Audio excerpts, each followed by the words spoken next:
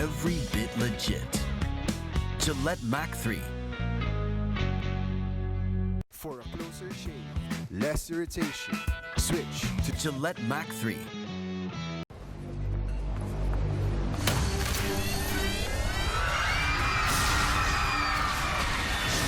Are you game to be great? Now you can with the new Smart Giga Games 99. Get 1 gig data all day, every day for Mobile Legends and more. Game to be great with Smart Giga Games 99.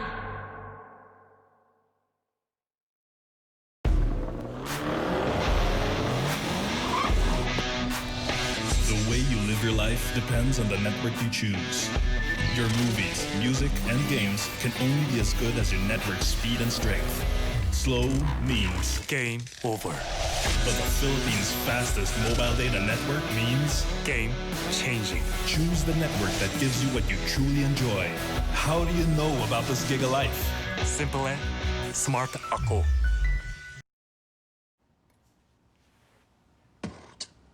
When uncertainty is our reality, we rise above with the things that matter. Gigafy happiness. Gigafy love. Gigafy friendship. Gigafy dreams. Gigafy hope. With smart Giga music, video, games, work, and stories, we let our passions run free in the new world we face together. Smart, live Giga.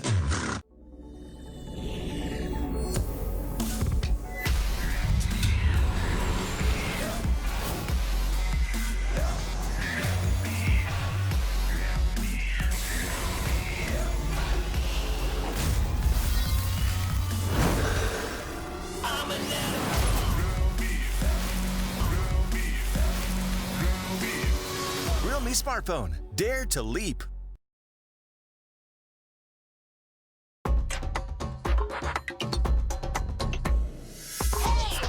Watch me, feel me,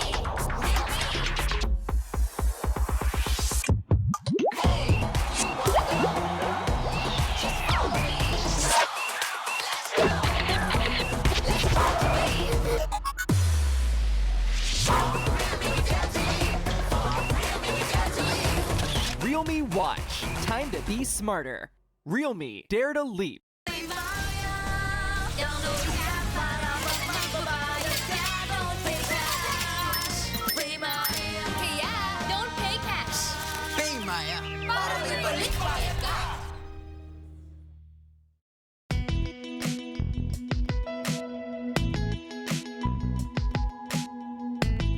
You've got me on the edge.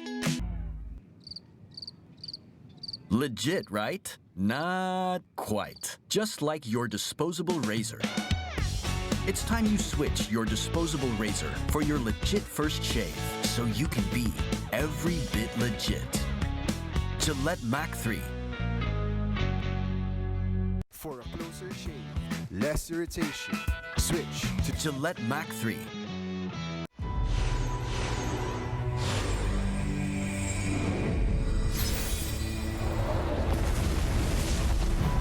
Let's get this over with. I'm starting to get bored.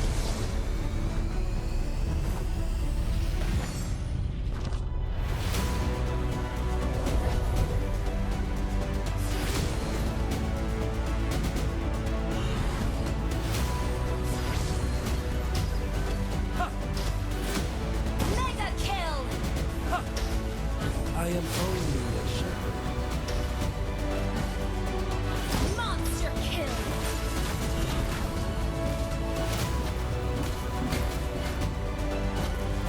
An enemy has been slain.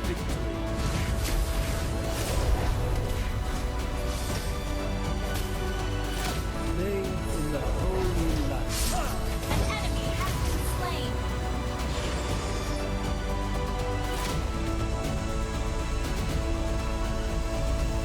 Download for free. Mobile Legends Bang Bang.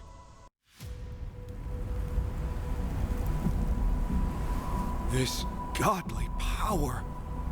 What is this? Yuzhong has combined the reverse scale and the primordial spirit. He cannot leave here. The Black Dragon has returned. No one, nothing, can stop me now. Let's take him from the side! Now! Death to all who oppose me. No! So this is what I'm truly capable of. Wake up! Yuzhong!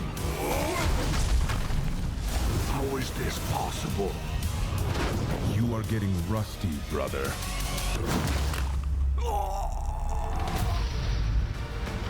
No! How did it end up like this? No! Welcome to reality, girl. Where the strongest rules them all. Download for free. Mobile Legends Bang Bang. In hopes of stopping the Guardian Dragons from fully regaining their strength, Kraken sent his minions to attack the Dragon Sanctuary. The shield protecting the sanctuary was growing weak.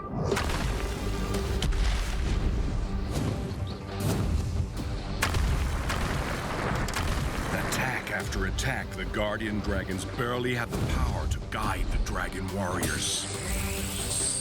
How could a warrior from the Northern Vale enter the sanctuary, and what would await ahead?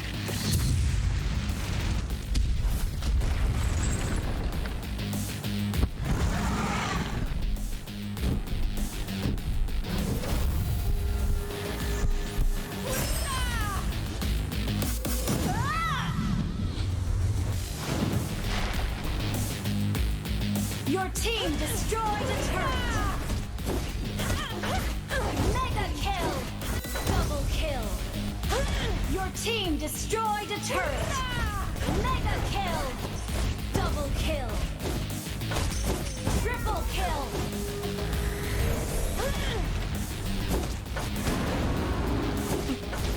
Legendary! Download for free. Mobile Legends Bang Bang.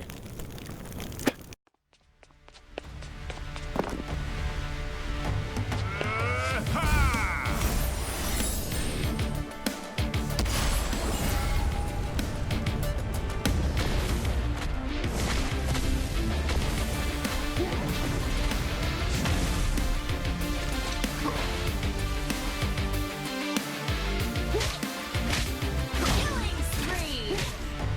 Double kill! Godlike! I'm perfect. Behold! Legendary! Behold! My strength! Legendary! Triple kill! Maniac!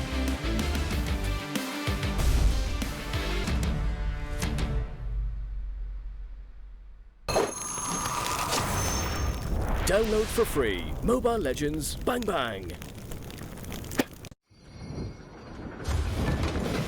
Rocks need no protection from the wave.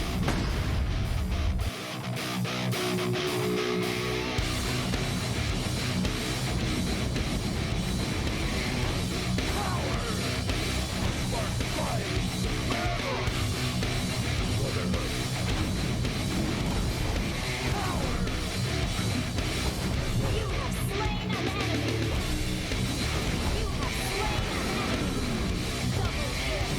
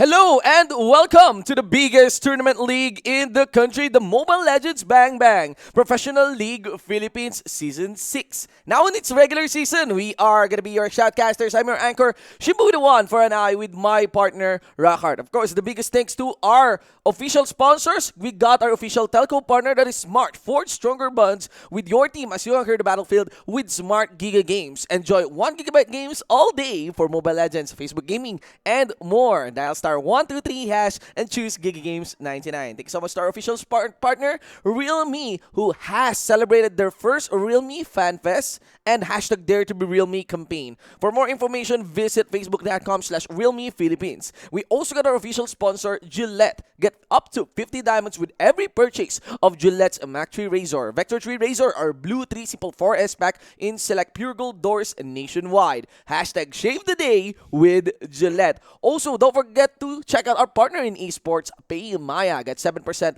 balik bayad when you purchase your gaming pins via PayMaya. The better way to pay. And of course, promo runs until August 31. We also got our partner in eSports, TikTok Live. Do check out MLBB's page in TikTok to get a chance to win some goodies from ML. And also, our official gaming headset partner, Logitech G, here like a pro. The MPL-PH Season 6 regular season is, of course, powered by Moonson. That's right. It's going to be an awesome day once more as we are going to witness some very hot esports action coming from the top teams, of course, of the Philippines.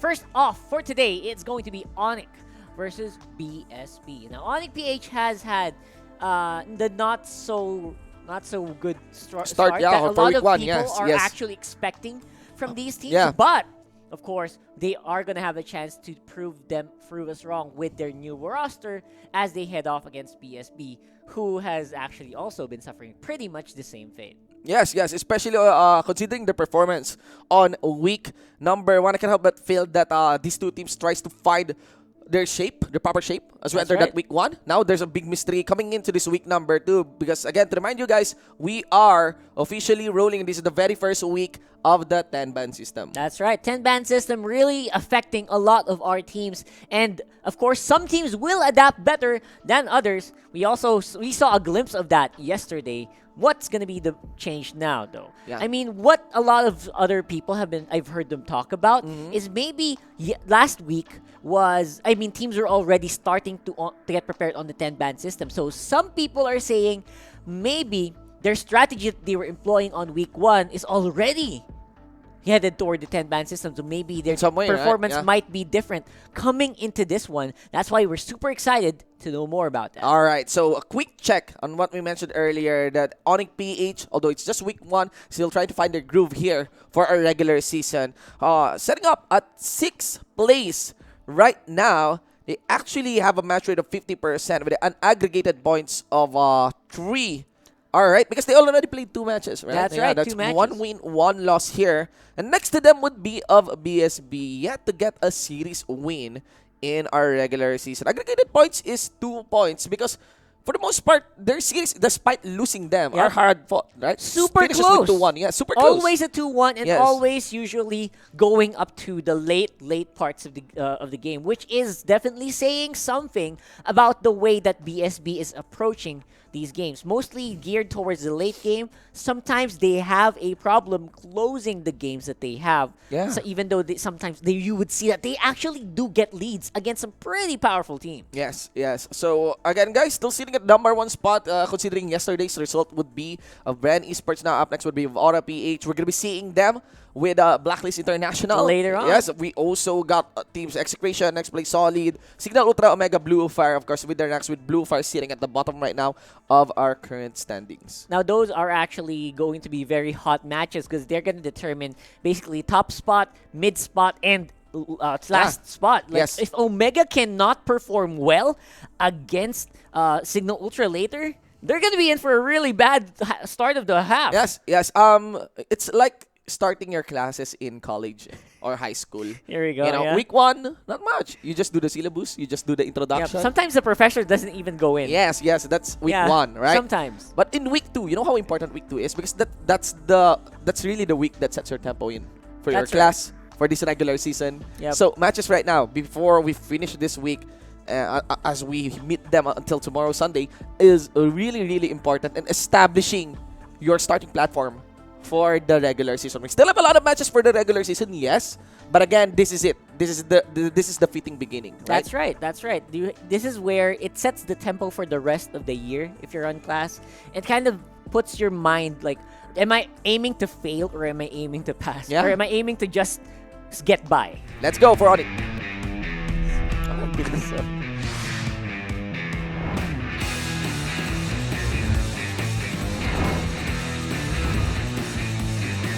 Bago ako makapasok ng MPL, student talaga ako. Bali, pag pumapasok ako ng school, pag-uwi ko, diretso bootcamp practice.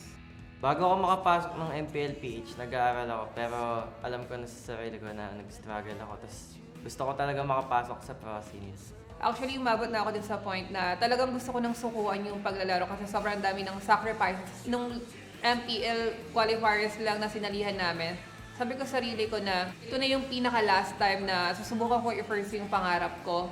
Sa awa ng Diyos, sa MPL ko pala matutupad yung matagal ko ng pinapangarap. Hindi mo alam kung hanggang kailan ka magiging pro player, hindi mo alam kung hanggang kailan ka nasa taas or nasa baba.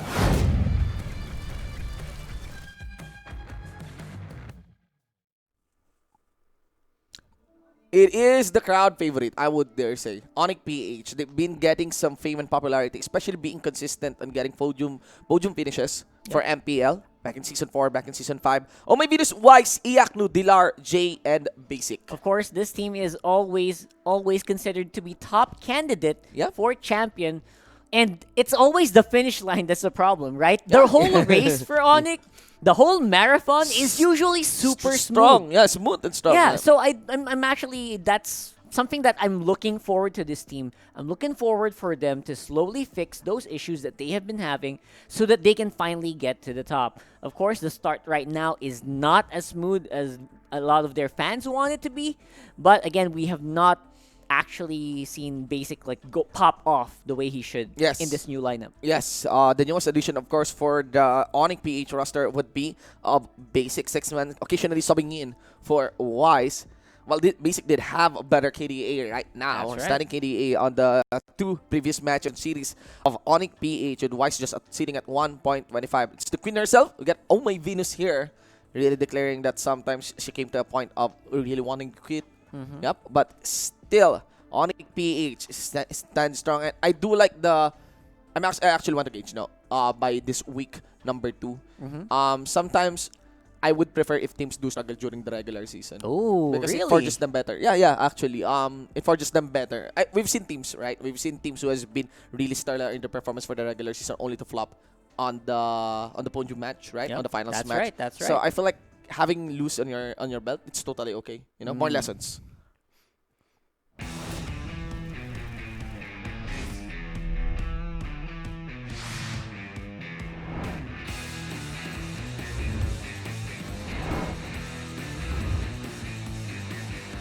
Dati production assistant ako sa advertising company. Nakitaan ako ng potential ng team dati dun sa DD. Doon na nag-start nangarap ako sa paglalaro ng Mobile Legends. Dati kasi laro-laro lang. Ngayon, parang work na rin na kailangan mo tutukan. Wala talaga sa utak ko maging pro team nun. Ang gusto ko lang pustahan lang talaga eh. Kasi doon kami nagkakapera eh. Pag nagkapustahan, doon lang kami makakuha ng pang uuwi namin pera sa bahay. Nung napunta kami sa BSB, doon na pumasok yung utak namin na maging pro kasi nagkaroon kami ng manager. Nakaka-challenge, makipagsabayan bilang kapwa.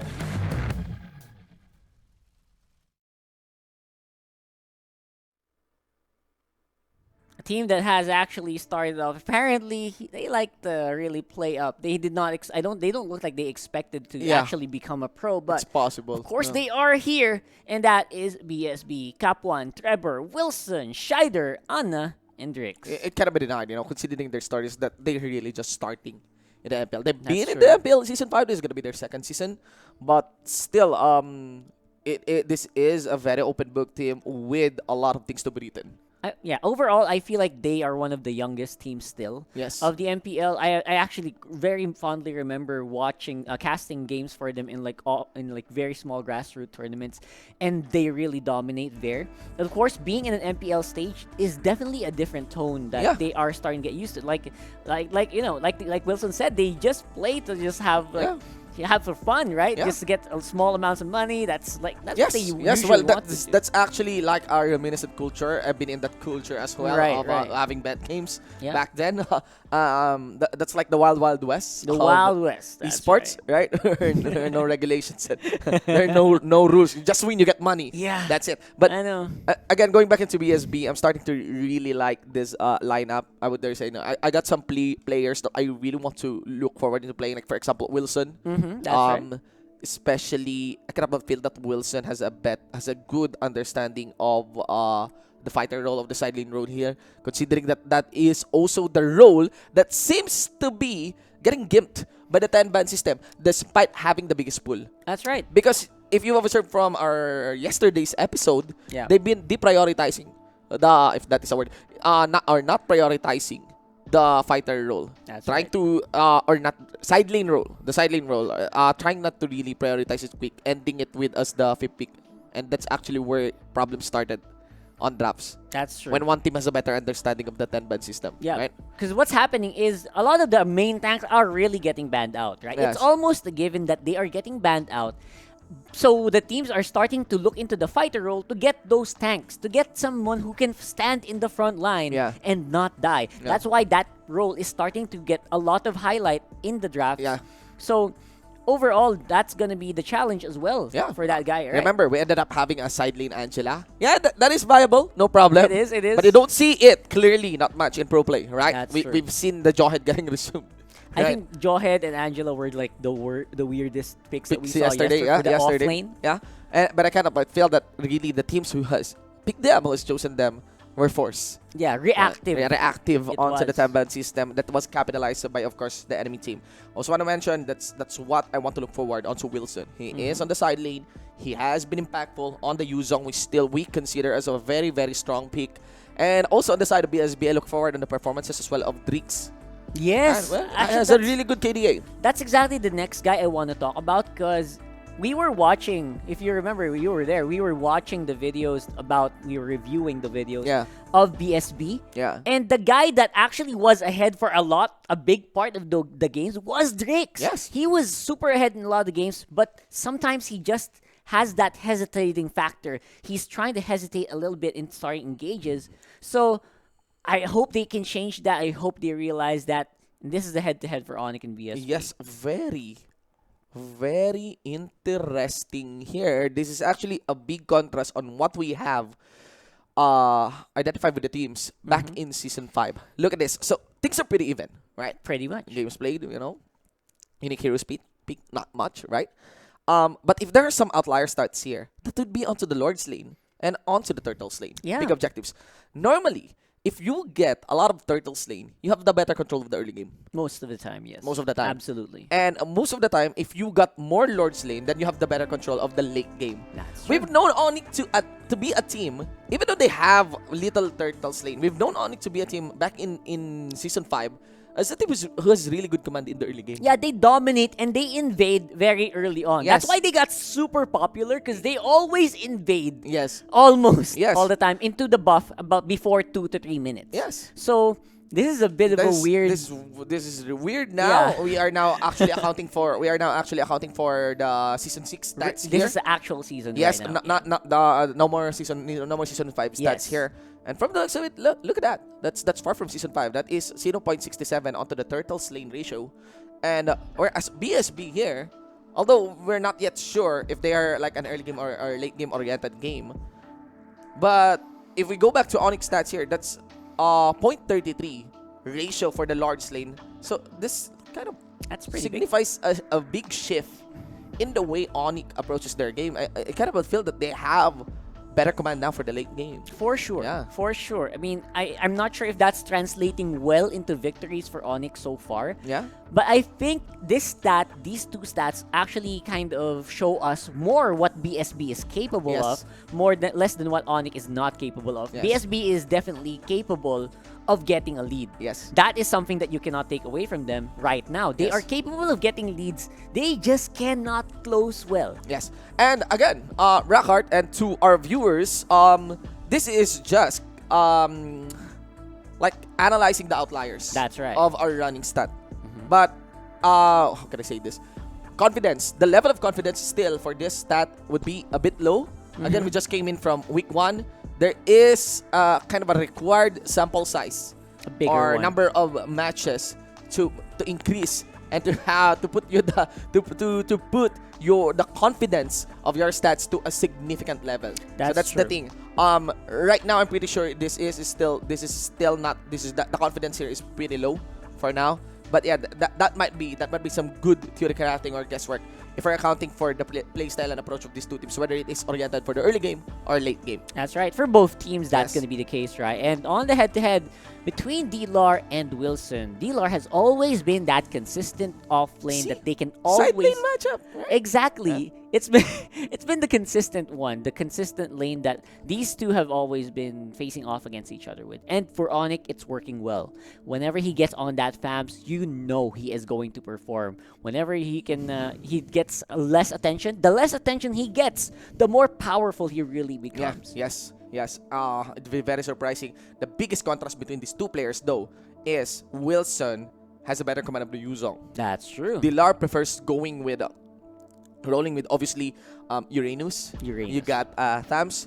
And so far, what we observe on the 10-man system yesterday is Uranus is allowed to actually pop out. It's true. It because got of the pick. existence of Esmeralda. Yeah, that's right. Yeah, but that is yesterday. We're still not sure how it will pan out for today. I don't expect the Yuzong to be chosen under the 10-man system. Like that's very, very risky, right?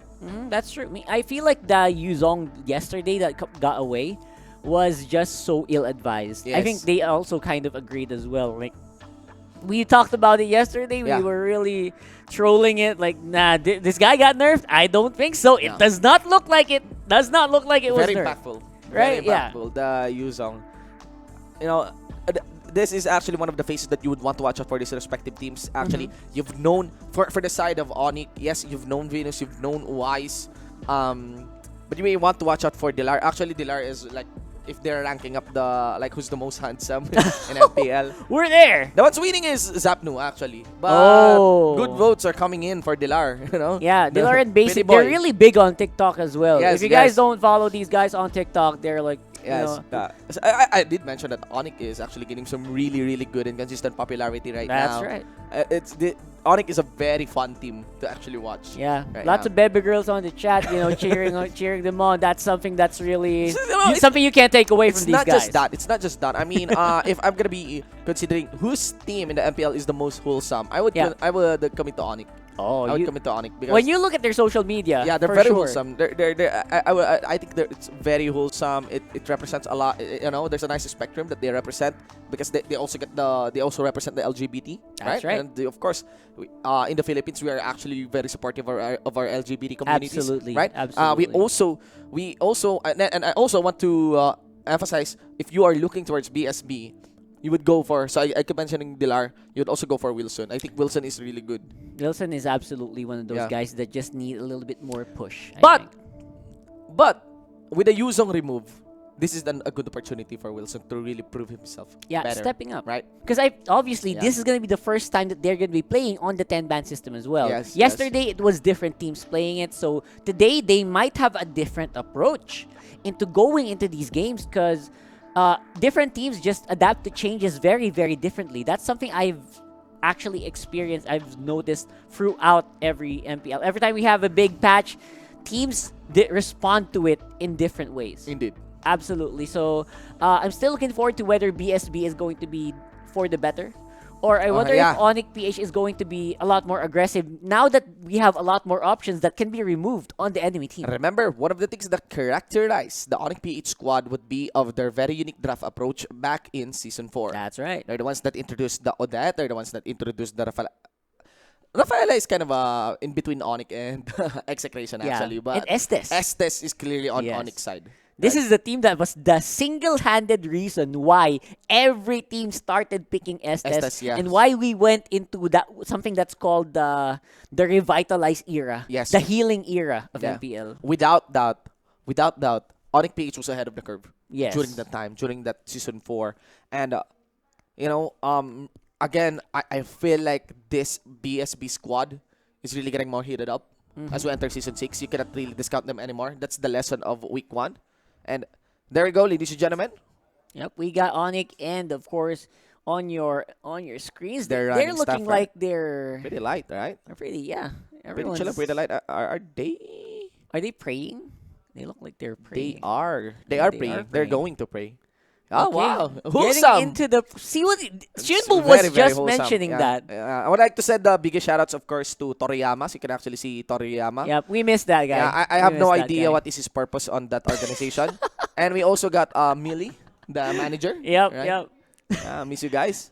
So, we miss these guys so much, man. And again, guys, yes, to give information for our viewers, the broadcast is being done here in the MPL studio, but what we have here are the official Live CCTV. feed, yeah. CCTV are like live feed installed by our guys so that we can make sure that it's really the pro players that are playing. That's for right. the game. Online, we have to ensure safety, and we also have to ensure the integrity of our tournament. Indeed. So that's happening right now, and as you can see, Toriyama, I still don't know what he does in that place. So maybe we'll find out Rio someday. as well. They got Coach Rio as well within the table. Rio's always so good and getting all the experience from his past teams as well. He knows what he's doing. And he has been pushing Onic very well all throughout Season 5 and hopefully through Season 6 as well. It's going to work out well for these guys. From the looks of it, Basic won't be playing. Yeah, he looks like he's not in uniform and he just got woke up. I think he's going to go get breakfast right now. So see you later, Basic. just Basic just came out. Literally. I know. So it's going to be Wise who will be playing here. I think Onic wants to come in strong in this series. I'm sure. I think they won't let up this time. And maybe they might be even eyeing 2-0. And I'm also thinking that Onic is one of the teams who's also really excited. Oh yeah, for about sure. the 10-ban system. For sure, because as we mentioned, they are one of the most creative teams in the MPL. So imagine what they can do with an additional way to manipulate the draft and to push your opponents into a weird situation. Yeah. That is what Onic has been doing on the 6-ban system. Imagine what they can do on 10. Lots of expectations coming in from Onic. But of course, I'm also expecting for a surprise, as always, because they've shown it to us back in Week 1 on the side of BSB. Something like what they did with Cecilion. Like, no one thought about putting Cecilion on MPL until they did it. Until Oh My Venus started playing support Cecilion, and then it did like 90% damage every skill to your health. And then we were wondering where it came from, and then everyone started picking it up eventually, right? Indeed. So this is a team that has always surprised us, has always given us so much. So Onic, I feel like they are just that. They have the rightful title. Like they're the Avengers. They really want to. They really want to get into... indeed. Wakanda forever, man. ladies and Wakanda gentlemen. forever today. Rest in power, our king. All right, ladies and gentlemen, again, this is the English broadcast for the MPL Season 6 regular season. We are currently doing the broadcast for the second day of our second week. And of course, for the Taglish broadcast, it is being done by Manjin and Manjin, right? Manjin and Butters. Manjin and Butters on the official Facebook. Manjin Boo. Manjin Booters. Manjin Booters. We got them actually doing the Tagalog broadcast in the official Facebook and of course YouTube channel of MLBB. Whereas the English broadcast is you are watching it here at the MLBB eSports pages. All right. We are now onto the draft. Let's go. 10-ban system is up. Onic PH open up with a Valier and Thams. And of course, this is totally expected. A Selena ban. But I'm really surprised. Maybe because they're on the red side.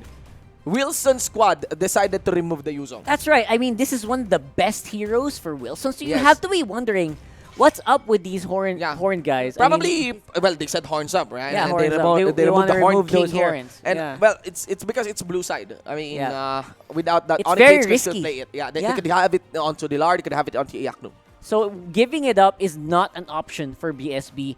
They will have to go with something else. I think Onic is a lot more comfortable in picking up these, picking up Farsa. Obviously, Oh My Venus really likes that Farsa. They might want to ban it right away. It's great first pick material for Onic for sure, unless they're thinking of something else. Yes. Also, Oh My Venus is someone who would also play Loyi.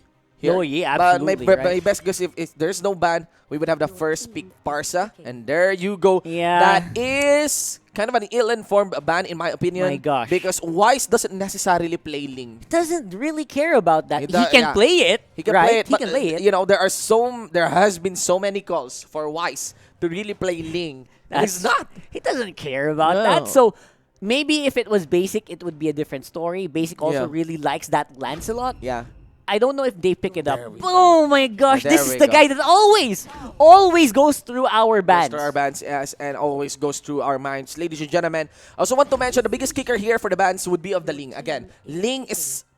We are starting to really doubt the Ling picks right now. Absolutely. Because he got nerf. He got hit by the nerf. 20%. Very big nerf. Reduction. Reduction. And that's just one of the big numbers that was removed against this guy. YSS, totally understandable. Because no Yuzong would be available as well. We got Ana here, though.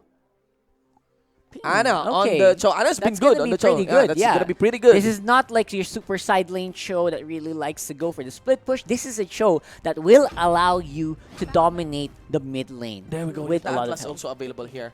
Oh, Now, whoa, my a big curiosity- tank. Yeah, the big tank. Wow. Actually, the Atlas is not bad. That's one big headline. I was thinking that the Atlas would be chosen instead of the Khalid. Yep. I just got some questions on to that Balmond. You can easily pick a Hilda against that. I would have liked Hilda here Yes. as well. It's one of those heroes that is great on chasing the Yi Sun Shin when you get really strong. Like one dash, okay, the Yi Sun Shin can make a distance, but Hilda's move speed is just so good. Yes. And, well, you get, I mean, Onic may not be choosing that because they already have a J to be rolling on that Atlas. Your team is Oh my gosh. You know, they can still still choose the Hilda. They can. They I still would. choose the Hilda. For sure. It's like a bait. This is looking They like would just a ban bait, it. man. BSB would just ban it.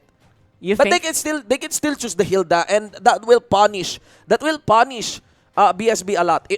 BSB has to ban the Hilda. They could choose, yes, you have Atlas. Normally, you would pair the main tank, the main support with the utility support, something like Farsa. Right. So, there you go. they removed the Farsa's Farsa. out. They There removed the you go. Farsa because Okay. BSB is now eyeing and removing the utility support. But again, I really believe you can still choose the Hilda, and that is very risky on this Digi composition. You have to, right? We were talking, and the casters completely agree. Hilda destroys the Egg Boy. Yeah, the Egg Boy. Egg Boy's gonna go down. Yeah. Right? As long as you get maximum stacks on your ultimate, it can... Heptasis, Oh my gosh. One hit. You guys should see that. You guys should try that. Yeah. That is just disgusting and an instant direct counter. So BSB's last ban, Shinbu, is going to be super critical here in the next one. Yeah. If ever the Hilda gets chosen, BSB can play standard Digi here. They will. Not they the will. feeding Digi. And the thing here is... It's going to be difficult.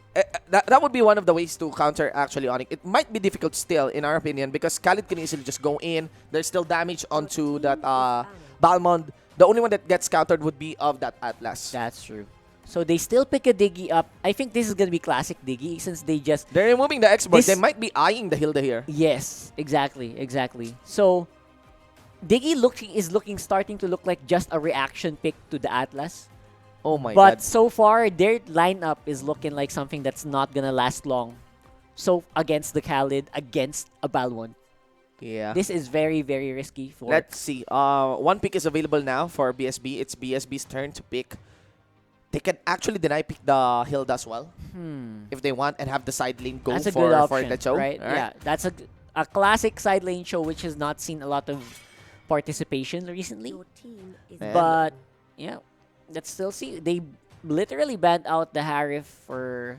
just to try to deny some of that firepower from Onic. Yeah, no more core. No more core. Very few they're cores eyeing available. the core. They're eyeing the core here against Onic PH. Options would be of a Lancelot. Hayabusa. Hayabusa's Actually, great. for Always being banned yesterday. It's always being, Yeah. There's been quite a good number of ban here. I'm really looking, look at that Diggy. Look as it looks into your eye. Yeah, it's so hypnotizing, like man. The demon of I'm MLBB. scared. He's the demon of MLBB right now. Yeah. And oh, man. big question if what kind of play will be done with this Diggy. That's the funny thing about Diggy right now. There are so many ways that you can play him. Yeah. You can play him as a super support, all supportive items. You can play him as the super feed item, super feed Diggy, or you can play it like one of those bomber Diggies. Yeah. We always see Lilia. maximum attack damage and then just keeps going. A very interesting lineup here for BSB. I kind of like the Lilia. It makes the Hilda pick more Difficult. awkward. Yeah, difficult. makes It it also difficult. gives problem for the Balmond. This is now starting to be nice on BSB. I I want to think about a Chango here for the side of Onic PH, but Chango final would be very awkward. I think Maybe we can go as a standard. yes, I think so. Claude. We will definitely see. I think Claude. We will definitely see something like Chango. Granger or yeah. I don't know about Granger. Right? I'm thinking about range. That one is for sure, right? Yeah, I for think sure. this is gonna be difficult if they went for a Lancelot now. Something that can survive the Lilia destruction. Yeah. The damage that Lilia can do. Cyclops and Hayabusa. Alright. Okay, so that's no direct counter for the Diggy. No direct counter. None whatsoever. They went straight for damage. I'm not sure that's great because that opens up some strats for BSB. However, of course, obviously, BSB has such a squishy lineup already. Yeah, yes. The thing here is that you would want to account for the strong laners here of BSB. The way the feeding Diggy would work is, yes, you pair it with the YSS. You pair it with the YSS for the vision, but you need the Selena for that. And you need some strong laners like a Masha for that part. Yep. And this time they decided to go for the Gatot Kacha, which is a really, really good front line here. Against the, not just the, sorry, not Kacha, but the Terizla, yes, which is a really, really good front line that doesn't mind receiving the star power lockdown. That's and right. even that Planet's attack of Cyclops here. It's one of those heroes that can also survive well against the Hayabusa. You cannot single kill. Yes. Single kill this in just one burst. You need to really work into that, get into that passive, that percent damage reduction. Very big. We have a beautiful draft fest here. It is. It's I have to say this is one of the most unique drafts I've ever seen from a team. So BSB, take it easy. Yeah, 10-ban system Yeah. it is. When This is what I'm talking about, Shinbu. This is what the every team will have a different way of dealing with the 10-ban system. Yes. Apparently for them, it's purely comfort pick. If you remember Season 5, BSB is also one of the only teams that picked Lilia. All right. So what are your predictions? Let's go. Let's man, it's very, very hard to predict in my I opinion. know. Yeah. I really like the draft. I really like the enthusiasm Yes. of BSB. Yes. But for me, these metas are established for a reason. Alright. They really, really work. So Yi Sanshin is great. It's gonna be hard to keep alive. How do you keep the Yi Sanshin alive with just a Terizla on your front? Alright. So it's for me, it's an Onic game. You're gonna be voting. I actually want to vote for BSB.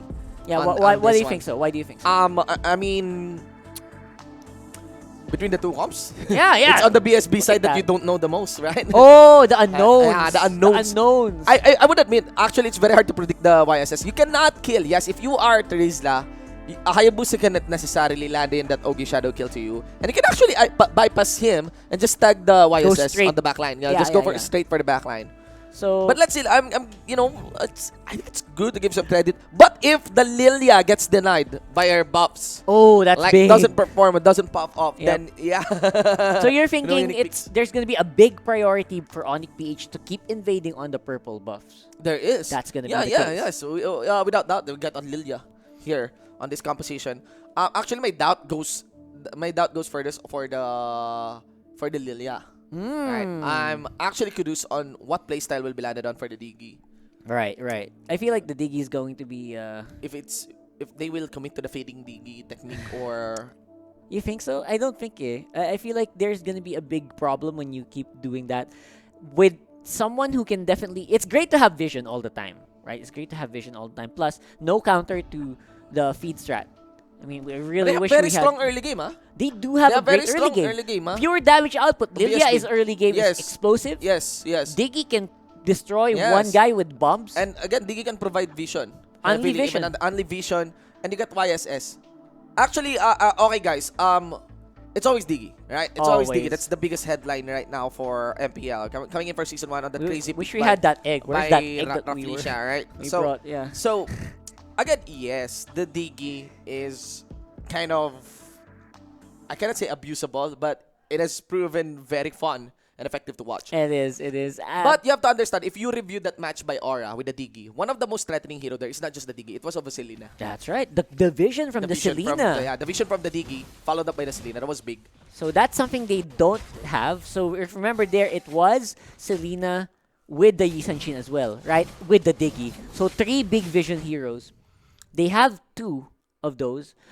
So they might be lacking. I really wish they picked up the Selena. It would have worked better. Yeah, well, the ban was there. The ban was there, sadly. BSB, yeah. But, of course, we will have to see. Looking at the items, you can really tell that these guys are on the invade path.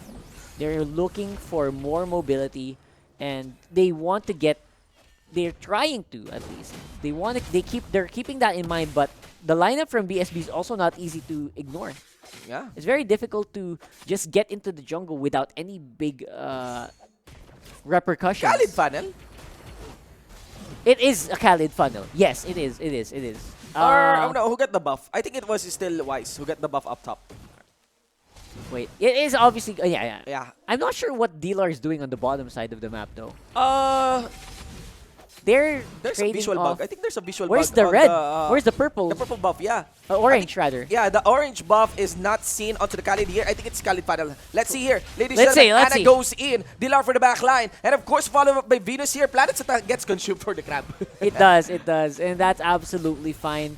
Of course, they will secure that. More gold for Onic PH. But of course, BSB is still pretty much doing whatever they want on the map. So despite having a very squishy lineup, they're not being stopped. They're not being pushed back. They are actually doing pretty well in the early game, which is surprising.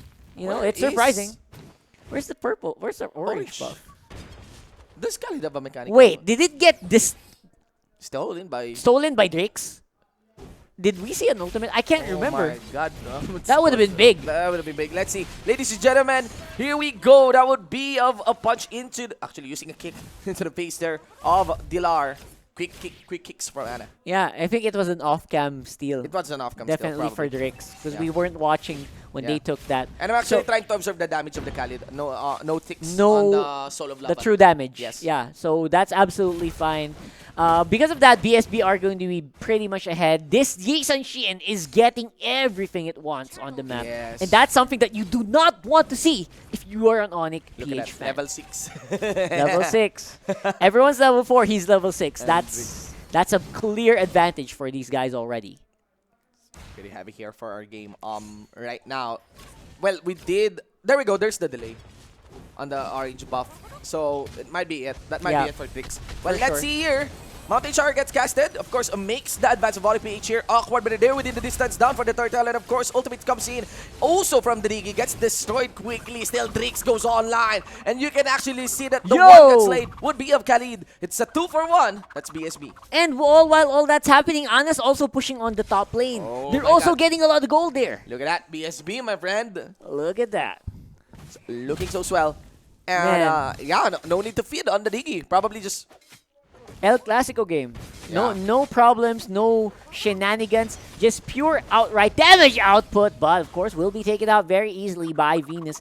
A little bit too hard on the push, but of course, because of that, we're gonna have a Diggy egg walking in the mid lane. Yeah, and he's starting to feed. He is. He might be. This is 0-2. Yeah. That position is ready to feed right now. Yeah. That position is very aggressive right now. He will die here. There we go. There goes for Cap 1. Goes for Iaknu. Now buying some time. Here we go again. There we go. We are now. Here we go. Ladies and gentlemen, we are now back for the Diggy abuse composition. But of course, the gold will swing a bit in favor here of BSB. Yeah, for sure. Is this semi-feed Diggy or? It's looking like a semi-feed Diggy, but overall, it's just trying to keep Drix, giving Drix vision. Yeah, and he's actually looking at Wise. He's not instantly dying. He's just hunting down Wise so they can get... Hey, where is the Hayabusa with the buff going? Yes. We have to not be surprised. That's what BSB is thinking. We Very need to interesting. watch. Very interesting na card. You know why? Because you get the lead. And that's when you started. After the lead, that's when you started feeding. feeding. Yeah. So that's pretty big. That's actually a secure thing, a security thing here. And of course, Wise will be lacking in terms of that. And don't forget. Yeah. And that now, what they're doing is have Drix and Wilson go for the side lane. They're now targeting the side lanes. That's true.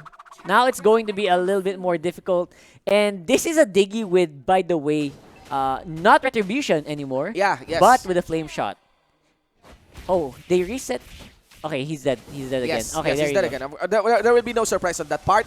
The turtle gets secured though by Jay, ladies and gentlemen. That's gonna be a big problem here for the members of BSB. Trevor gets clapped on and still not gonna be committed fully by the Onic PH. Here comes Yaknu, goes for Wilson. Wilson becomes a gate. There's also Trevor, hugs in by Jay, and yeah, 2 members is added onto the list here of Onic. That is pretty big, and not to mention because of that, Onic PH will now equalize in the gold game. Oh my God. Things are looking awkward here for BSB. Yep, I feel like BSB is just starting to get in the groove, and then it suddenly gets stopped here. Of course, Weiss is going to be fighting here on the pit, and Cop 1 goes down once more. That's not good. That's kind not of awkward. good, man. This is weird. I mean, what do you want? Are you going to feed? Are you not going to feed? They're giving mixed signals right now. Yeah, and right? overall, I mean, on the they're first suffering. 2 minutes you're not, then another minute you are. I think the Diggy That's strat the wrong like way to that, play it. Yeah.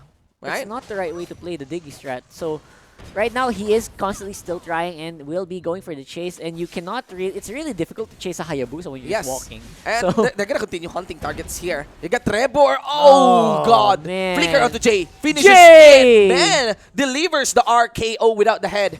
Slam dunking it, and that's going to be Jay with another kill. He's getting the turtle. He's getting the kills. That's going to be a very powerful, very tanky Atlas later on. Yeah, and they're trying to spot out Wise, but the problem here is I'm not so sure if they're really delaying Wise here. Yes, they got vision, but if Onic decides to take the fight, the problem here is it's always going to be a 4v5 fight. All the time. Like, there's no way the Diggy can help you except for a reverse time. And those bombs that are not really doing that much damage. And now, I feel like Drix, we haven't seen D-Lar actually get touched all game, so I wonder how rich this guy already is by this point. And they're ignoring the Diggy. That's how you do it. They're now going to fully commit onto the Khalid, and this is another pause, ladies and gentlemen. So, here we go. I kind of feel like things are looking well for BSB. It is. When you start, right? Yeah. Then, you started putting the I activate Diggy feed card. But not really. It's so weird, right? I feel like I'm super baffled by the way that they're playing this. Yeah. It's like they want to, but they don't really want to. It's like it's like you after watching Raflicious Diggy, you want to try it out, then but not really. This is the result, right? This is what it looks like. So for the meantime, we will go into a quick pause here while we get things sorted out in game. So you're still watching the MPL Season 6 English broadcast here live on Facebook and YouTube. Don't forget, we also have a Tagalog stream going on with Butters and Manjin. You do check that out if you want some of that spicy local Tagalog action. We'll see. We'll see, ladies and gentlemen, what would be the approach here from the side of BSB. How can they salvage the game? Because right now, a lot of things are getting blurred here. Yeah. Usually, when we think of Diggy, you plan on feeding to win, feed to win. Feed to win. But I'm not so sure if they really want to feed on the Diggy. No, they don't look like they want to. Like they want to on the early game that they're winning, and then when they are losing, it looks like they are. So I think this is what's gonna happen if Raflicia really screwed up on the Diggy play. Yeah, but again, the like. Raflicia Diggy, it was so different. It felt was different, so different, and it is precise on the setup. There is the retribution on the Diggy. That's right. It's big. That's a big problem. That's a very big problem. Yeah. The retribution on the Diggy. That's one.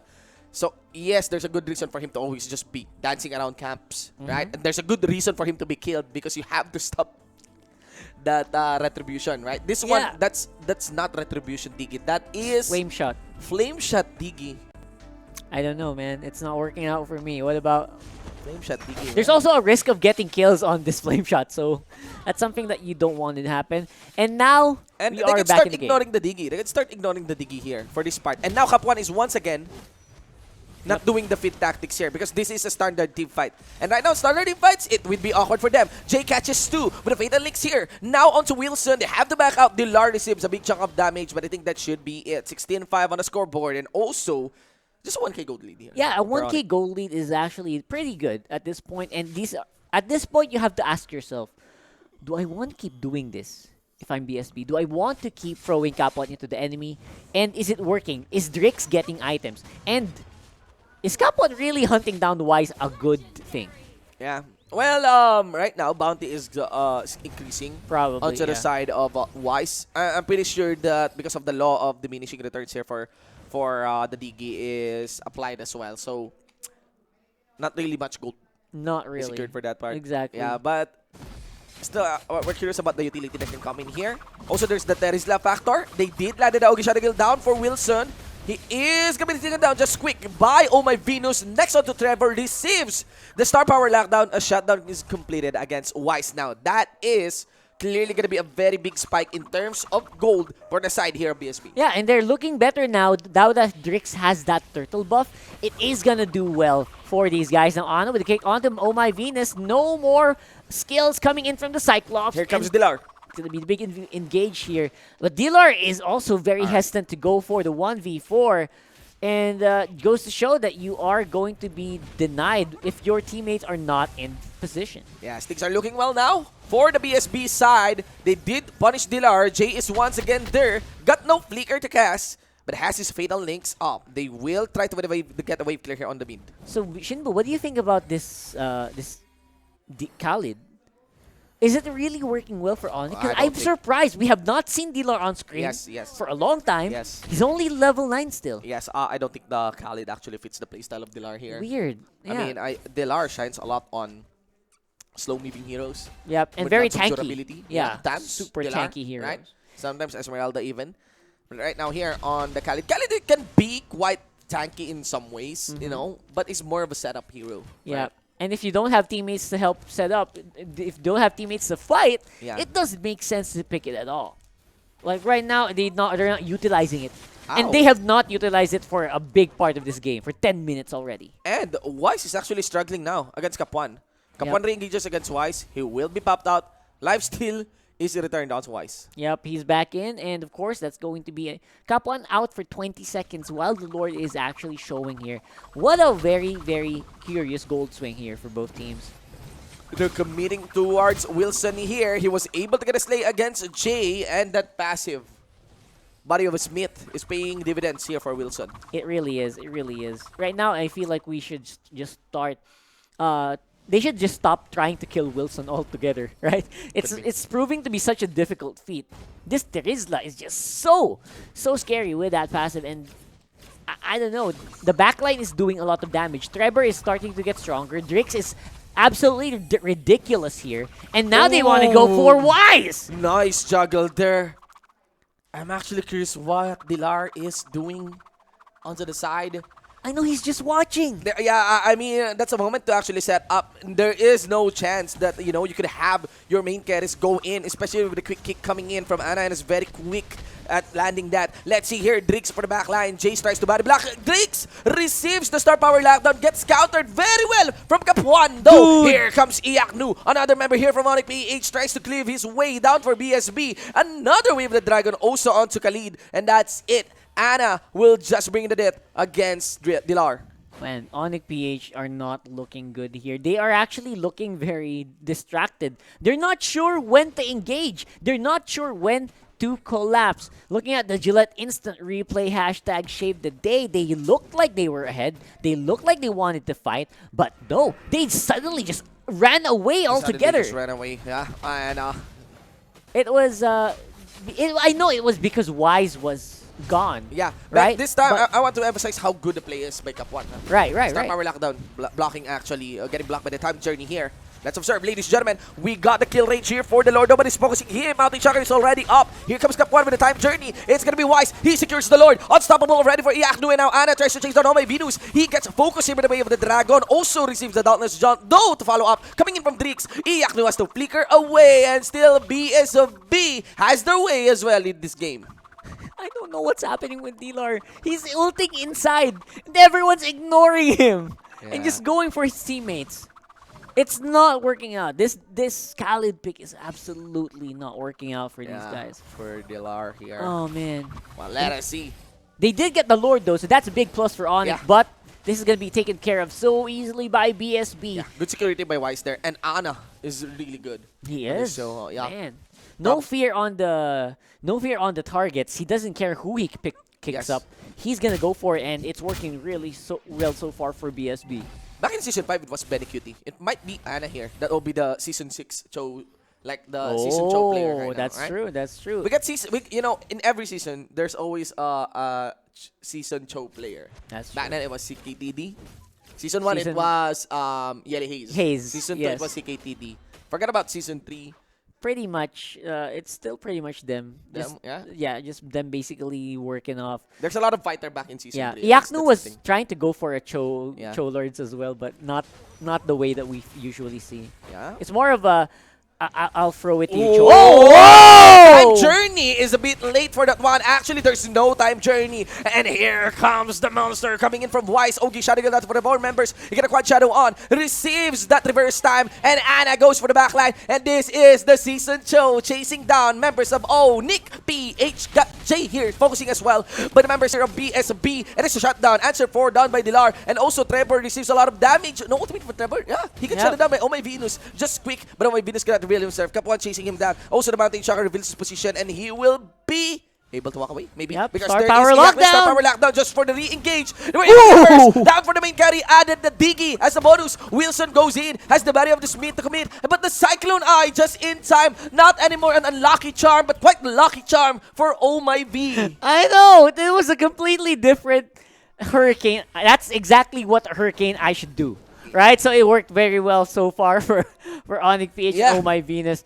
And Iaknu coming in time to save the day. Yes, and I also want to emphasize, Onic hates the Cyclone Eye. They do. They lost one because of that. Finals because of that Cyclone Eye. But that was a Cyclone Eye that saved Oh My Venus. For sure, for sure.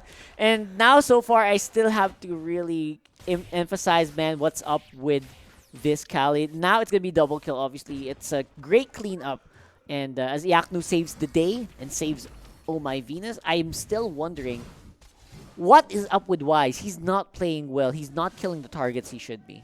Yeah. After getting a 12-4 from the Diggy, he's just not doing it. You know, the macro here of Cap 1 is weird. But the micro on the Diggy is pretty good, you know? It is. He was able to land a very timely reverse time the moment that Wise tries to return with his quad shadow. Yeah, right? he fails on the time journey, but succeeds on the reverse time. Yeah. And again, on the feedings, the Diggy strat, I'm actually still curious how it fits. Look at Wise. Well, because it's kind of semi-feeds. Let's see here. All skills gets layered. Time journey down for the Fatal Links. And of course, still the kill is completed by Drix. There's gonna be Oh My V. Also gets another kill down for the D. Here, Trevor also chasing down Iaknu along with Jay. Iaknu in critical health gets KO'd by Ana. And down for the back line, we got Oh My Venus here. That will be gonna. And now also Iaknu. I think that's easy. Alright, BSB gets the win for that part. Jay has to walk away. And BSB will be taking an inner mid-lane turret. And that is all she wrote there. That is all she wrote for that fight. That is an ace. And that is a lot of seconds before they can get back into the game. Shinbu, you are calling it, bro. You are calling this game. Artillery. Yeah, I'm calling the game because of the other hero picks. I'm still very curious about how the Diggy was played here. Ladies and gentlemen, it's a victory for BSB. Rockhart, I think it's gonna be, this game is, my bet for MVP is Ana. Yeah, for sure. I think it's Ana. He just really was the rock in that game. Oh, easy. Easy. They're going to throw the phone to us. They're so excited. Look at these guys. It's so fun to watch these guys. So, oh yeah, we won. Yeah. That was a big win. That was a big win for absolutely, BSB. That was massive. That's why. I mean, I was voting for BSB because they had a composition that... The fun composition. We have no idea how to roll out. I did feel that the Lilia was also impactful. It really was. Makes it awkward for the Hayabusa. But... RIP that Hayabusa. Yeah, I'm just curious about the Diggy. I also can't help that Dilar has been underplaying. Absolutely. Like, I was hoping he would pop off and justify why pro teams keep getting this this Khaled, but so far I haven't seen it. In so many teams that played it, I have not seen a justification for this Khaled working well with their compositions. First pick, right? Always First pick first fan Khaled for priority. Onic. Still a mystery. Why people like Now I Khaled. really want to ask them straight up because right the best now we're Khaled player. Sorry. First, I'm really sorry for saying this. Yeah. The best Khaled player I've seen in a game was Rob Luna. He is! He is! In a stream! Rob That's the Luna. only... Oh my But of course, gosh. this is pro play. Far from pro play. Far, obviously. Yeah, but We right were now, kidding. still, in terms of stat, and for the record, Khaled is still not really paying dividends for I the think team, now so- he's at 20%, 25% win rate. That's Right, not that's a you bit want. low. And Dilla could just go back to basics, right? They could just go Tabs, Fams? just go Uranus. I think the FAMS was banned Was by banned, Onic. yeah. So, a lot of very weird stuff happening today. I'm so curious whether or not what Wolf is going to say about that. Let's go. Different take on a diggy feeding or tactical feeding strategy coming out from BSB in many facets of the game. Actually, napakarami nating matututunan sa game na to. We will be learning a lot when it comes to how teams think about their strategies, right? But let's start with the draft. I feel that this is a draft that BSB pwede natin sabihin panalo nila eh. Okay. So why? There were 3 initial picks. So ito yung mga first picks. So you have the Balmond, if I'm not mistaken, the Atlas, and the Khalid as Onic. So ang ginawa ng BSB, dahil sila yung nasa red side, ang kanilang third pick was this Diggy. Interestingly. Tapos, ang kanilang fourth pick is the Lilia. So actually, these two supports Trevor as well as Cap1. I like it because it countered a lot. If you will notice, itong Hayabusa, una sa lahat, ang Atlas ay isang Atlas Khalid as well as Balmond. This is a very all-in strategy. Ano ibig sabihin ng all-in strategy? Kapag tumalon sila, gusto nila makapatay agad. Gusto nila ma-eliminate agad yung mga members. And honestly, Jay had a rough time. Kahit maganda yung kanyang mga initiations, ang hirap mag-decide on his part dahil lagi siya mag-isip, meron na bang times journey na available? Nagamit na ba? Hindi pa ako makatalon. Yung magic shoes ba? Nandyan pa rin. And whenever na may mahuli, mahatak din niya, kunwari si Wilson, hindi rin maganda kasi pag nahatak niya kasama yung Terizda, he will just pop the penalty zone and all of a sudden, ang dami ng problema ng Onic. In fact, Jay, maraming beses mong makikita dun sa mismong gameplay niya na talaga nag-iisip siya, tatalon ba ako o hindi? Meron pang times journey, meron pang magic shoes, meron pang penalty zone, ang daming ways para pigilan yung initiation dito ng ating Atlas, kaya nagkaroon talaga ng malaking problema ang Onic. So, that's we will see later dun sa ating post-game stats perhaps kung ano yung ma-impact nung Lilia as well as nung Diggy when it comes to how they dealt with it. Like for example, I'm looking at Lilia now. Look at this, 81,000 damage coming out from just the Lilia. This is what you get from mage supports, right? Ngayon, maraming beses dun sa mga clash natin, ang ganda ng pinapakita ng Onic. It's just that their decision-making is always hampered. I can't imagine to be in Jay's shoes ngayon. Parang doon sa specific game na yun. Kailan ba ako papasok? May penalty zone, merong times journey, merong Lilia. That's why I felt na hindi ganun ka one-sided itong draft natin from BSB as well, from BSB laban sa Onic.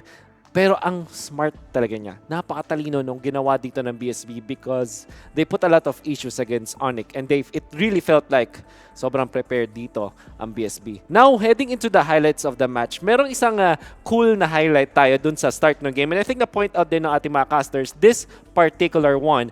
As you can see, mapapaisip ka, bakit ganun? Why is it that Drix is level 4 at this moment? And so, level 4 ngayon si Drix. And this is just 1 minute and 20 seconds in. What is the level of our yung kanyang carry counterpart, which is the Hayabusa? He is just level 3 at this point in time. And I think na dito nagsimula yung strength ng BSB sa start ng match. Imagine yung Yi Sun-shin mo, meron agad Mountain Shocker, and if you know your timings, kung naglalaro ka ng madalas, at this moment, you know na level 3 lang yung kalaban mo, even if you look, of course, dun sa score screen, and pop your ultimate, alam mo na meron nandyan. Pro players, they know kung kailan nag-orange or nagpa-purple ang isang team. And although this is up to chance, it is just incredibly cool na pagka-ultimate dito ni Drix, nanakaw niya yung orange buff away from Onic PH.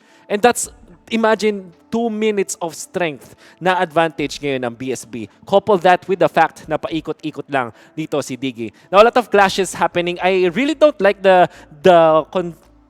decision making of Onic PH in many phases of the game. I just felt na kino-commit agad nila yung ultimate ni Wise on such peculiar moments na although naipapanalo nila, kinakailangan pa nilang mag-commit. That's why there were many times in the late game that BSB will be able to punish. Couple that with the fact na maganda rin yung draft dito ng BSB against all-in types of lineups. So as the game develops, makakita tayo ng mga magandang plays din from Onic. But even better dun sa late game natin, kung saan decision-making na nga talaga yung makikita natin. Perhaps as we look at the highlights of this game, this is one interesting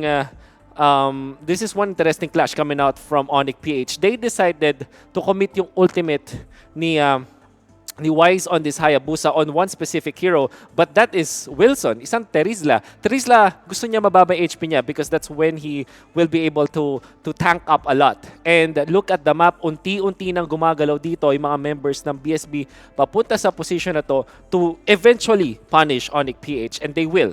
And tignan mo yung dive dito ng Onic PH. I mean, sila yung nanalo sa una, but look at the magic shoes, yung mga regeneration natin dito. Unfortunately, medyo nanggigil ang BSB. At dito na natin makikita yung, I guess this is a big 3-pointer that we will see from Iacno. Oh, di pa pala. Sa susunod pa pala. But nevertheless, when the fights do happen, when the skirmishes do happen, we will see that BSB na babalik nila yung laban sa kanilang favor kasi nga yung lineup ng Onic PH all in. So kailangan nila mag-burst down agad. And their lineup is medyo sustained. Hindi pala medyo, talagang sustained. You have Lilia Magic Shoes, or Black Shoes, or Nak Shoes, kung ano man tangadan yan. Siyempre, there's the very sustained type, as well as the Diggy.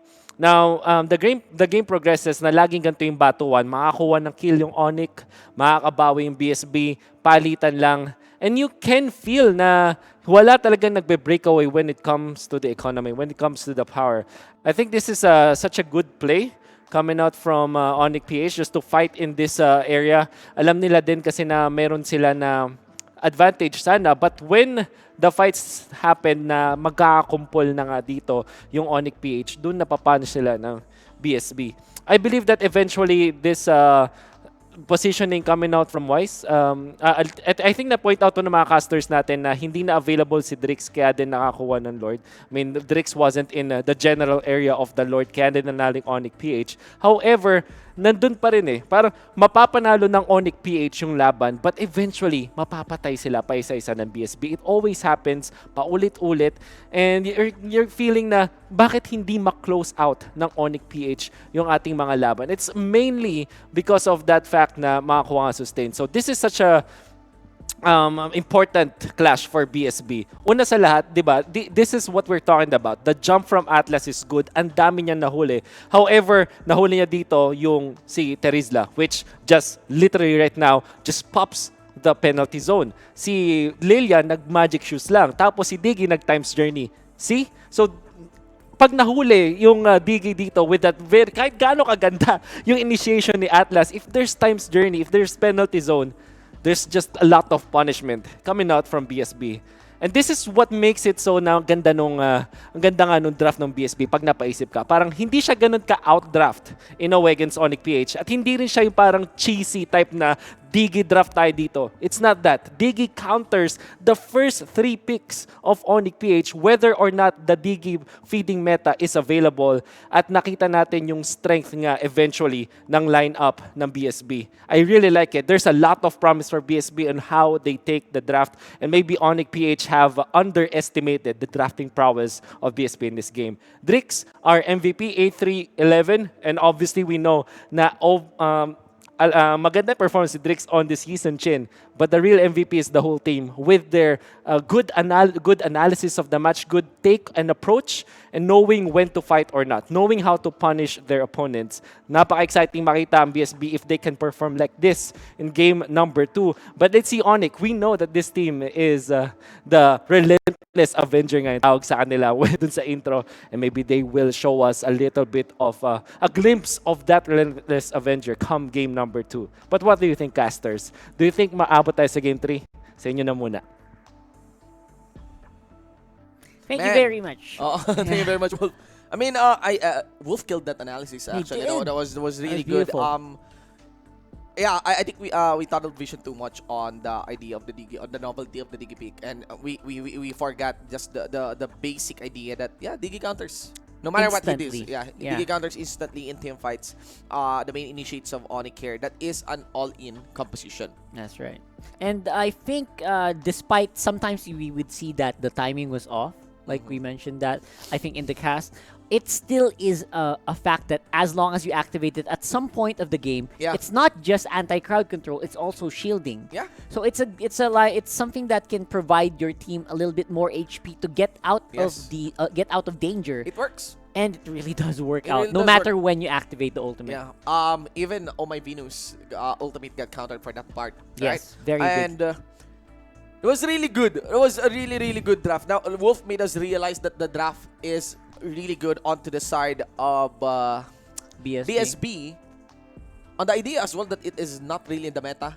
That really is the isn't. first Terizla that we have for the whole in season. a long time for the whole season. Well, we second week only, but that is the very first Terizla that we have in the longest time. I don't see that much Terizla really. Not even in ranked games. Yeah, on some other leagues, and not even in ranked games. And that is how good BSB has that reflects the understanding of BSB. Yeah, and not just that, of course. Also, their understanding of how Terizla will work with the Lilia, with the Diggy. Yes. And it really did work out very well for BSB. Yeah, and man, we did mention that just basing on the looks and like concentration here of Onic PH, they seem to be like a team who's really want to close this one out 2-0. But with this, if they don't really adapt, if they don't really change their approach, BSB has a good read on them, and this might be a 2-0 in favor of BSB. Although I'm expecting a 2-1 on the series now. For but this BSB. time, for BSB. Yeah. Okay, so that's going to be the prediction here. Expecting a game free. I think from before we went into the day, all of us were expecting all of these games to be best of threes, right? 3-game series. But so far, with the way that PSB handled that draft and with the way that, as Wolf said, Onic executed that last game, it really was it's very difficult to vote for Onic right now. I just realized in our training, I did vote for BSB. You did? On this You series. did! Yeah, that's right. You did. Along with our trainer. But we are accounting that Basic will play. He didn't. He just woke up, so that's not going to be a thing. This is a total surprise for us. This time, Onic will be the one to hold on to the Diggy. Ladies and gentlemen, what's up? That's the third Diggy pick. No, that's the fourth Diggy pick of our whole Season 6. And so far, 75% win rate, I think. Yeah, because of that. They get, or did it win all the time?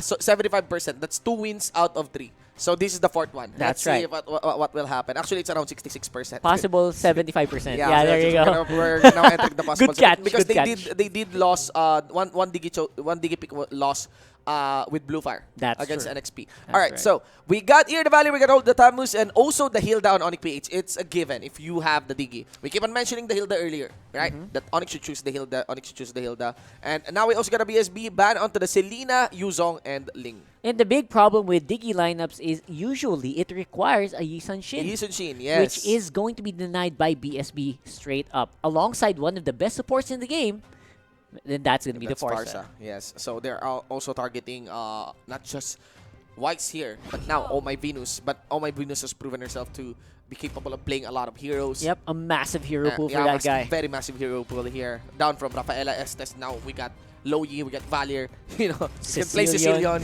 and now might be playing Diggy here. Right? Oh, look at this. A lot more comfort and picks Farsa, here coming in for Iakno and Dilar. Absolutely comfort. So things are looking really well here for Onic PH. But again, the draft of BSB, we need to start respecting BSB. You really do. You cannot just ignore what they're doing and how they're playing around the map. I would say their execution was a little bit off on the last game. But like you guys said, the composition made up for it. This time around, it's starting to look a little bit more balanced. Yeah. And Onic PH are looking at different win conditions. They're looking for a different win condition this time. Yeah. And again, it's very rewarding for Onic to really choose the Cho. You also denied that against Ana. Yeah, he played such a beautiful game. I keep on mentioning that Wolf killed the analysis, but I think he didn't mention Ana's stellar performance. Yeah, should have been MVP in my opinion. In your opinion too. Yeah. Yeah. So we got a Harry here to be the move against Wise. We still don't have the Wise hero and the J hero here. That's right. For Onic. Unless Jay wants to go for like he's the baby form of. A lot of people are joking that Atlas Jay is still the baby form of Kaja. Kaja. Atlas is still open, but I highly doubt that they'll go for that. Yeah. They saw With how the Terizla, right? Yes, exactly. It was not as efficient against the Terizla. Like you can go for Fatal Links on Atlas, but he's probably gonna stay at 30% HP. Right? And that's something that I think Onic has now learned, and now they are going to go with the different way of starting to ban out the Esmeralda. That was a good ban on the Esmeralda. Also a very good ban on BSB. I was really thinking Wise would roll out a Claude here. That's a good option. Yeah, that's a good option. And also, by the way, Terizla is pretty good against the likes of Lancelot as well. That's true. You can't instantly execute. Yes. Man, Terizla's starting to look like a really good pick now, right? It's starting to look like one of those picks that have always been pretty steady, but sometimes depending on the meta, it's hard to execute. Like because of the marksman meta, it's so difficult to execute the Terizla. Yes. Because you always need to go and dive for marksman who usually has a dash, who usually has some very good supports. And now everyone's playing melee compositions. Why don't you pick the Terizla? Yeah. That's right. That's a great way of thinking for BSB. Is carry totally okay on this one? I'm sure about the carry here. Carry can work well against the Terizla and Hydalos, but other than that, I don't know. They'll have Jay on Diggy. Jay on Diggy, oh my Venus on utilize Sicilian. Wise as the main tank here. Huh. Okay. One more pick. So what will be the Wise hero? What's a core hero that we can think of for this one? I kind of want carry. Yeah, I mean, right? Carry could still work. Although you want that carry here. Yeah. How well does the carry work against the Yi Sun Shin though? That's not a good pick against Yi Sun Shin. So Wise has a fair share of playing carry. He does. He's really good at playing carry. For 2 seasons now. The big question is how does... Why are they still sticking on this Hayabusa? I don't know.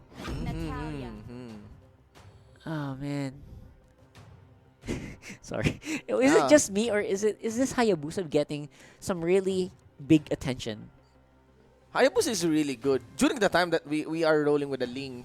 That's right. With the Lancelot lineups, and again with the marksmans getting relegated only to the likes of YSS. But no, I don't think so. I don't think man. Yeah, I mean, you can easily. I mean, you want to target the YSS. You want to obviously target the YSS. right. That yes, is the thing right now. Probably Wise would want to roll out on the idea of mobility here and tries to assassinate and stow away on the playstyle back in game 1 of all in. Yes. Of all in. So that might be it. So I think what Onic is trying to do is they're drafting a lineup that can go straight into the face of the Yi Sun Shin. Like that's all you need to do, and that's all they're hoping that they need to do. But there's no direct counter for the Diggy. None at all. Yeah, so I think you can easily pull off. This is an easier one. You can easily pull off the Diggy tactic here. It is. That's true. Diggy counters very few onto the other side, so Jay would be utilizing this Diggy to really just delay the YSS. I think I will put my vote this time on Onic. Yep, this time around, I feel like Onic is definitely the more stable, but they have more ways to win with Wise, with Oh My Venus, who can really scale on the Sicilian. We have doubts here on the Hayabusa though. This Hayabusa is not going to be the winning factor for sure. There might be a problem here. But it will. Let's see how it will pan out with Jay's side. Jay is now scouting the purple buff. I mean, as much as Onic seems like they have a more stable lineup, I feel like this time around BSB is going to win. So 1-1 still. Let's go and see if this is going to be different here. That's good. That is really good what Jay is doing. Again, remember the quotation. If you react, you lose. Yeah, that's right. And that's what they're doing. They're reacting to Jay. Forcing BSB to react to what Jay's doing. Yeah. Well, it's not much. Actually, delaying purple buff is totally okay. Jay here wants to reset his mana. That's the idea on Diggy feed tactic. That's right. Spend all your mana, then go die, and then go back in with full mana, and then spend those bombs again and again and again, and somehow they win just by that. And now even the Hylos is having a hard time. Yeah, and that's too much delay now. Way too much delay. That's way too much delay now onto the purple buff. Blood Floods will not connect. And it's going to be Ana who will be holding onto the Again! So it's side lane YSS indeed. And we get Drix. It's funnel Farsa. They really want to funnel the what Farsa. is happening? And if that's a funnel Farsa, and they are delaying the purple buff, the Diggy pick is now paying off. It really is. This time, I think this is the way you should do it. Yeah. Right? The Diggy last game, I think, worked. It was a little bit of a fluke for me. It really was. I feel like the timings were off. It really just countered the lineup itself. But the way it was played was not played well. However, this Diggy is being played well, even though it doesn't make sense that much. It's a weird contrast. Our big question here is, how well does the Natalia counters the Diggy? Yes, That's where I want to know, because just basing it on the book, just textbook, Natalia getting more items is really very deadly. It's still an assassin despite being a support. Yep. So she can utilize the Diggy on getting those early assassin items and maybe be a big impact down by the mid game. Yep, Natalia executes are absolutely destroys heroes like Cecilion, like obviously Wise is gonna have a hard time later, and there you go, the scaling Cecilion. Masterful play there by Oh My Venus. That's the full utilization of the vampiric ultimate here of Cecilion. Yep, and this is one of the ways that Onic sometimes win. They win just by pure counter play on the map. So what's happening right now is, of course, Onic is still very much behind in kills, but the gold is almost even. Yeah, things are almost even here. There's the setup for the turtle fight, ladies and gentlemen. Look at that. Wise has his orange buff.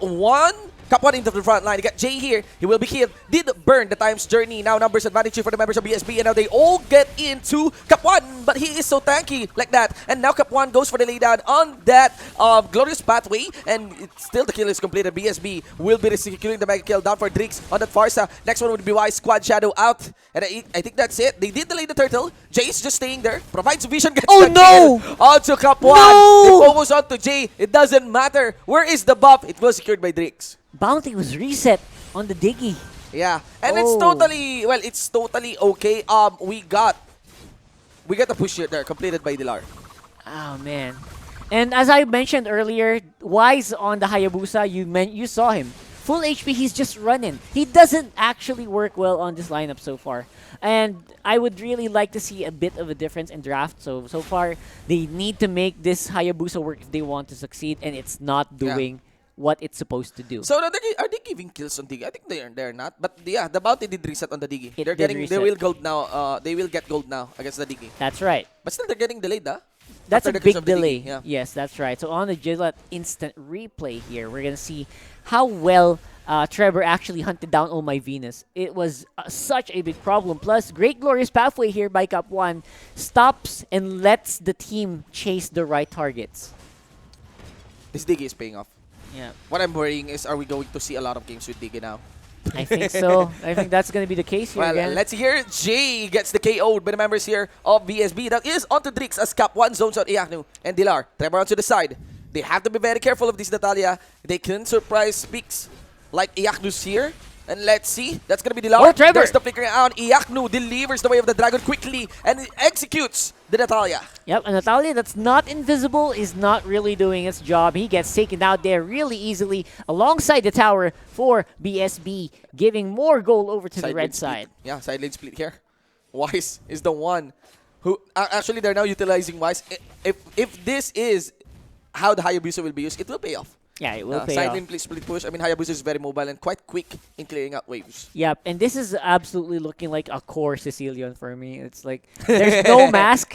No mask or anything. This is going to destroy the lineup. Magic wand. Yeah, exactly, on BSB, right? On the way to Clock of Destiny, it's like, I mean, it's support, but it's starting to look like a core Cecilion. Absolutely core Cecilion. So I think Wise is going to be relegated to just the split push guy here for Onic PH, and the rest are just going to try to protect Oh My Venus. Well, Oh My Venus loves dishing out damage as a support. That's one. That's true. If she's not doing some sustain, she's dishing out big damage here. Wise face checks. They want to land on the stun. I don't know if he can do it. He's going to try, though, on the back foot with First Quad Shadow. First Squad Shadow gets burned. There's no more chance for Wise to go in. Yep. If he goes in, there's no way They're out. They're giving it. Yep, that's going to be Turtle going over to Anna once more. There's the cut of Dilar. Very much so, right? Very interesting approach here by my Onic. God. I mean, they're all over the place. They're not going all in. They are all over the map. Yep, it's like Onic trying to do some small counters Yeah. to what BSB is trying to do, but so far it's just giving kills. They're just giving kills, and even Trevor those is getting cuts punished. are not gonna work out well. Bam, bye-bye, Trevor. Boom, another reset on the bounty. They don't want to go for the feeding Diggy anymore. Yeah, it's possible. You got 3-10-1 here for the Diggy, ladies and gentlemen. Ana is down for the back line, and this might be very risky. That's a very beautiful, glorious pathway, ladies and gentlemen, and a rival comes in. Wilson joins in, puts in the hammer down into the face of Dilar. Iaknu stays by the side. Jay showing him up onto the left side as well, and here comes Drix. I think members of Onic wants to keep their distance in, but there is an artillery minion going for the push and completes onto the side of BSB as it gets destroyed. Yeah, and it's looking like Onic is not finding the answers here for BSB. They are looking and they're trying to find engages, but Wise just does not have enough damage yet. Yeah. Not enough damage on the Hayabusa. Yeah, and they're very much willing to catch Wise. Again, high loss, very easy stun. Easy If Bugatti, you're not man. very careful with your quad shadows. Oh boy, and now Trevor, they find Yeah. another one. Iaknu got Another surprised. one. There's the kick. There's also the follow-up and a nice catch onto Iaknu. But here is again the shift and play style for Wise. Utilize the Hayabusa for the side lane along with the This turret will surely go down. Yep, and the turret will be at least a consolation prize. Wilson is a very difficult target to take down, but they will try to go. They get Soul of Lava here. Yeah, they So got can Soul easily Lava. finish That should help a lot. And after such a long time, that did go down. Ow! Ow! Ow! Oh my God! Oh Lord have mercy! Oh my God! Half health, ladies and gentlemen. There goes Trevor, puts in the delivery, and that is a very big revenge in the face of Trevor. Oh my gosh, I like that. And this is what we're talking about. This is what Oh My Venus does. Oh my but God. there is a Natalia. We now see the reason why the Natalia pick is so important in this draft. Yeah. Oh My Venus cannot do whatever he wants to do in this game. Depending for the dive, that was a good response by Iaknu though. It was. Yeah, It was down for the pretty mid good. lane, and that gives a turtle here for the side of Onic. Gonna be a bonus round here, maybe for Cup 1? No, they have to keep their distance here, and it doesn't matter if Jay gets catch. Glorious pathway. And finally, Gets used. All right. finally, Wise gets that turtle. I think that's the thing that they've been missing this whole time. Wise with good damage. Yes. And now they have it. I wonder what they can do now that actually the goal lead is not that big. Yeah. But the map looks so tattered for Onic PH right now. Yeah, and I also want to mention that Onic has been maintaining this. At least there's one who's doing the split push. All the time. For the side lane, all the time. Yeah, the time. D-Lar has been... Yeah. I haven't seen D-Lar for a long time on screen right now. It may not just be Dilar, sometimes it is Wise. Yeah, but exactly. I think the way for Onic to really lose this one is to commit to a 5v5. They're not gonna win. Yeah, I think if they just commit Yeah. onto the 4v1 steadily, they will get the win. Sometimes they do just 3v5. And somehow they can get kills. And They get revenge kills. kills. Yeah, they get revenge kills because the split push is really paying dividends here for the side of Onic. Look at the push right now. They got one turret advantage. No, they're pretty equal to the turret, but side lane pressure goes in favor of Onic. Yep, absolutely. So they're giving away the middle part of the map to BSB. Like, go ahead, control it. You have the Farsa. We can't stop you from clearing those waves. But what we can do is we can control other waves. That's what they're doing. And the fight, though, Onic is not going for the baits. Yeah, Jay is trying to spot out where is the position of Trevor. Now they got Wise. They're laying down onto Wise. Quad Shadow gets burned. Wilson, though, didn't land his ultimate. But Anath, Traceless, goes in. He's still not going to be up. The purple valve gets secured by the members of BSB. All right, so far so good here. BSB is going to control. They're going to keep what they're given, and they are going to control the mid part of the map. And Iaknu is now on the solo mission. It's a sub-in by Onic. It's a sub-in for the side lane. Someone's always on shift. Yeah, they have to be careful. I think they will really lose the 5v5. Especially with Jay reset on the bounty once more. Look at Dilar there. And Dilar... Oh So my God! God! The fight will break out here for the bottom lane. So they get Dilar split pushing. But the problem is everything is really awkward right now, especially in transitioning between lanes because you also have the Natalia. Yeah. You got Trevor roaming around. They keep losing the mid lane, Yeah. but they're always getting side lane pressure. So far, it is working out very, very well for Onic PH in terms of push. At least they're not getting pushed in. And BSB is thinking, Okay, guys, what are we gonna do? How do we push? Yeah. How do we push? Two lanes are always on the Yeah. side of Onic PH. Mid lane, we can't destroy them right away. They're not fighting a 5v5. Yeah, yes. They're not making battle to our strat. So what are we gonna do? And again, BSB is like a team who really doesn't. I mean, one thing that we characterize about them is sometimes they don't know that they are in the lead. Yeah, they have some don't. difficulty. Yeah, they have some difficulty in actually closing out the game. And this game will stall out. Is this because one of even those if they get moments? kills, even if they get kills in the likes of Iaknu, I mean, there's no surprise onto Jay, but even if they get kills in the likes of Iaknu, side lane split push will be maintained by Onic PH here. Over and over again. Over and That's over right. again, yeah. So this is one of those moments where I feel like BSB doesn't know they're super far ahead. Yeah. But they are, of course, trying to go get those objectives still. Try to get that Lord. It is enhanced. And once more, you need to reset this. Yeah, that is You still need to a reset basic Lord. That is still a basic Lord. And Capone is committing himself into that. Dashes out, gets chased down by Dilar himself. The Lord did reset. That is now fully on Luminous mode. And Trevor gets caught out. This is the missed position that Onic PH has been waiting for against BSB. And what happened? Wilson and Drix were behind. They were waiting for the go signal. It did not arrive. Did not arrive. Ladies and gentlemen, now Onic has the numbers advantage. What they will do, they will spread themselves thin. One on the side lane, 4 members on another. Okay, so far, I think they don't mind that Jay is absorbing all the hammer shots of Wilson. Dilar is in the middle of everything, and Drix and Ana cannot go near. You see how Dilar is really good at. And look at Iaknu. Yeah, and Iaknu is going to be doing his business in. He has an idea that Drix will chase him. They commit They're onto Wilson. split! They will destroy Wilson, and that's another trick warning by the members of Onic. Maybe Wilson walks away. Dilar in half health. Jay also in critical. Ana! Drix was in! Now they try to re-engage. Wise with a quad shadow. That is enough for it. That leaves Iaknu though for the top lane again.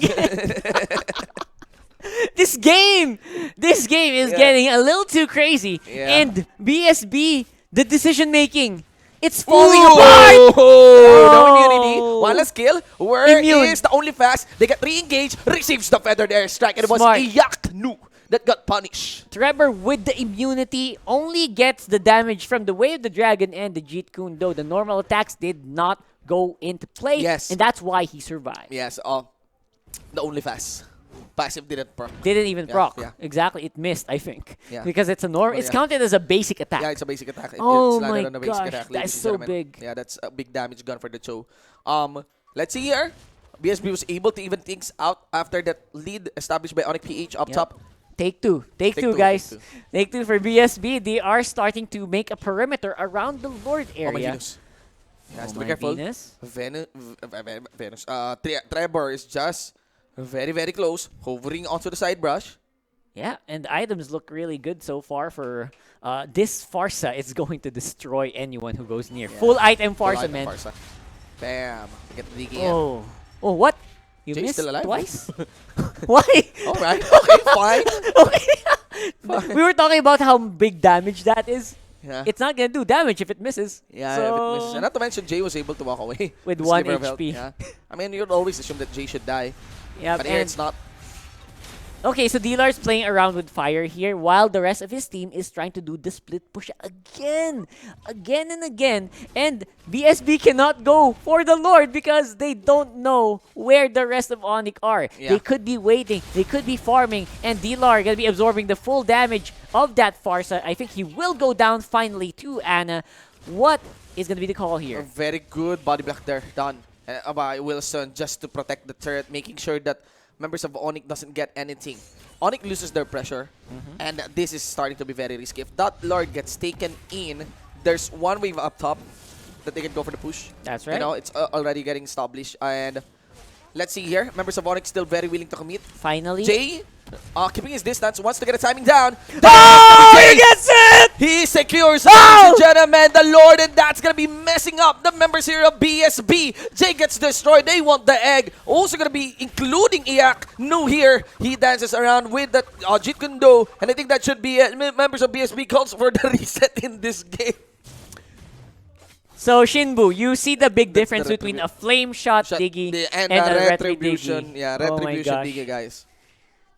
That is just disturbing. That's very disturbing. I mean, So disturbing. and they're allowing Jay to be alive. You know, Yeah, they're not noticing Jay. That's what happens when you don't notice the Diggy. Yeah, Why are they allowing Jay? That's the retribution holder. I think they forgot. They might have forgotten. Yeah. Oh man, but that is beautiful. Not just the Lord. Yeah. Also, Ana died there. Yeah. Now they have to be careful. There is still Trevor, and Wilson was able to get an embrace onto Oh My V. Dauntless strike will not connect down for Jay. Actually, he did burn his time journey, and there goes Trevor. He wants to target Iaknu. Lots of damage being delivered here by the members of BSB. Oh Lord boy. already cleared down for the bottom lane, and Wise makes his escape. There's a good thing though, the top lane side stack with minion. Yep, it is going to be a world of hurt, and so far equilibrium will be maintained with the minions. But again, now BSB are back on the field. Yeah. They are very, very powerful, full of items. They can make a push. That's 29 seconds that Iaknu's not going to be able to help them. See here, glorious pathway. They want to finish it. They do know Iaknu is under quite long. That timer here, Jay gets secured as well. Re-engage done for Wise. And that... Oh my no! Well, that's not yet it. They get Dilar. There's Dilar, but 47, man. 47 seconds. You can do a lot with this one. But are they deciding to go back again? BSB. BSB, why? That should be it. That should be the go signal. Well, maybe they're respecting Dilar here, but the thing here is that... But again, Trix can delete Dilar. That's the thing. He can. But, man, BSB. 15-0-7 Farsa. You know, closing this series 2-0, it's not far for them. Yeah, not far. Look at that, the Dilar. That's a full tank Uranus. Yes, that's a full with tank Oracle. Yes, and still and hurting Queen's a lot. Wings. Hurting a lot on the Federer strike of Trix. That's why we mentioned that it's a possible that BSB can actually close out that game. He could have. Yeah, but let us see here, anyway, ladies and gentlemen. 10-26 for our running game. The gold lead sits at 6,000 on BSB. Yep, and 6,000 gold at 18 minutes doesn't sound like much, but it is on the right targets. It is on the Farsa. Almost full items as well for Ana, and that's all you want. I mean, it's just a bonus that this Natalia is going to get good items as well, right?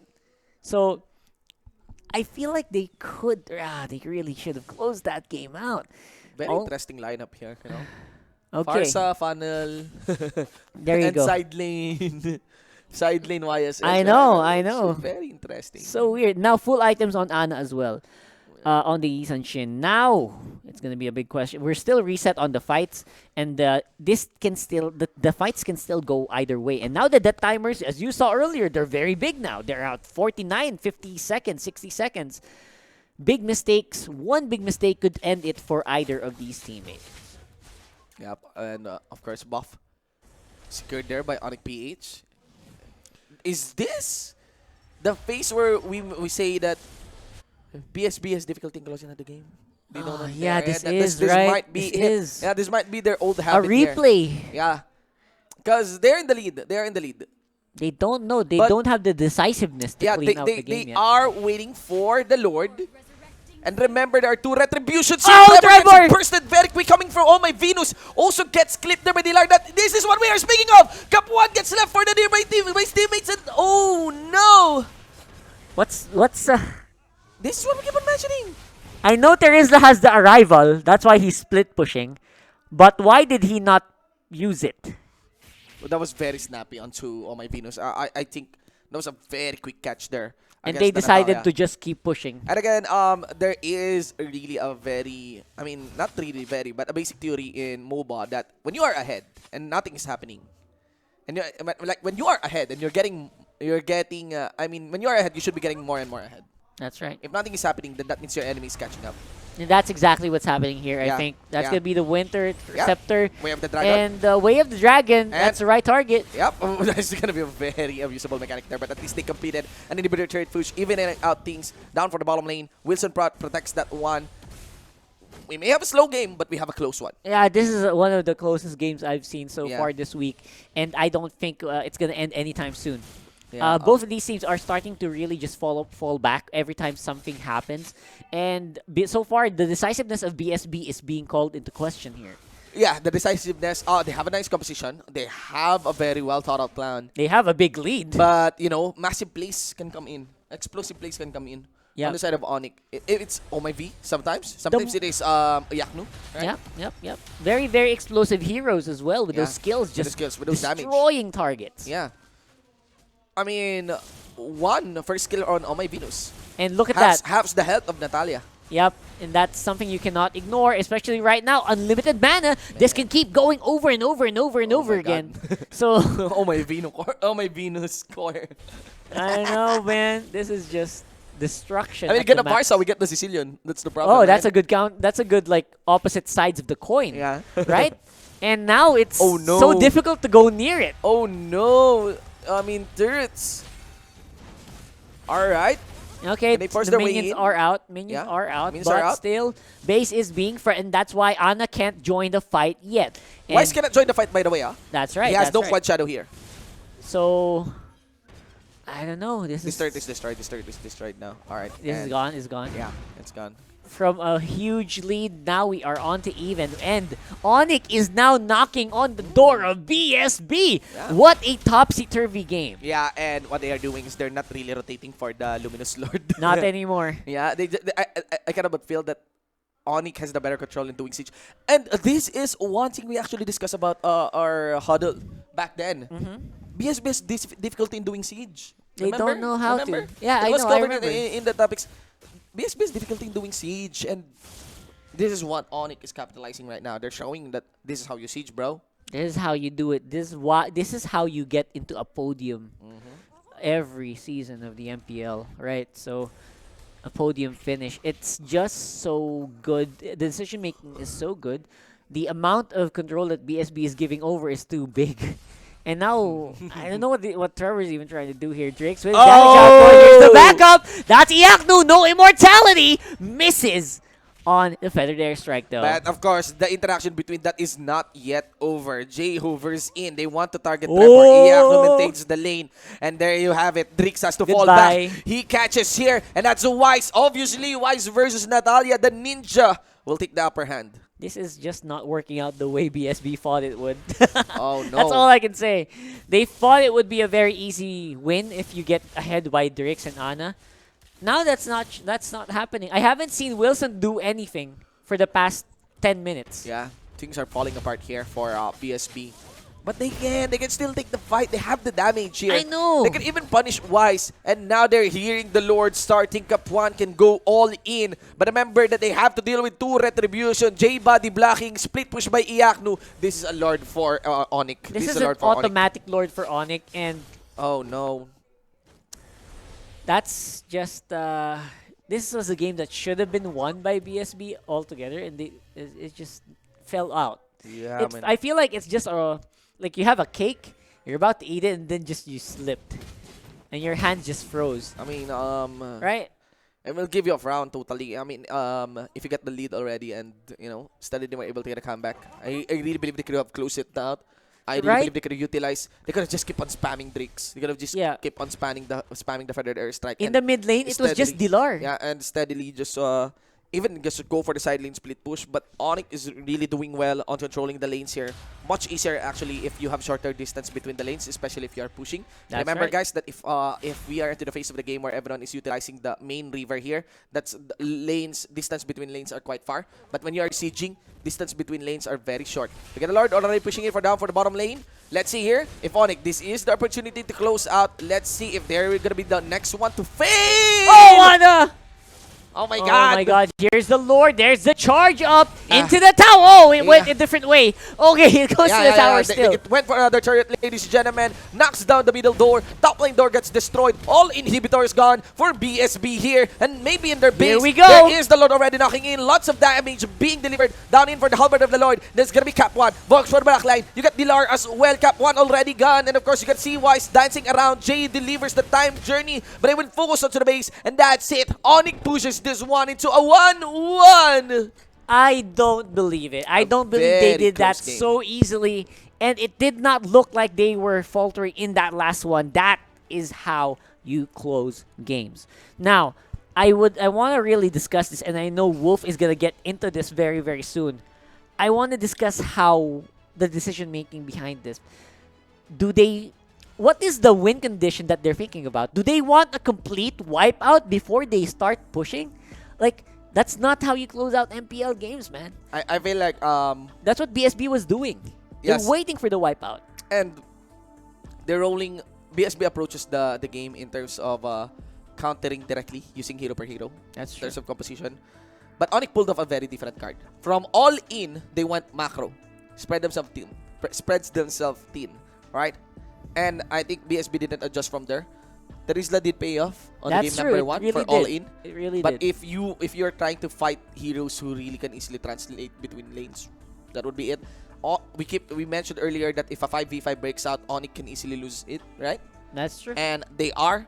But They were losing. They were losing, but if it comes down to just layering everything, Onic is able to make massive plays. The more the game is stalled, Onic comes out with explosive plays like quick burst on my Venus, and not to mention the retribution security.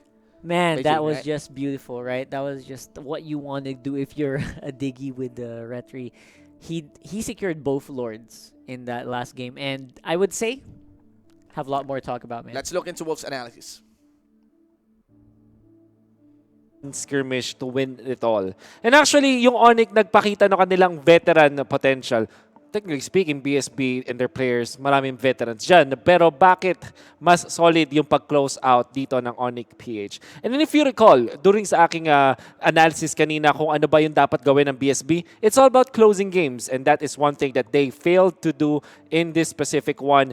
In fact, there's a lot of already good starts for BSB. Una sa lahat, gusto ko i-take note ang power ng Hylos, which was picked fourth picked, if I'm not mistaken, by BSB. At ito yung sinagot nila laban dun sa Diggy. There was a time na completely nawala yung Diggy strategy sana Onic, yung tactical feeding Diggy because of this specific hero.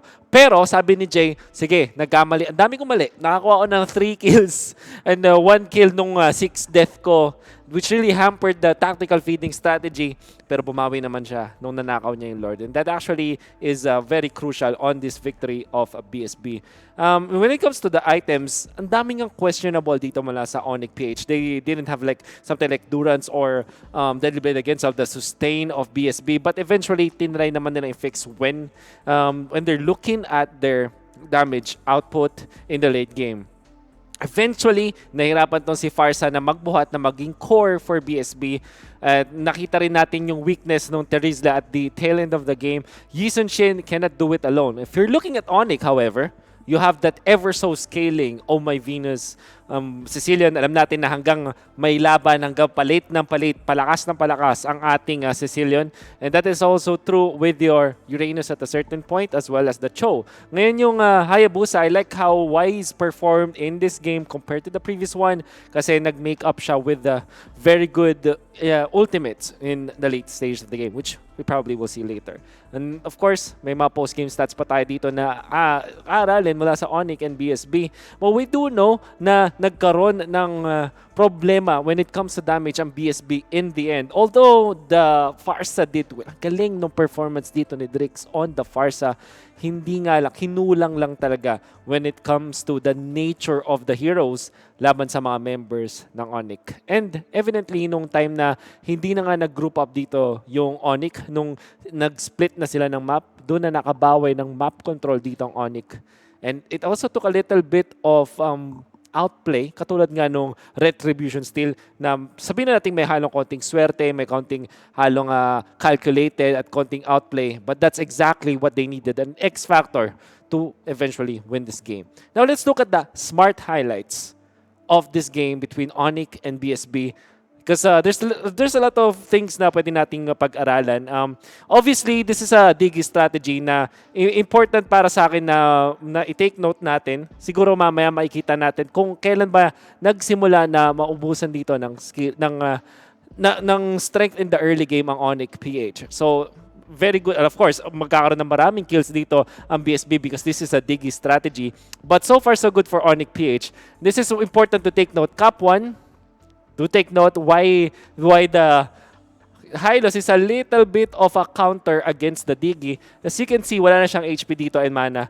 And if you recall, the passive of a Hylos, kapag wala na siyang mana to use the skills, he will use the HP instead. So I'm pretty sure that at a certain point na nakita niya, meron akong opening para magpapatay, magpatiwaka laban dun sa Diggy. Using my own HP, pag gumamit ka ako ng mga skills, tapos magpababa ako ng HP enough para tamaan ako ng reverse time at ng Digi bombs, ng time bombs, para nga naman ma-reset. This Digi is at 5 deaths.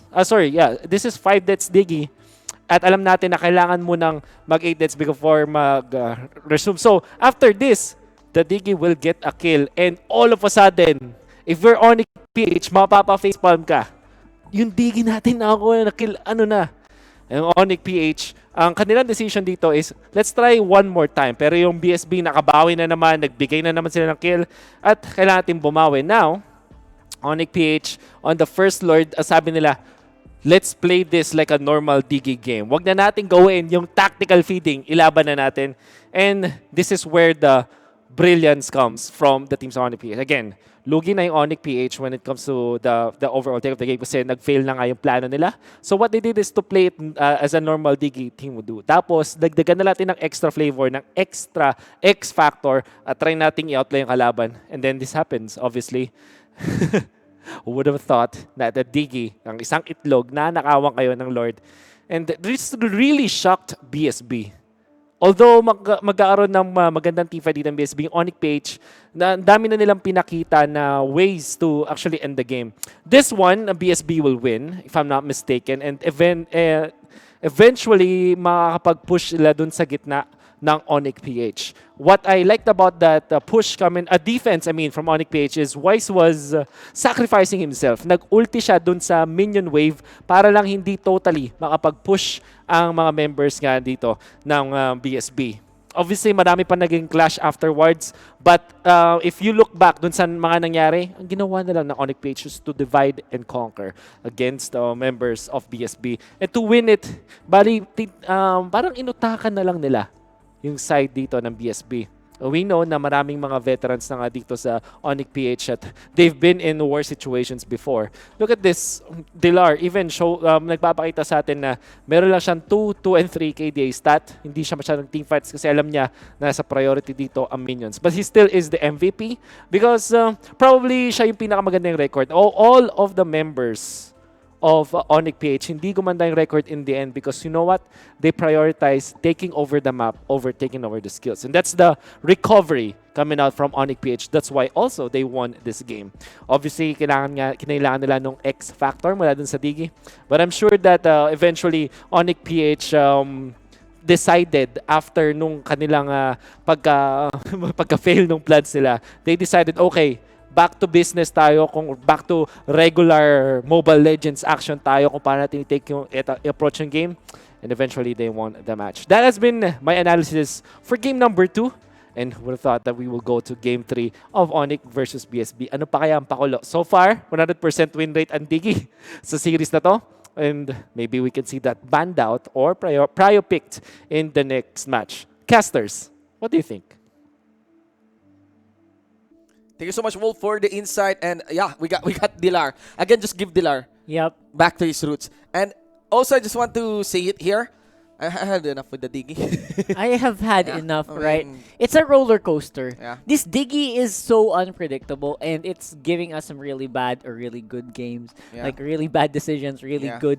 Suddenly, it's becoming... for example, it's like 90% of the game, it's bad. Yeah. On 10%, it's good, and it makes the win. Yeah. So it's so weird. And totally confusing, really. There's a part where feeding is equals win. And there's a part on Digi as well that if you get a kill, it's a lose. So you have to adjust your play. So you have to adjust your play style. You have to adjust your play style that hey, enough feeding. And there's one idea that we can continue feeding. And to make things simple, guys, if Digi gets a kill, the plan is foiled. Yes. Because a kill on the Digi resets the gold bounty. And that means more gold for the enemy team if ever they killed the Digi. Right? And in that last game, it happened 3 times. Yeah. They started feeding, then they stopped, and then they started again, and then it gave another kill, and then they stopped for a bit, and then they started again, and in the end, they ignored the Digi completely. Yes. And what happened when the enemy team ignored the Digi? Yeah. He got the Lord. And Jay has to be very careful of getting kills. I know! That bombs... You have to be good, but you can't be too good. Yes! You have to be good at the Digi, but you cannot be really good. Especially if you're getting kills. So Enough with the Diggy. I know, I've had enough of that I've had Diggy, enough of seriously. the Let's Diggy. get So, into the draft here, yeah. ladies and gents. BSB versus Onic PH, Game 3. And like 1-1. Wolf said, who would have thought? Here we are. You did. You predicted this. Yeah. My guess here is 2-1 BSB. But let's see onto the draft. We started doubting the likes of Alilia earlier. And that was a mistake? That was a mistake. Yeah. That was really nice for the side here of BSB. But let us see how will the draft unfold. Remember that BSB has the first pick here. That's right. And they won't be banning the Yuzong. Look at that. It's usually Selena, Yuzong opener on the right side. So they're eyeing on targeting and getting the Yuzong. Someone wants to get the Yuzong. Yeah, Wilson here. wants to get the Yuzong. They want to get that Yuzong. And I don't blame them. I don't blame them because it really does have such a good win rate still.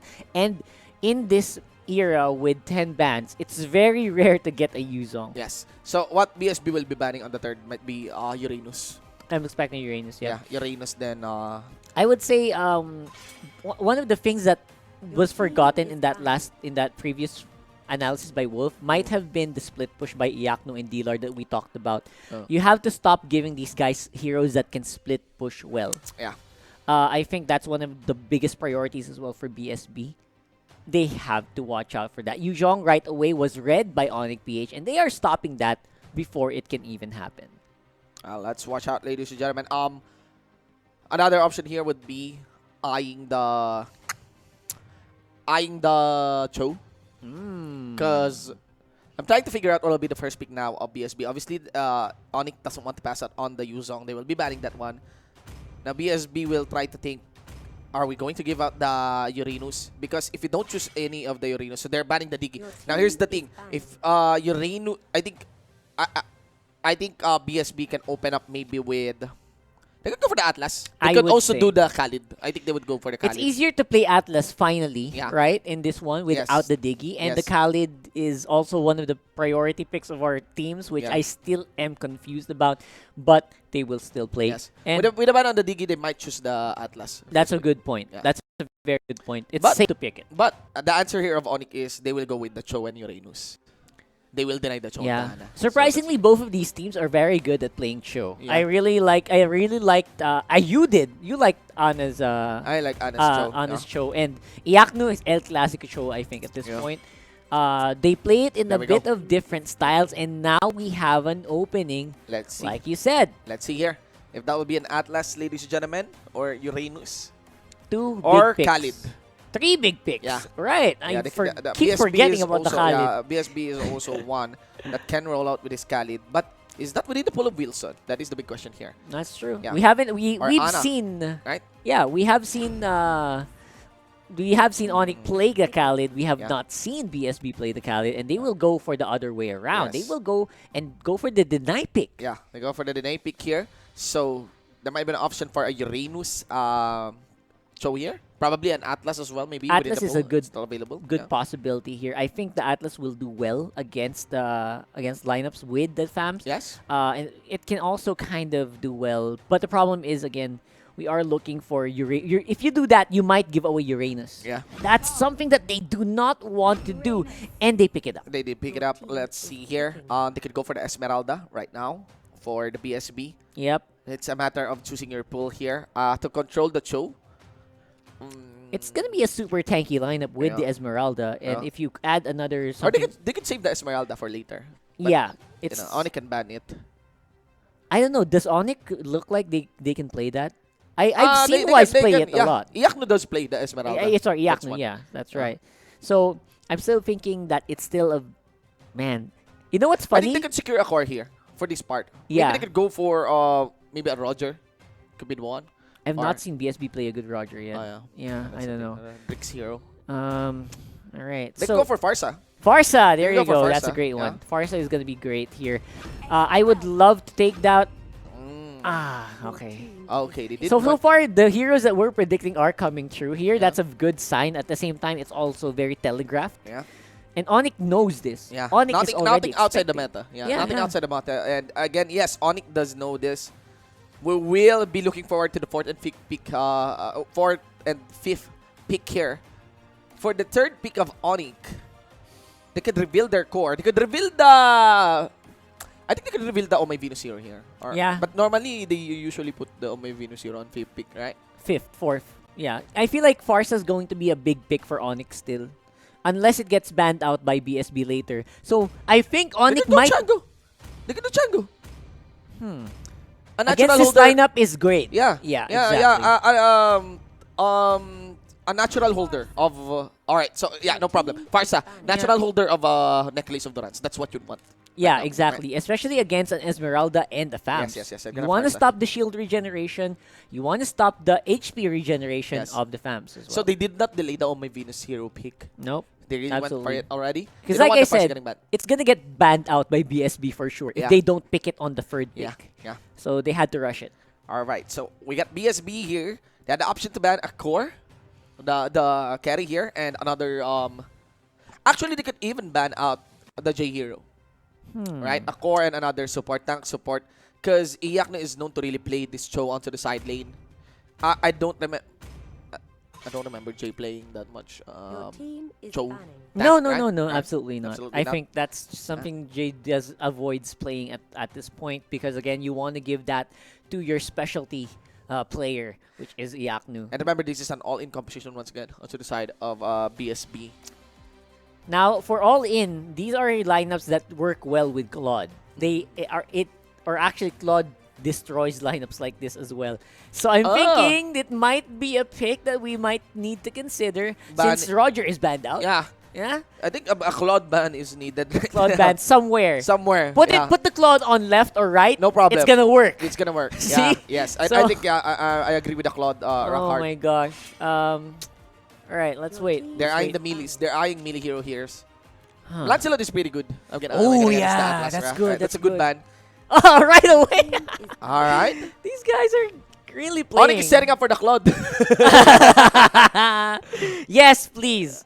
That's what's gonna happen here. Onic is setting up for the Claude right now. Oh man, BSB also can play that very well. They have to pick. One of these teams are gonna start ban. If BSB doesn't ban it out, I have a good feeling that Onic will definitely go pick for the up. 4th pick Claude, right? Yeah, this is a very good. No choice. I think they should go for the Claude. I'm thinking about other carry options here. I'm really... I don't think they're really eyeing the carry here. You'd want something so slippery. No, I mean carry options. Yeah. Like hyper I mean, carry. The carry, yeah, as the a carry carry. even. YS is not an option right now. No more on the link. They did ban. Oh! Alright, they did ban the Dude, this prediction game is... Yes. The prediction they're on point today. Right now. I think you can go for the high loss actually. This would work well, and it would also help the Uranus get to the targets properly.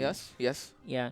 It's gonna be such a mobile composition. And it's very safe, honestly. Yes, that's right. It's for safety, but the all-in is gonna be questionable. Yeah. Because we still don't know who their big carry is. We will have a very unique core here. Yeah. We will have a very unique carry here. For sure, because a lot of the options are removed.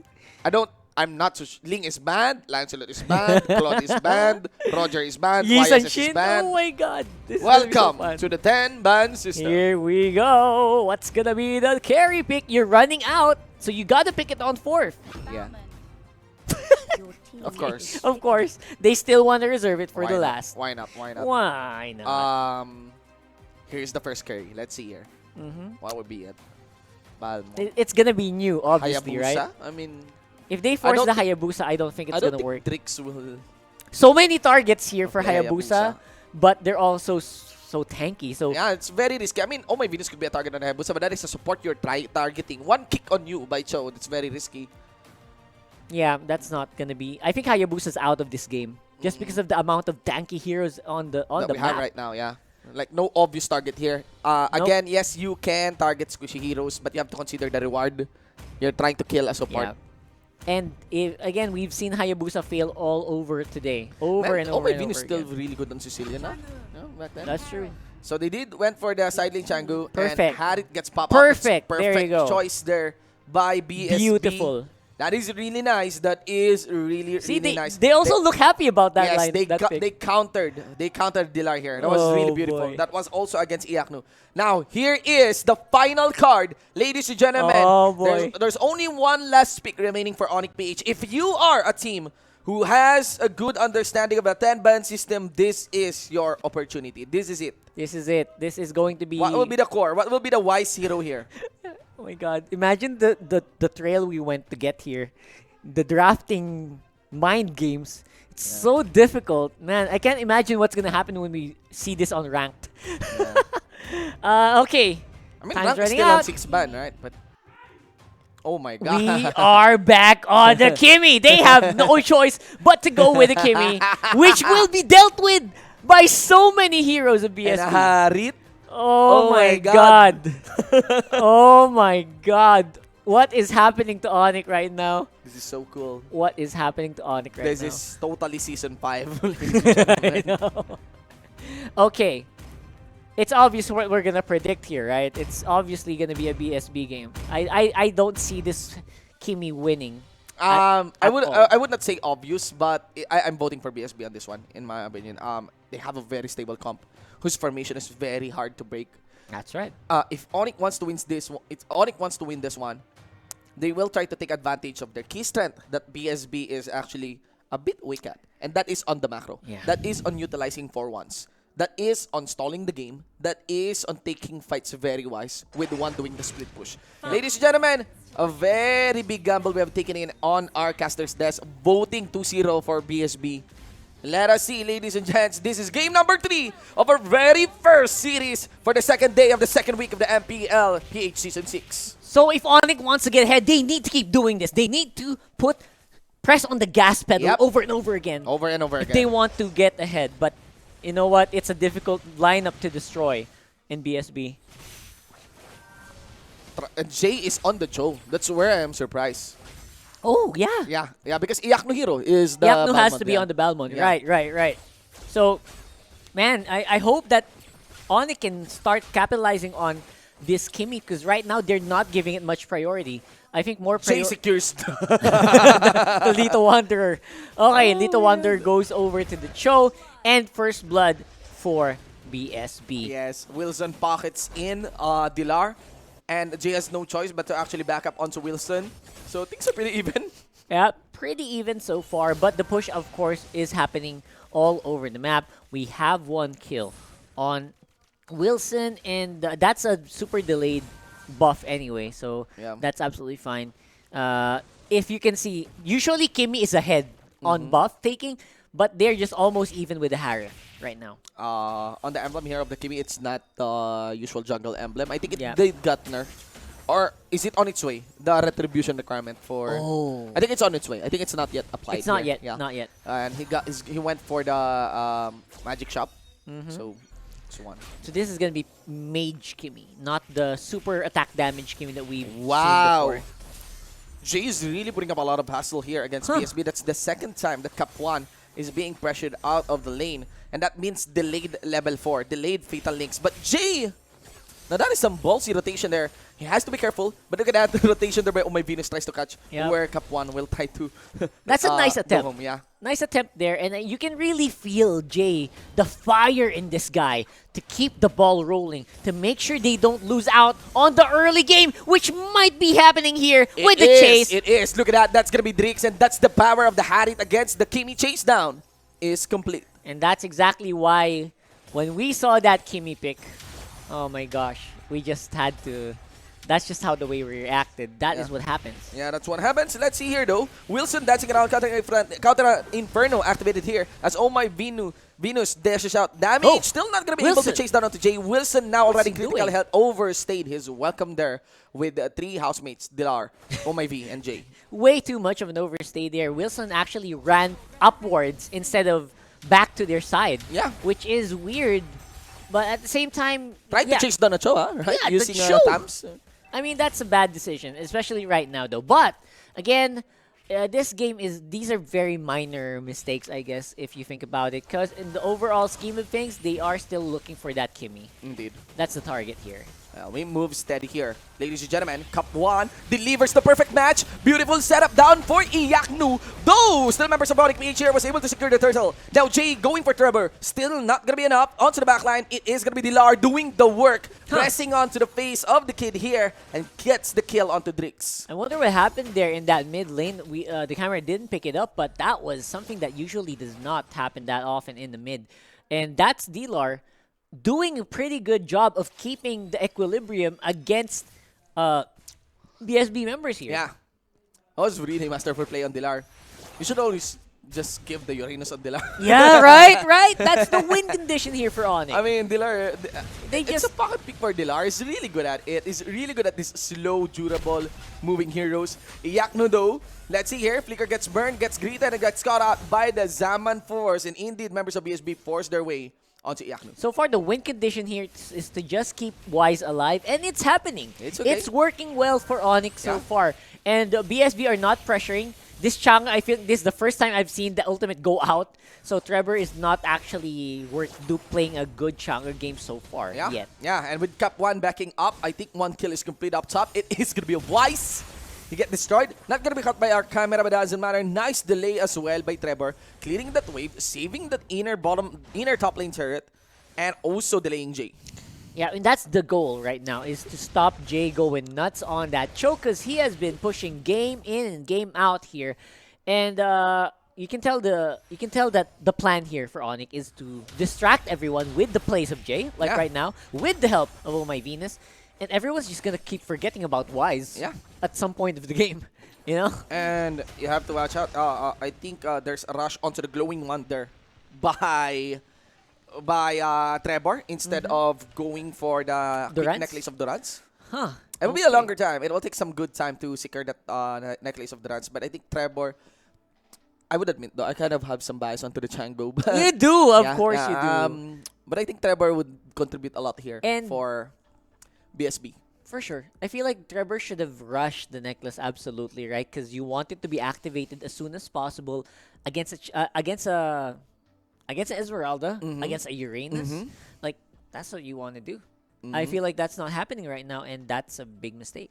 It's a big mistake. So overall, we are still looking for that big boost of potential coming in from BSB, because they're not capitalizing on their lineups. First of all, this Kimi should not be getting all that free farm around the map. He's getting so much free roaming. Yeah, he's getting really some good freedom here. But I think that is a reflection of how kind of Onic PH, again, despite being young looking, kids, they're already a veteran in MPL. They have a good grasp of the macro here for the game.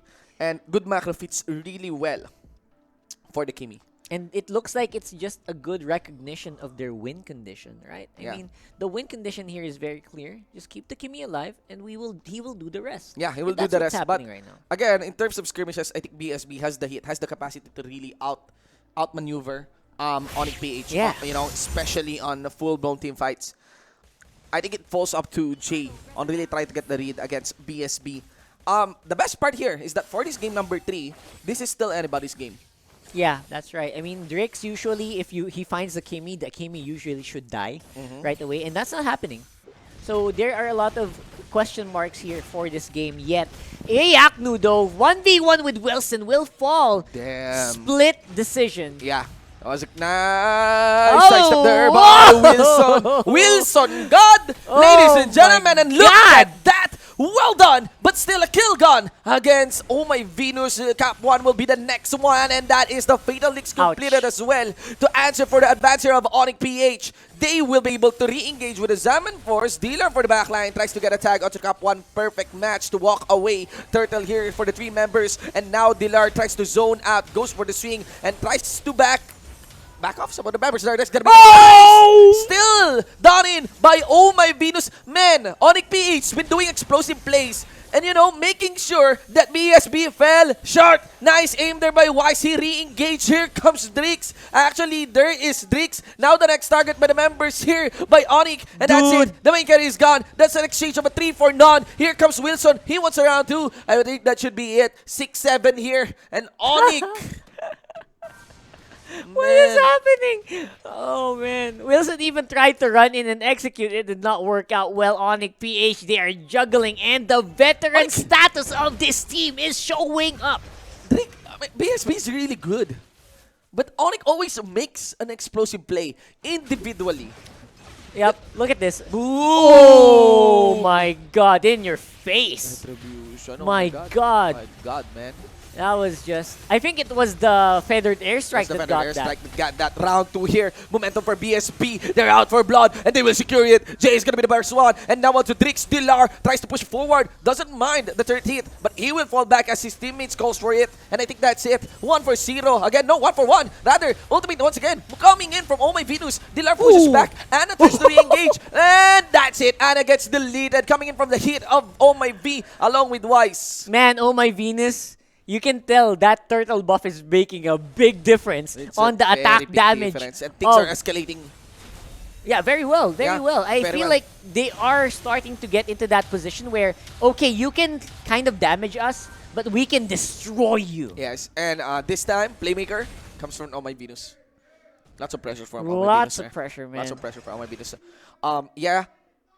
Anna needs to step up on the Esmeralda. What is happening, right? Anna needs to step up, but she is the only one that got good access against Oh My Venus. A very interesting feathered air, a very interesting falling star moon. He will now may fall down here, becoming a gate onto the face, and actually it's gonna be Iakni securing the kill. Another fatal links, ladies and gentlemen. The third are gonna be secured here by Wise. Is not gonna be joining this fight. It doesn't matter. Re-engaged by Trevor with the meteor shower, delivers into the face of Onic PH. Still, look at that. Look at the turrets here. None outside the base of BSB, and all for the base here of Onic PH. Yeah, I think Onic PH is one of the teams that can... They're so unique in the MPL where they're one of the teams that have a support that becomes a carry in the flip of a switch. Yes. Right? They're one of the only teams that can do that. Yeah.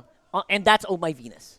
So, because of that, they are ahead by a big bunch. Yes, it's the Adarna bird by Oh My Venus. You know, a bird that is way better than the Diggy. They're focusing on the Dilar. That's a lot of damage coming in from the meteor shower. Now goes for the side. Jay here. He delivers the kick down for Drix, and they will be willing to continue the fight. Zaman 4 should be available here for Drix inside. And you got Dilar here. Again, gets zoned out by Trevor there. Cup 1 also has to walk away with a perfect match, and I think they'll be very much contented with just 1 kill against Onic PH. Yep, and that 1 kill definitely is going to matter a lot. That's Jay. So some of the tempo is going to be lost here for BSB, for Onic PH.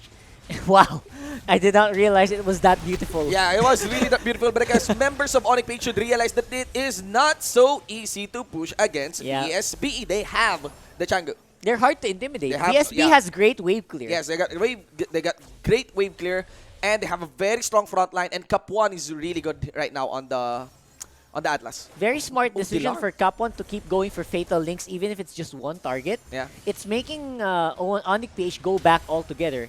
And here comes another push. This is a siege by Onic PH. You can see the difference there by Drix and Oh My Venus. Like, Oh My Venus really just makes sure that someone gets hit with a feathered airstrike. Doesn't want to save up the cooldown. All the time. It will be up anytime soon again. Yeah, look at Oh My Venus' ult and look at when he uses it. There we go. There's the ult again. Okay, it's back up and then it's probably going to go down away. Yeah, in the mid lane. The moment the minions show up. Yeah. He's going to use it to clear the minions and at the same time hit the heroes. Alright, let's see here. There's no distance. Will he use? Oh. No, he won't. No, he won't. He's waiting. There's no minions He's anticipating for maybe an engage here. Yeah. And Cup 1 is somewhere to be found. If he dances around, he can easily be a target of a flicker perfect match. Yep. You got to be careful with that. That's a very scary combo to do.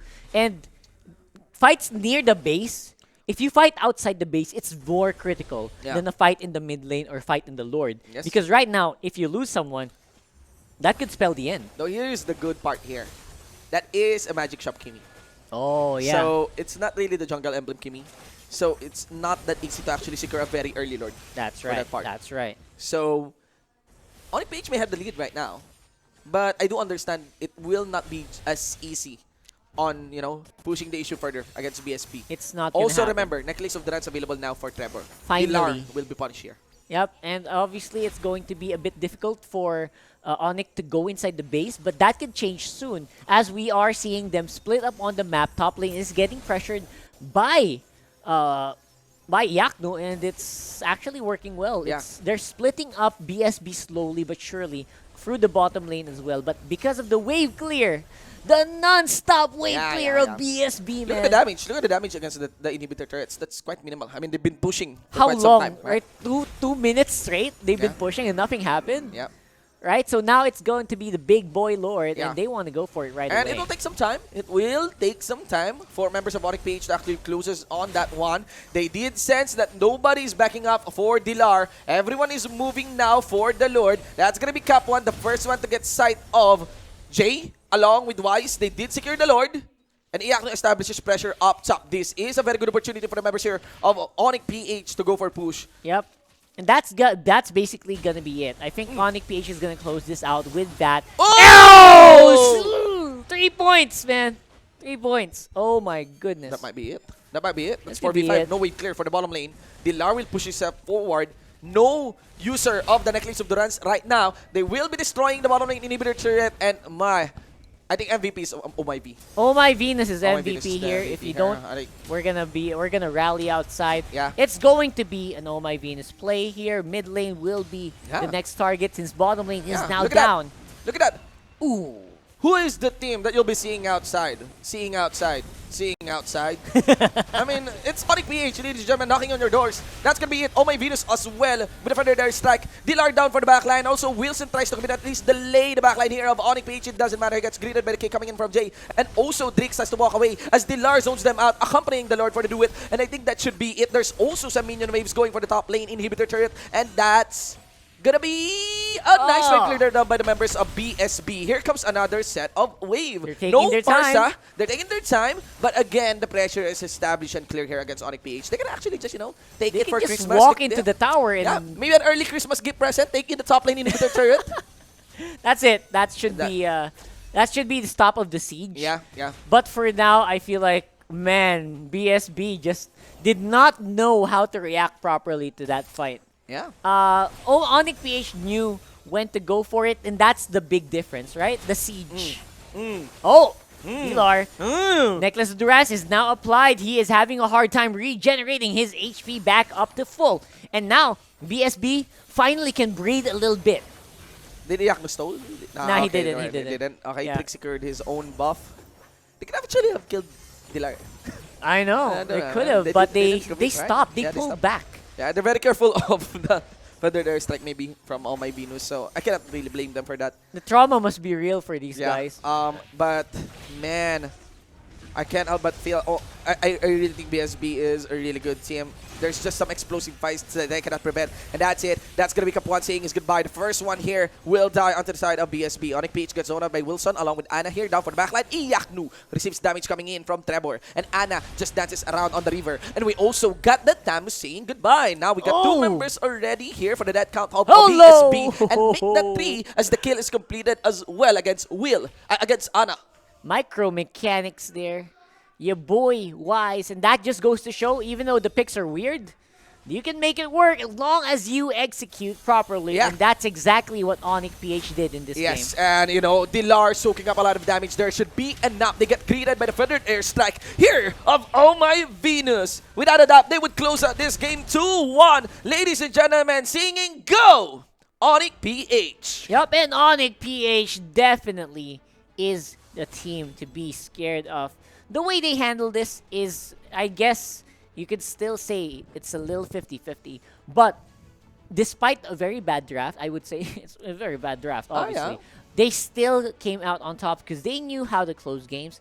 They knew how to siege properly. They knew when to go for the Lord takes and when to actually take a fight. Yeah, I would agree. I would agree, Rockard. I'm still against the Kimi pick here. Yeah, this is not I a feel good pick. I feel like the draft is really falls in favor here of BSB, my opinion. But Oh My Venus, it's really good. What a monster. Yeah, what a monster. And I kind What a of feel that monster. Anna didn't step up on playing the Esmeralda. I barely felt Anna in that game. Yeah. Sad to say. I mean, yes, the Esmeralda is fitted to actually dance around and embrace the Uranus. But without him, no one is there to really catch the Farsa. Yep. Kapuan is getting punished quite early. Over and over again. I feel like so that shouldn't have happened, and they should be the one on the offensive, not the other way around. Yeah, no, that was really good. BSB is still good. They are. BSB is a really good team. All their series 2-1. They were able to utilize and actually delivered a very massive blow against Onic PH here. but it's about veterancy, and that is what is reflecting here onto the side of Onic. Yep, all that experience from 2 seasons of MPL definitely showing they're making their mark in this specific game. What do you guys think? Is that a great draft? And would you do that? To be honest, I'm still super 50-50. And I'm super excited Farsa. about Farsa is really good. Farsa is the best draft. I think that Farsa one. is a really good Give support. it to Venus. Yeah. And on the pull of the support role. Again, Yeah. we're trying to actually acknowledge the support role right now. And we all agree that it is going to be Farsa sitting on the number 1 seat right now. That's right. It's not the damage you've seen, right? But it's actually Obviously. the vision and the room capacity of the Farsa. Valor and Selena may come in next. Actually, for me, I'm accounting Farsa, then it would be Loyi.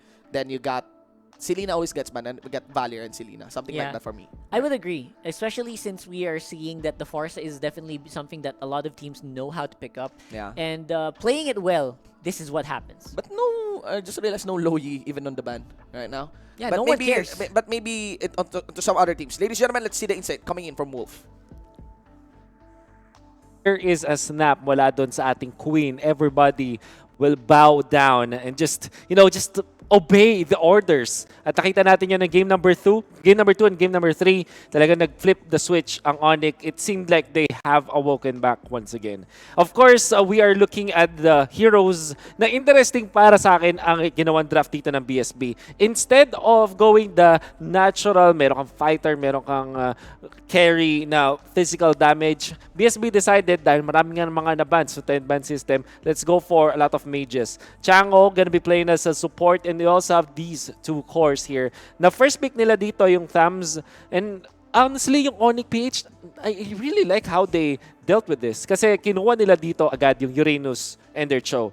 Statistically speaking, winningest. Pinakamataas na win rate na heroes nila, and then they backed it up with the Farsa. So far, sobrang perfect agad. Kuha agad yung Onic recipe na hinanap natin. Bakit? Kasi meron kang isang Cho na flex pick. You also have the you also have the Farsa na signature hero para yung may Venus, and you have Dilar na nakakuha niya kanyang Uranus. So, you're gonna wonder for BSB, is this a fighter Cho or is this a core support Cho? We don't know. Now, BSB, ang kanilang reaction, let's go get the Atlas, let's go get the Esmeralda. Ang ganda. It answers a lot, right? But Onic, they are prepared for this. Kinuha nila agad yung Balmond, which is a good execute factor against the tanky heroes of BSB dahil nagpakita sila ng Esme, Atlas, as well as the Thams. Tapos nagban pa sila dito ng mga potential side laners mula sa Onic.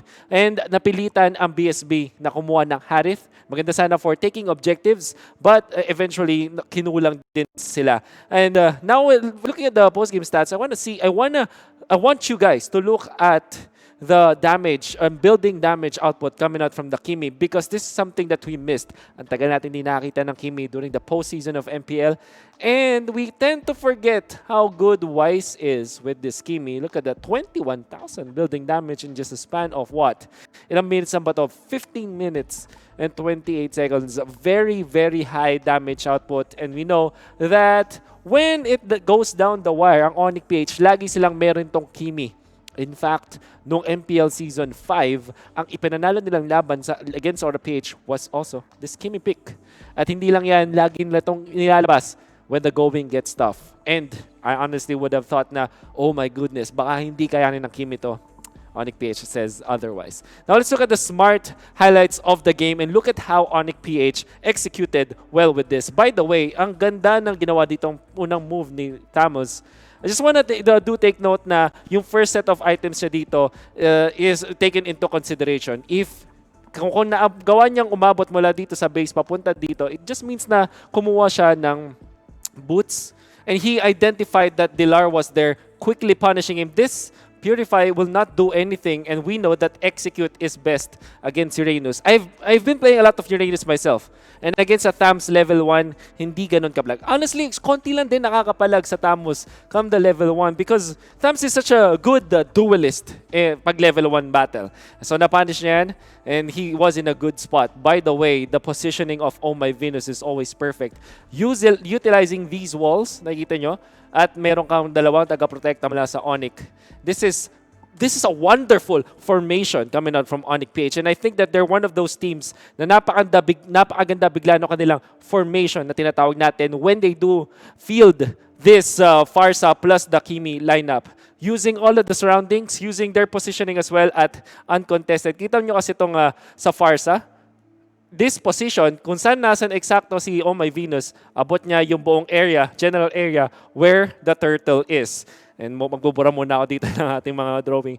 But yeah, you understand, the formation of Onic PH, wonderfully done. They will do this over and over again kasi alam nila na dito sila nagkakaroon ng advantage. This is not the most perfect game from Onic PH, but when they execute like this, kapag ganito yung formation nila, na magawa. So ang ating word for the day, obviously, formation, mga kaibigan. But yeah, eventually Onic PH will continue to take the objectives because this is what they need. When you are doing the Kimi composition, Kimi lineup, like ka dapat, depende sa iyong objectives. And after the first death of Dilar, bumawi talaga siya. In fact, at this point, siya yung pinakamayaman sa team at nakakuha agad siya ng talisman into that Oracle that's Oracle just really stopped the progression of this Esmeralda and eventually the whole entirety of BSB. Oracle, para dun kay Dilar. Cursed Helmet para Iyakno, a lot of magic defense against the magic-based composition of BSB. And it only took a lot of rinse and repeat from Onic PH. Look at that. Di ba? Hindi nahuli sa Oh My Venus.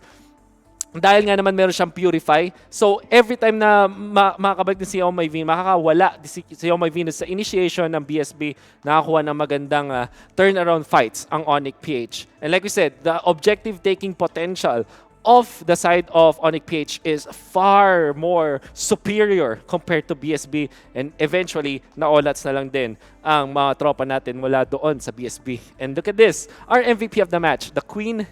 Oh My Venus, only one death on this Farsa.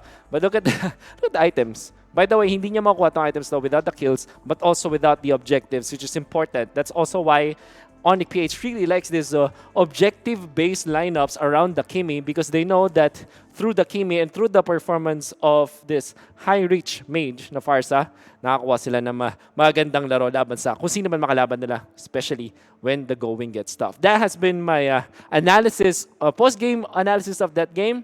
And why don't we take this chance para kausapin ang ating mga tropa pips mula sa Onic PH. I think that we will be talking to the MVP. Oh My Venus. Okay. Hello. Hello, Oh My Venus. Batiin mo naman yung mga viewers natin.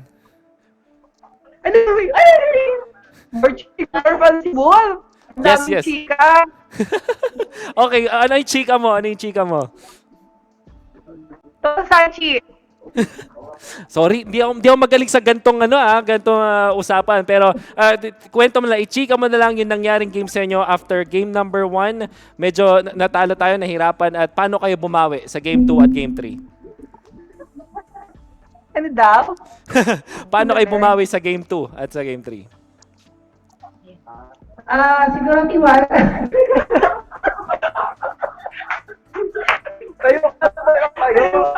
I believe that trust is the foundation of a good team. So just like of our last team, our first team, we still believe in the powers of each other.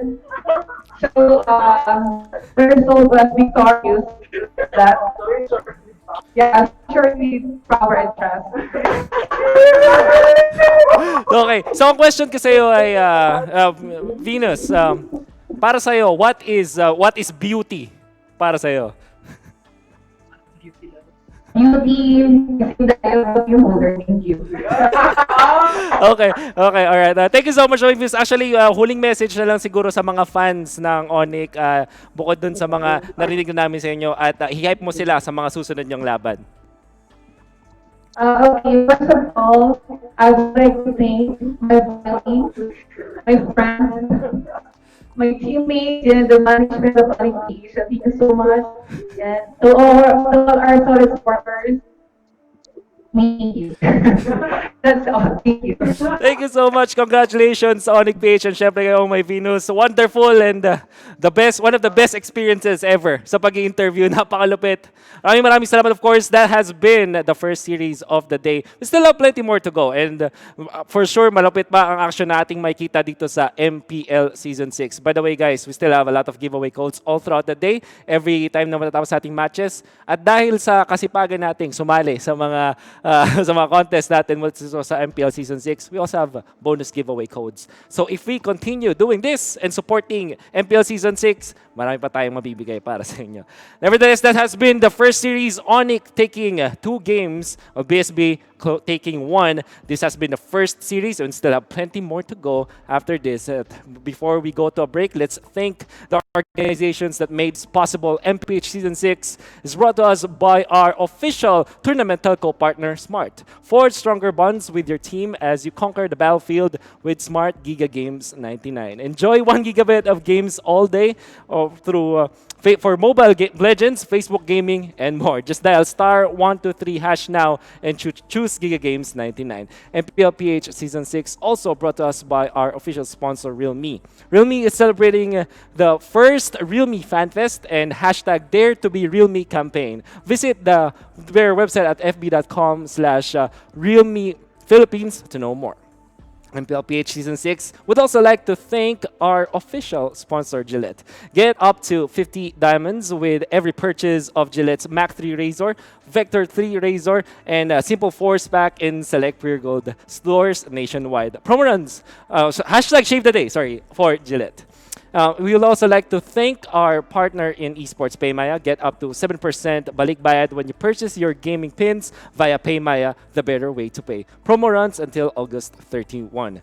Of course, MPL-PH Season 6 would also like to thank our partner in eSports, TikTok. Search MLBB in TikTok just to win premium skins. Napakadali lang. Literally, search nyo lang yung MLBB sa TikTok at may chance na kayo manalo ng skins. Of course, MPL-PH Season 6, our official gaming headset partner, Logitech G, here like a pro. And of course, MPL Season 6 is powered by Moonton. Why don't we look back at the top 5 highlights of our first series after this break? Kita-kits!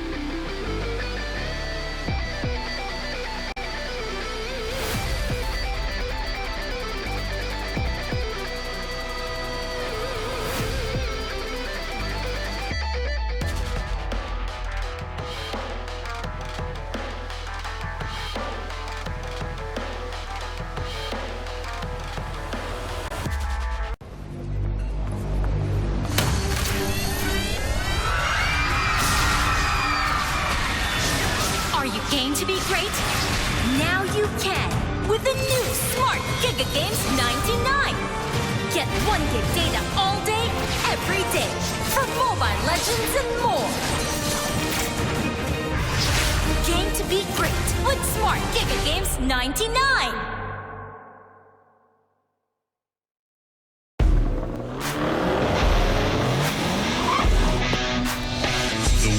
Your life depends on the network you choose.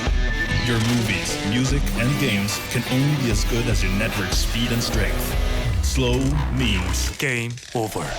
But the Philippines' fastest mobile data network means game changing. Choose the network that gives you what you truly enjoy. How do you know about this Giga Life? Simple and smart ako.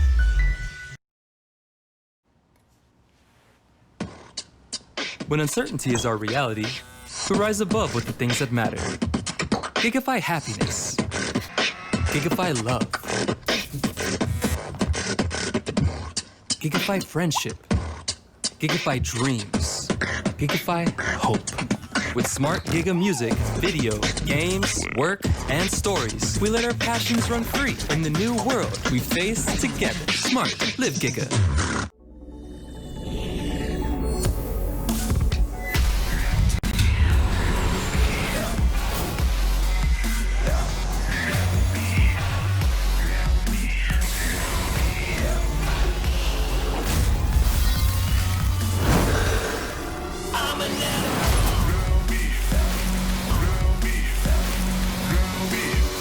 Realme smartphone. Dare to leap.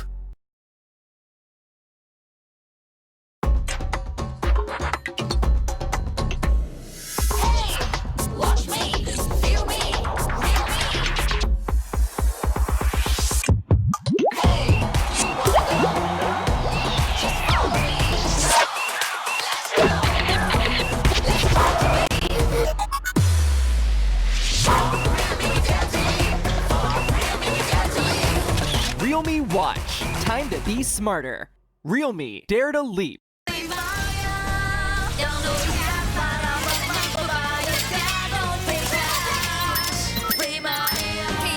Don't pay cash. Pay Maya. Para may balik bayad ka.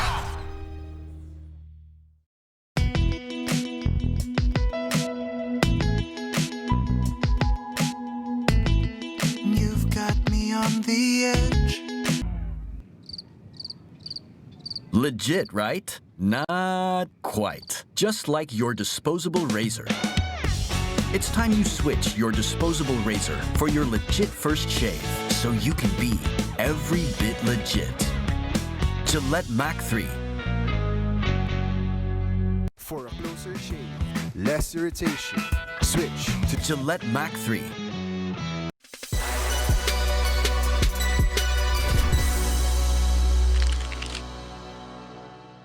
Good day everyone, welcome to Fun Talk. My name is Wolf, your host, and with me, history-making champions, two-time Aura PH, formerly known as Sparks.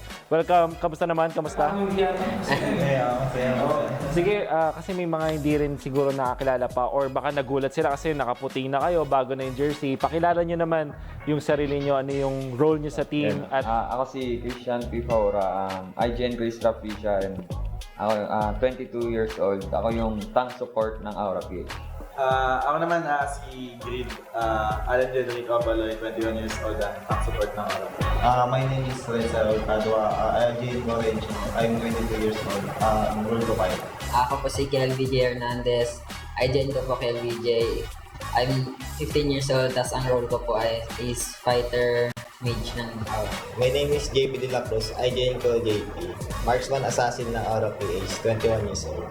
Ako nga pala si Ashley Marco Cruz. IGN ko Wash, Road to Fighter. I'm 21 years old. right. Guys, first time na nagkaroon ng online na tournament, kahit yung mismong playoffs online, naglalaro lang kayo. Describe nyo naman yung feeling, ano yung difference. Laking challenge kasi wala yung communication, yung pagsasama namin. Iba kasi pag magkakasama kami, kumbaga walang problema sa pag-uusap, tuloy-tuloy yung command. Tapos, nung nagsama-sama kami ng playoffs, bumalik yung excitement namin dahil magkakasama kami. Tapos nung nag-champion kami ng playoffs, parang nakaka-miss lang yung cheering ng crowd. Nawala kasi yung feeling na may sumisigaw. Anong initial reaction nyo nung Onic PH, JP? Sila ulit yung nakatapat nyo sa Grand Finals. Ano kasi noong una, nung pagpasok namin ng Grand Finals, inaantay lang namin yung kung sino maglalaban sa lower bracket ng finals, kung sino papasok sa amin. Tapos nung nalaman namin yung Onic, masaya pa rin kasi si Grid gusto rin makalaban yung Onic PH.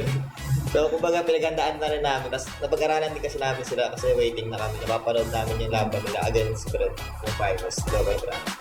Grid, last time nasa losing side sa Grand Finals. This time, nasa winning side. Gusto namin malaman ano yung pakiramdam on both ends. Siyempre masaya kasi finally natapos ko yung sinisigaw ko nung season 4. Kasi nung season 4, nung game 4, sumisigaw na ako na champion na tayo. Tapos yun, siyempre malungkot nun after ng game nun. Tapos pagdating naman nung season 5, nung nag-champion, Sobrang sarap sa feeling kasi finally natapos ko na yung sinisigaw ko ng season 4, diba? And masaya din kasi parang may winning play kang ginawa doon. It's amazing. Natalia play. Can you describe to us ano yung nasa utak mo ng mga moments na yon? Paano mo kinausap yung mga kampi mo about that? Sa akin kasi naramdaman ko talaga na kahit anong gawin ko, kahit anong decision na gawin ko sa game, tiwala lang yung pating ko na parang walang mali sa amin kahit na mag-error kami, okay lang. Tapos yun, nung naramdaman ko yung tiwala na yun, nung time na yun, hindi na ako nagsalita eh. Sila nagkakagulo sila sa Lord, tapos sabi ko, it's my time, di ba? Anong mas masarap na feeling para sa LVJ? Yung first championship o yung etong most recent one?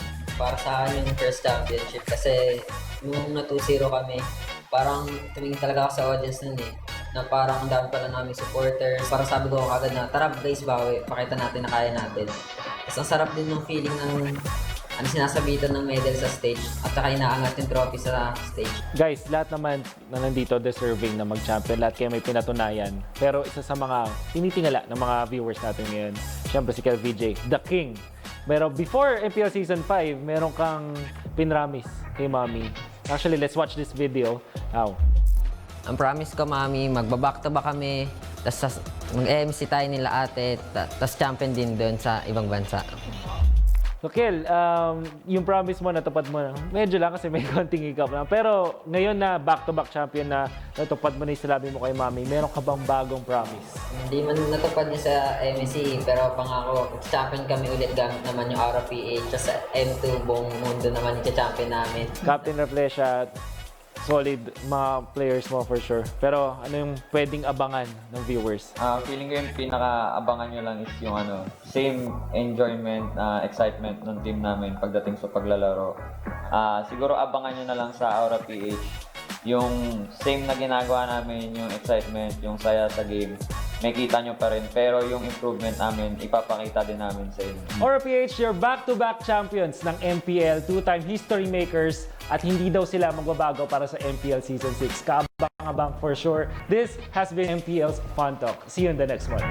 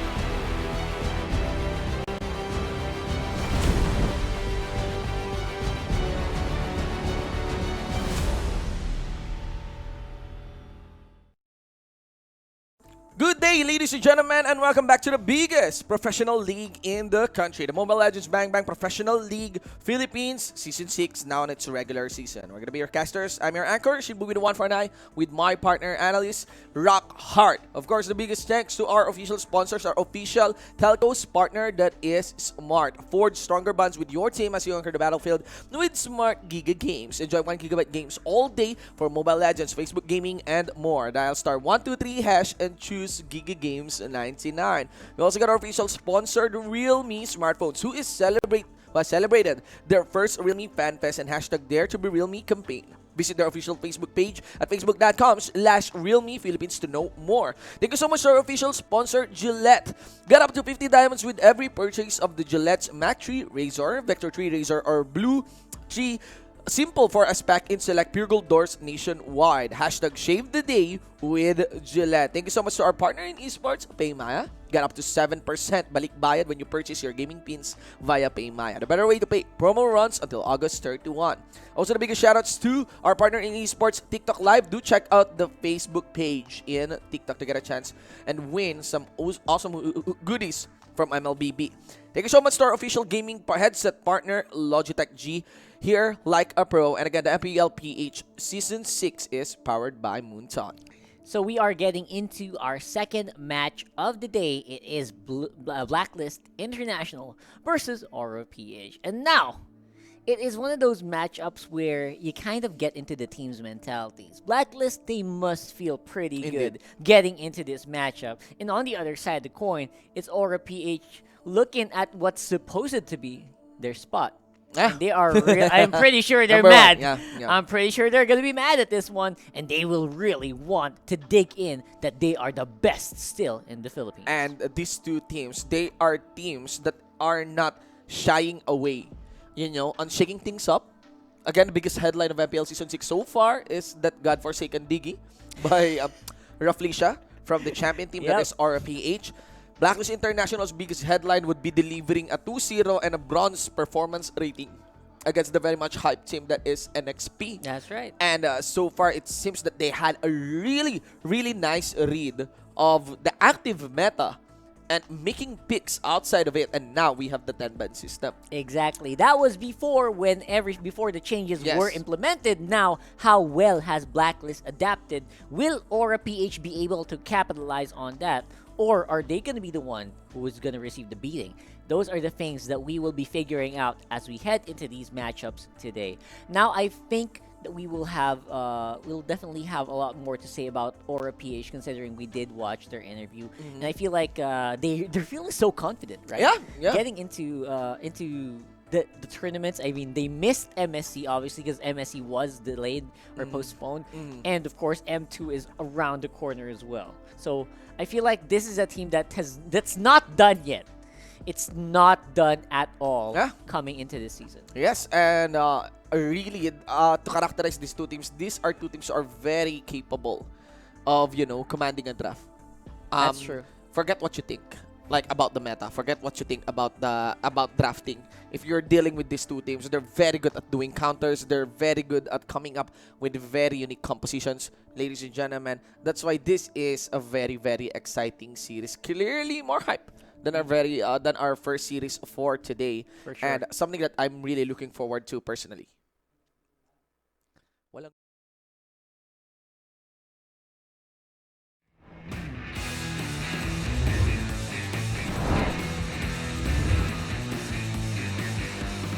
Bago po ako mag-MPL, dati po akong grade 9 student ng GRI Orion Bataan.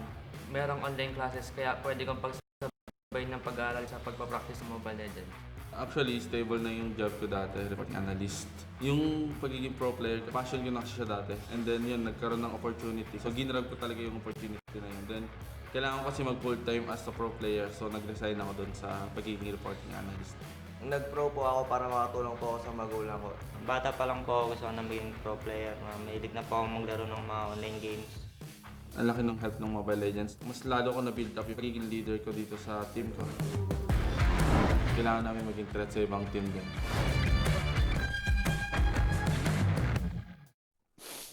Ladies and gentlemen, here we go. We got Blacklist International, Dexstar, Killer, Full Clip, Aqua, Edward, and Eson. Uncle Dexstar. Uncle Dexstar. Guiding this little kids new run up. And sorry, yes, we are laughing earlier because we just saw the team strategy. The clip, and what was written on the whiteboard was team strategy. Then below would be flicker. Just flicker. Lots of mystery. Lots of mystery out there. I don't know. Well, it's always a mystery. It's always a mystery. These guys have Blacklist approach the game, right? That's right. In the previous seasons, they were always called the dark horses of the tournament. And a lot of people were wondering, how are they actually coming up with their wins? Yes. How are they succeeding against such big names like Onic, like SGD right before? So now it's going to be it's pretty much clear. It's a lot more clear now that it's the wins that they've had before were not flukes. They were definitely planned out, and they are showing that they are also very commanding in the draft today. Coach Bon is really doing a good job, right, in rolling out those picks this season 6. You know, to acknowledge their lineup, we got Dexter Killer, Full Clip, Aqua, Edward, and of course it's not just Dexter who is the uncle here. We got Eason as well. That's right. An OG old-timer who's played professionally since Season 1, even before MPL.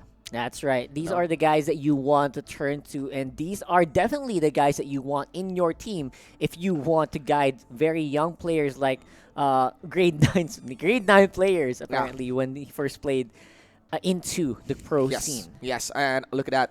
Again, I'm always really looking forward to the main carries per lineup.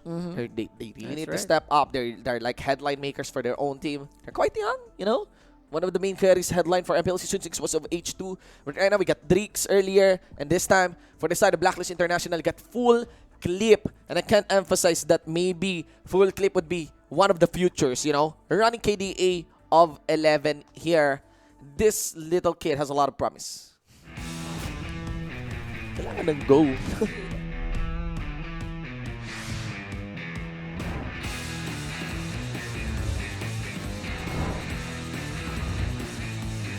Tatrabaho sa TKL as sales representative. Bali, ginibak ko siya para makapasok sa MPL. Bago ako mag-MPL, quit ako ng ML kasi nga nakanap yung asawa ko. So, kinuha lang ulit ako nung season rin na. Gusto ko po mag-pro kasi gusto ko patunayan na kahit bata kami, kaya ko makipagsabayan sa mga veterans na player. Nung nag-start kasi ako nung ML, challenge ako dun sa ranking system. Tapos nung season 1 hanggang epic lang ako, hindi ko nakuha yung highest na legend. Tapos ang dami kong trinay sa Lian na squad pero na-reject ako. Tapos ayun yung parang naging motivation ko para mag-pro ako. Daming nagsasabi na yung laro ni Grid hindi pang MPL, gano'n.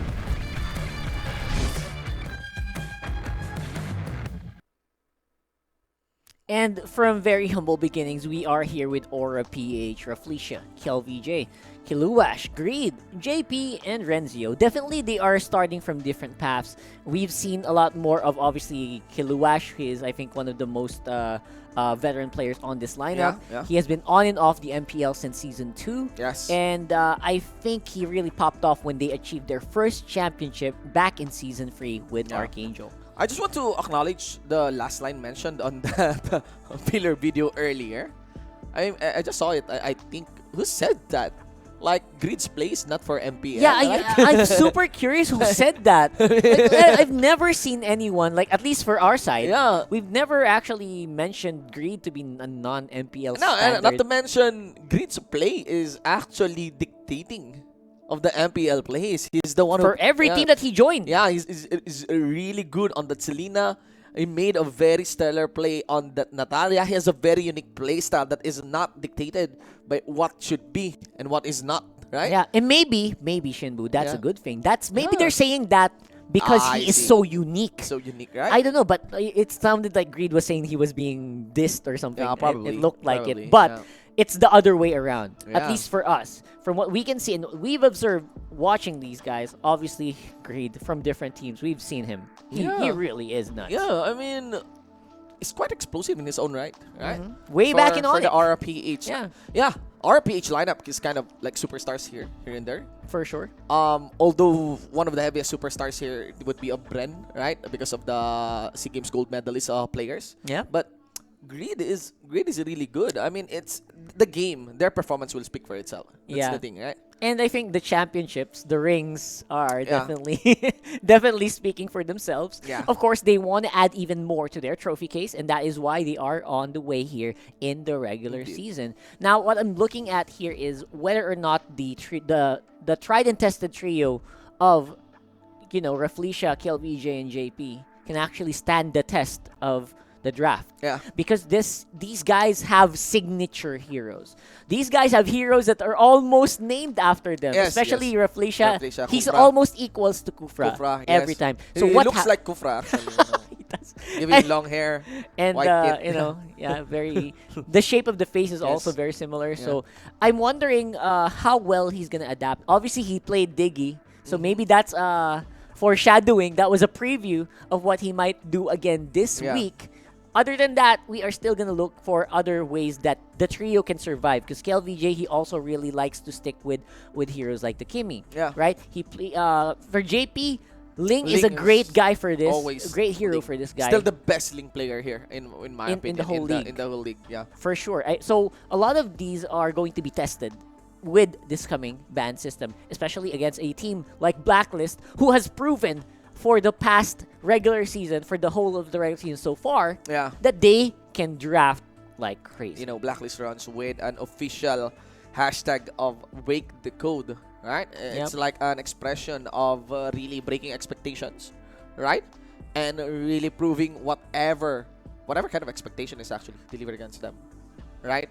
That's true. I'm seeing actually the analyst desk right now. we got Raflicia's face pinned onto the Diggy. What is here this? Right now? Why are we not showing that? I mean, it's totally amazing, ladies and gentlemen. Again, it's majestic. The Diggy pick has been around for quite some time. But that's right. The very first player who actually rolled it on a professional league would be of Raflicia. Use it to such an extent that even after a week, it's not yet forgotten. And not to mention, it has been becoming a consistent nightmare in the ranked solo queue ladder. Yeah. Everywhere else in the Mobile Legends scene, like everyone every tournament, everyone wants to try it, right? Everyone wants to do it.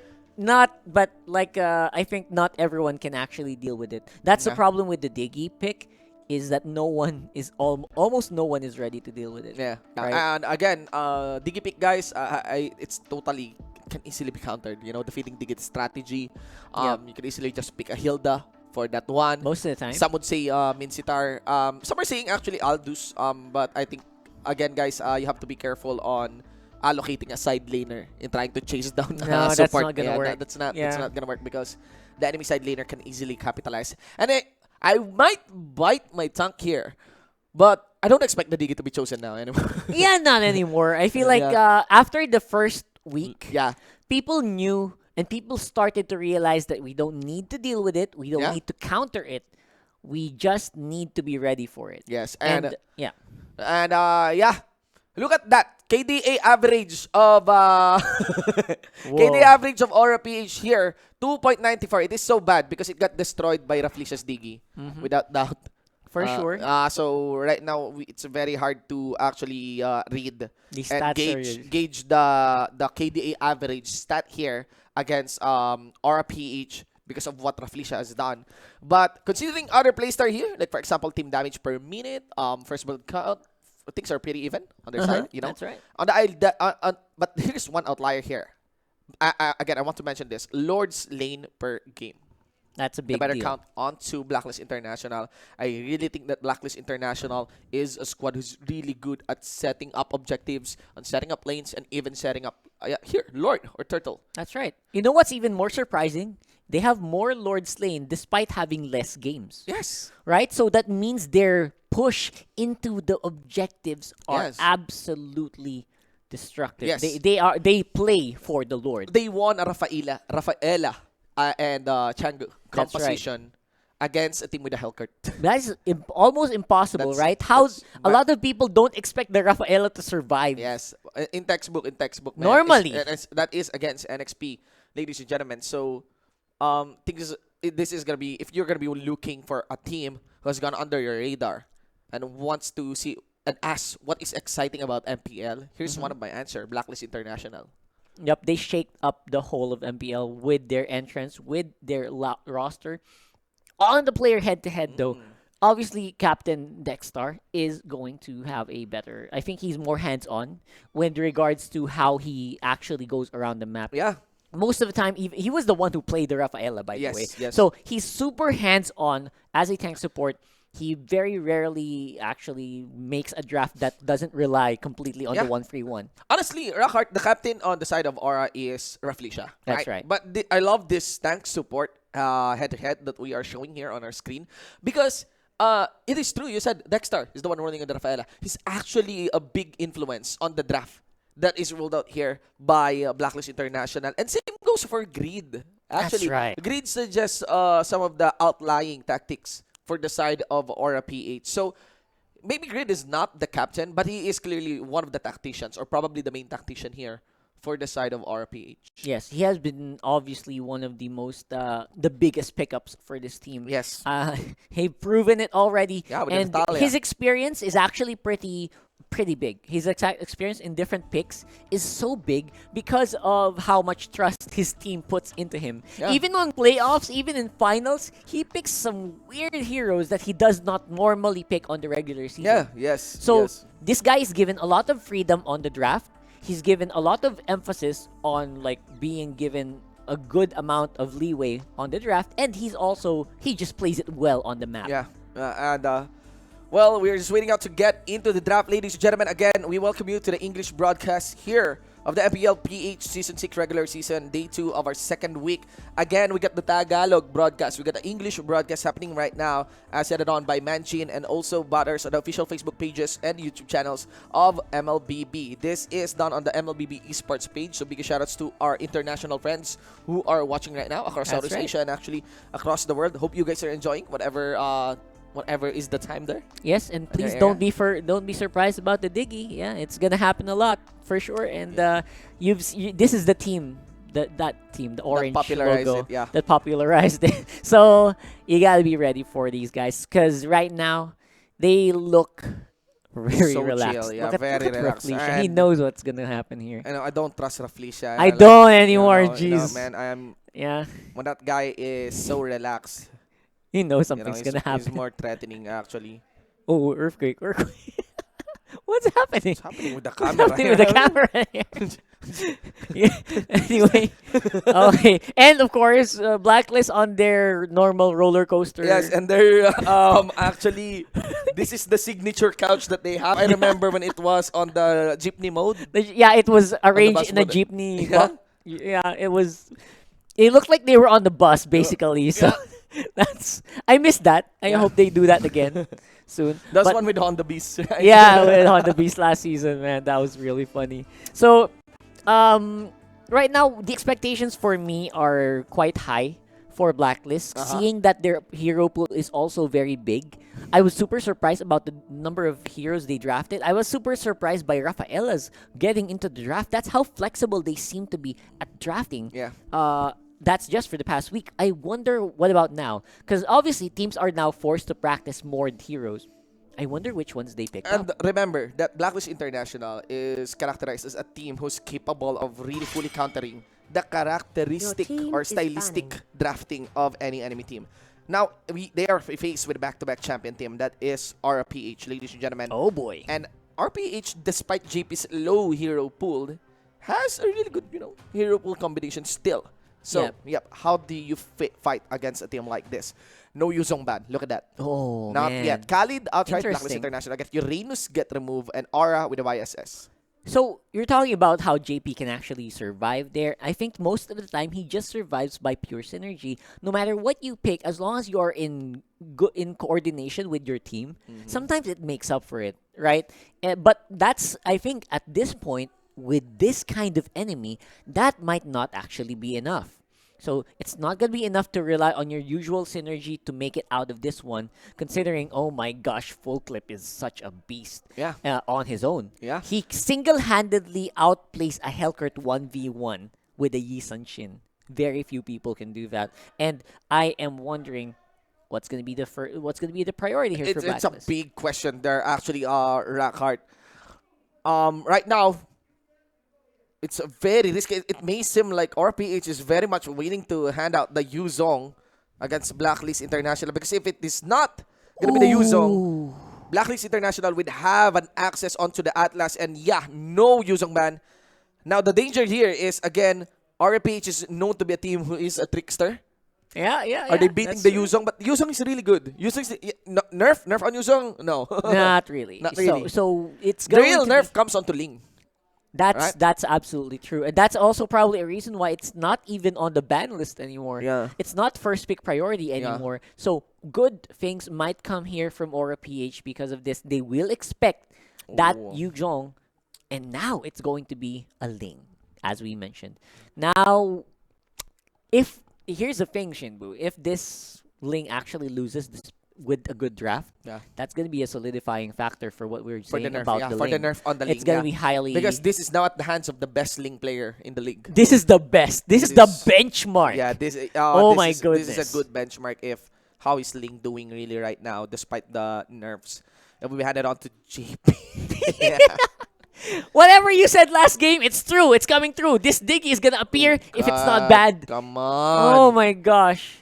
To be honest, I was expecting Aura to do it, but now it's Blacklist.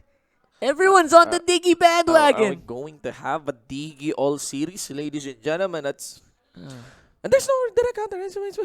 No that's direct not counter. even a direct counter. That's no Atlas. Well, they can prevent the Atlas peak with a Diggy peak, right? Yeah, but well, it's very early. Diggy. Preemptive. Right, preemptive pick. I mean, this can get destroyed by a Hilda, as you mentioned. Yes, Hilda. And the Hilda will work with the Aura PH lineup right now. Hilda, just do it, or else it's gonna get banned. Hilda roughly siya. You know it. Without doubt.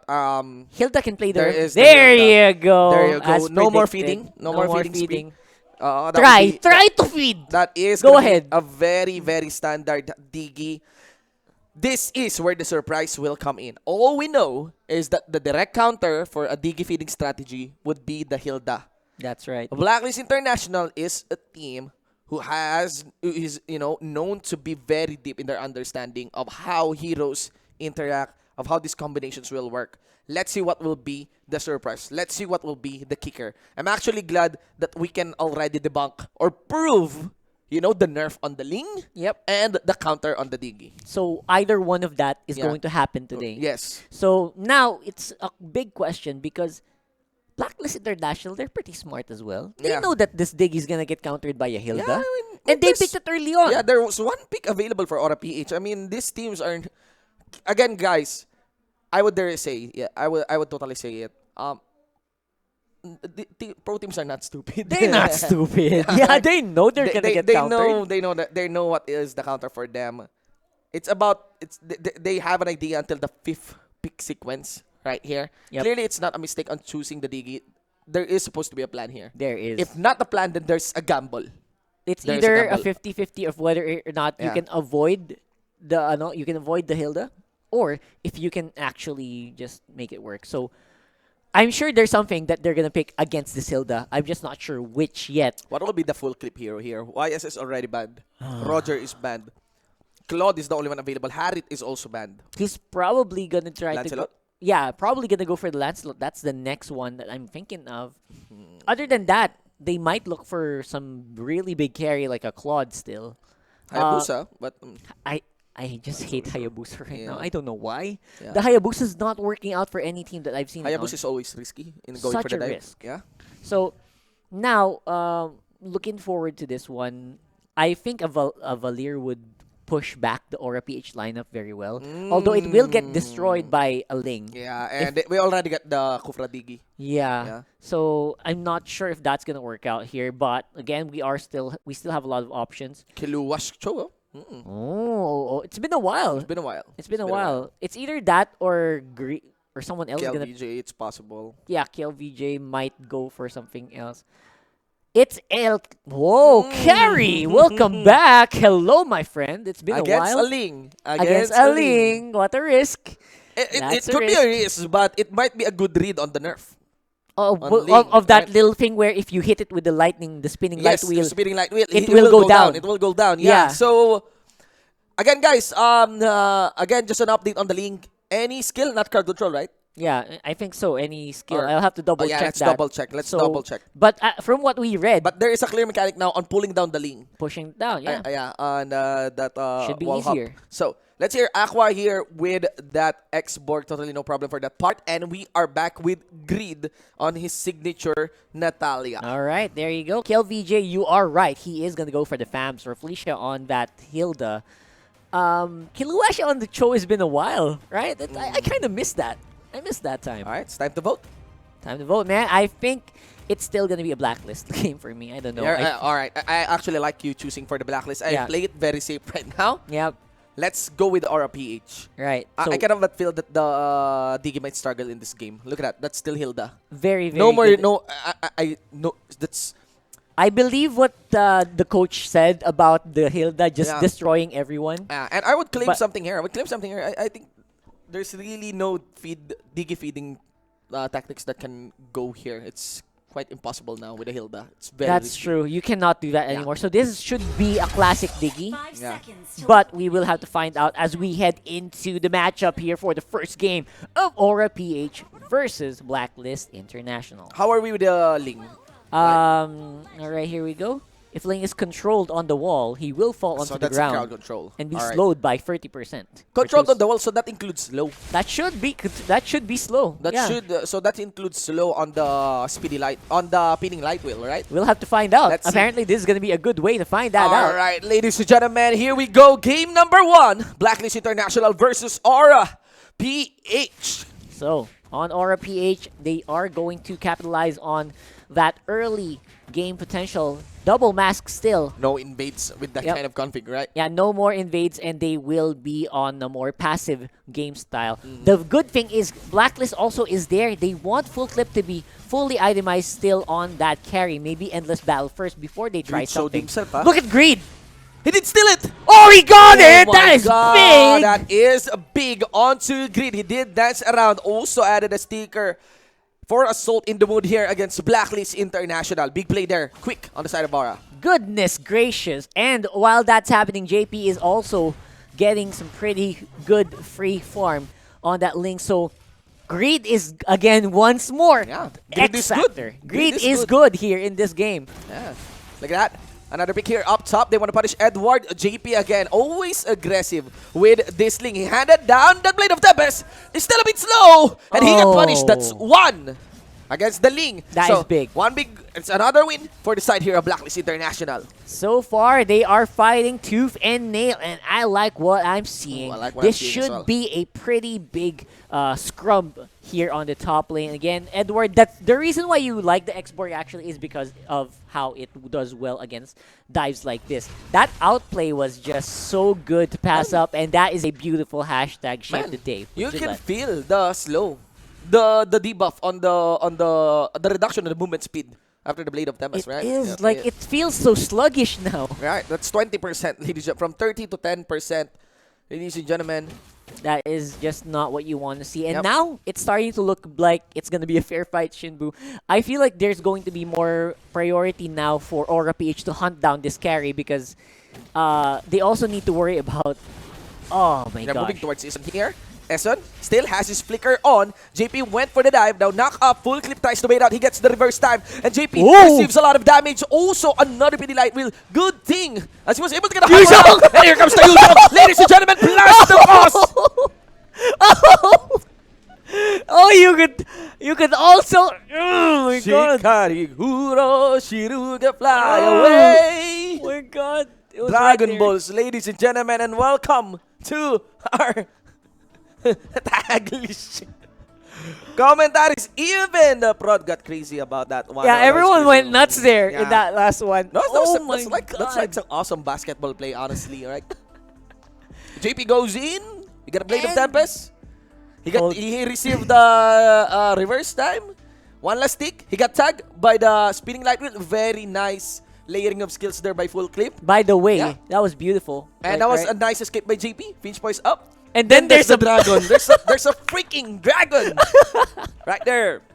Man, I don't even know what's gonna happen in that one. I hope we get into the game before they we got a unpause pause. that. We got Please. a pause.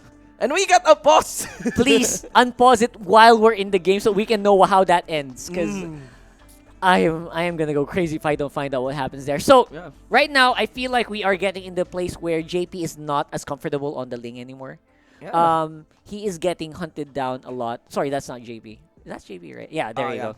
So I feel like we're getting into a place where it's so difficult for the Ling to actually maneuver on the map. It's weird to see that. Yeah. Ling is one of the most maneuverable heroes in this game, Yes. and he is really suffering a lot from that nerf. But I love the way JP is still playing this, like his play style. It's For really sure. aggressive. It's still very aggressive. It's still not that Link who tries to find his timing. Like JP is really a natural on the lane. But I kind of feel that the nerfs are really manifesting in this game. Look at JP here. He's trying to figure out. Yeah, he's like, really trying to figure out how can I escape this. He's got calculating all the angles of his exit. He's like, how can you survive it? I mean, the chances of JP surviving is the same as the love story of many people. I think he went down. And the answer is none. Oh, no, so, yeah, he's down. It's very low. So that's JP already down. Ladies and gentlemen, 2-0 here. Nice tag. Where's the kill? Did the kill came into... Went to Aqua. Aqua, yeah. Aqua. All right, that's not bad. And I'll go again for the meantime. It's going to be answered really quickly with Greed here. Greed, yep. And what I'm super curious about is almost everyone on Aura PH is on Assassin emblem. I like it. Like they really want to go for pure damage output here. And I was surprised I didn't see a Bounty Hunter. Of course, that's not what you usually would see. It's a little weak. Yeah, so it seems that RPH is eyeing actually the early game here. Yeah, and they're right. They're right not to pick it because if you only pick that if you 100% expect a feeding Diggy. Yeah. And this is a normally played Diggy that's just trying to get a lot of damage into your end and your opponent, right? So it's not gonna... It doesn't want to die. Yeah, so... that's high and dry, right? It's been a long time since high and dry, because yes. The one who's taking popularity right now would be of the Killing Spree. Right? High and dry. Three of their heroes are on high and dry. That's pretty big. All right. Yeah, that's lane advantage right there by default. 2-2. Ladies and gentlemen, got Aura here. Actually, just playing it defensively. KLVJ, this is normal for the life of an offlaner. Eson goes for the dive. There's going to be the knock-up. There's going to be the ultimate reverse time. All in. KLVJ still will be able to survive. No, he won't be. Full clip makes sure that the kill is complete. And that's it. Yeah, and KLVJ can't really do anything else about it. And now it's going to be the top lane answer. Aqua 1-for-1. Proc onto that Dragonoid form, and they are not done. Yeah, Gets one more. Ladies and gentlemen, Edward also burning it up onto the bottom lane once again. They want another bonus round here against the side of Aura and Blacklist. Wow, that is 2 consecutive kills after the kill down in against KLVJ. That was quick, 6-2 right now. And Aura, I think they're punishing what would be a supposed lane advantage here by Aura. Sorry. Blacklist is now like removing what is supposed to be a lane advantage by Aura PH. That's right. Answered really well. And JP, he has the turtle buff, so he can actually do a lot. Forcing Tempest Blades by just a reverse time. This Diggy is a pain in the butt still. Yes. Also agreed. Oh, yeah, for Greed, right? Look at this Greed. He's just not giving everyone a hard time. Edward now forced to use Last Insanity to push on out of there. Yeah, there's no choice. And of course, that should be an easy turret there by Aura. They're just eyeing if Edward can be a bonus round right there. Ladies and gentlemen, but the spread here of Aura is still good. Yeah, it's really good, actually. And I think we want to see more KLVJ suffering on the bottom lane. I don't think he has that Cauterun Inferno anymore, so he will go down. But Greed is on the follow-up. Yeah, but there's going to be the time journey, ladies and gentlemen. Full clip is already gone. Here comes JP, fully landing in the swords into the face here of Dexstar. Make that a bonus round. Eson has to walk out. Edward goes for the backup, and I think Aura decides to back out. Yep, most of the time, JP just goes in for the knock-up from Tempest Blades. Swords, he doesn't even go for Swords of Revealing Light anymore. Aqua gonna be tailed here. Oh, look at this. The life is HP! Yep. Oh my god! So balanced. Such a balanced hero. Biri balance, ladies and gentlemen. Yuzong. What is this? That's 2v1. That's 2v1, no problem. No problem. Almost there, but not quite. Not quite. Oh my god. On this, the Dragon Lord, ladies and gentlemen, now eyeing to take the purple buff. Here comes Eson, went for the job. There's the ultimate, landed on to JP. Forces the Blade of Tempest, gets greeted quickly by Eson. Doesn't matter, he will fix poise his way out.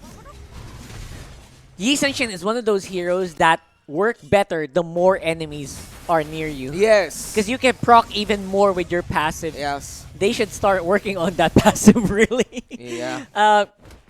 They limited it a little bit. They already nerfed it, actually. The nerf in the patch was directly to the passive.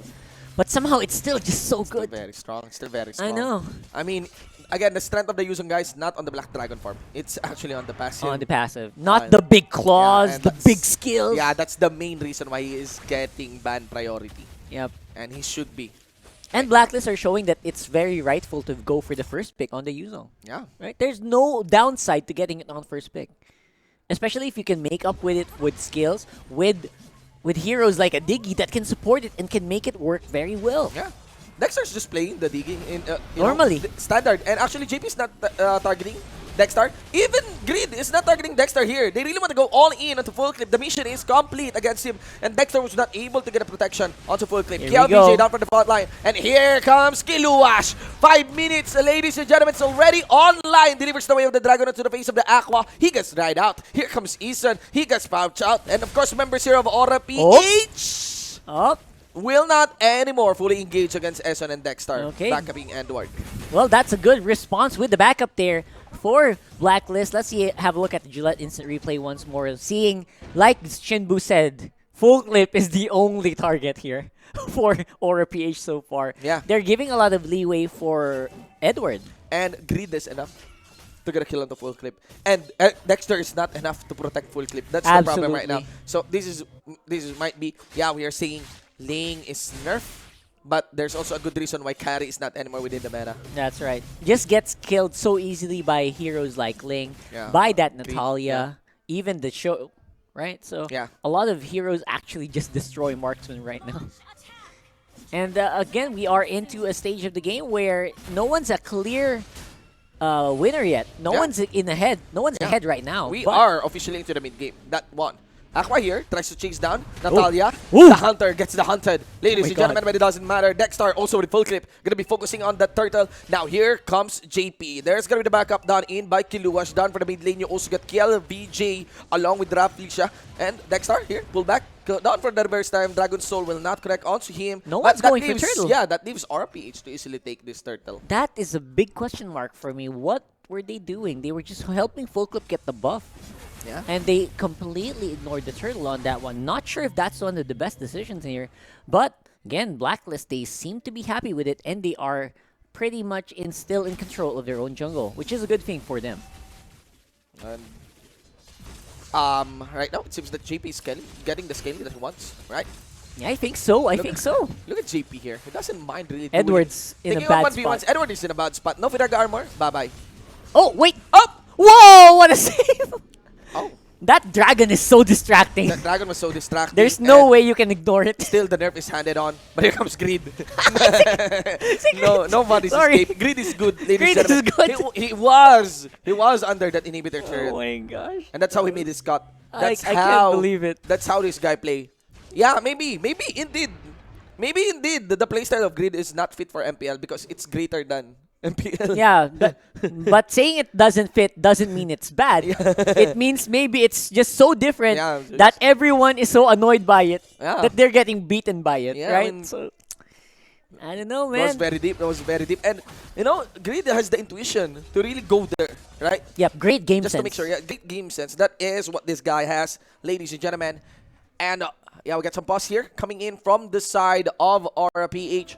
Ladies and gentlemen, there is some good control here for the side of Blacklist International, if you're accounting for the side lane. But in terms of carry, things are looking well for JP still. For sure. He was pushed a lot in this game. Yeah. He was denied a lot of kills. Yeah. But he still looks like he's ready to go. It's just the nerf. Just the nerf. I feel it's just the nerf. It's really affecting JP here. Had it been without the nerfs, I think the kill is completed already against a the lot of those. Yeah. Yeah, exactly. Not just the X-Borg, but a lot of others in the mid lane when he was always proccing that ultimate. Tempest of Blades is just a great tool before. Now it's not so much, right? It kind of slows you down now. Before it was so smooth from walking into Tempest of Blades into the Defiant Blades, Defiant Swords, right? So now there's a little bit of delay.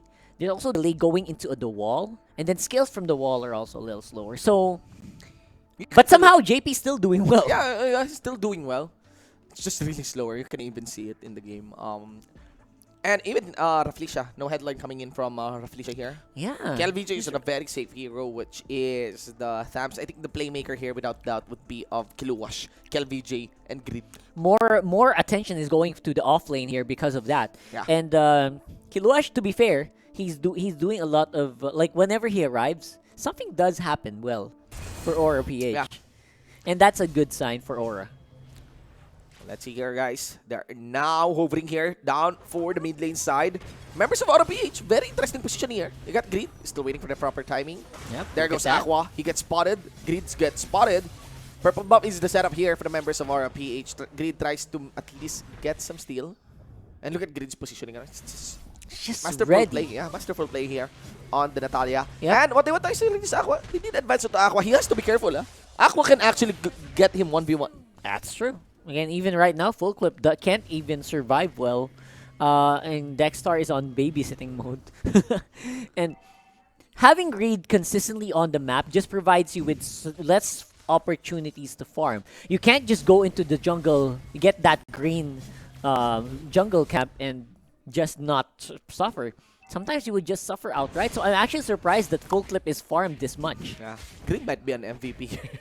Yeah, Greed is like absolute MVP in this one. Is always involved in the fights, ladies and gentlemen. And look at that. They were able to get a kill here down for the bottom lane. But they started the fight for the Lord. Actually, maybe they're waiting in Blacklist International. The bait has worked. No! Blade of Tempest is now available for the members here. Base! And yes, that would be the base. No one's going home. Ladies and gentlemen, they got the artillery minion. They got Kilush dancing around. Only Fast gets... Oh! Look at that. JP canceling all the TP. There's only just one member here. Defending the base. That's it! That's again RPH classic clickster moves.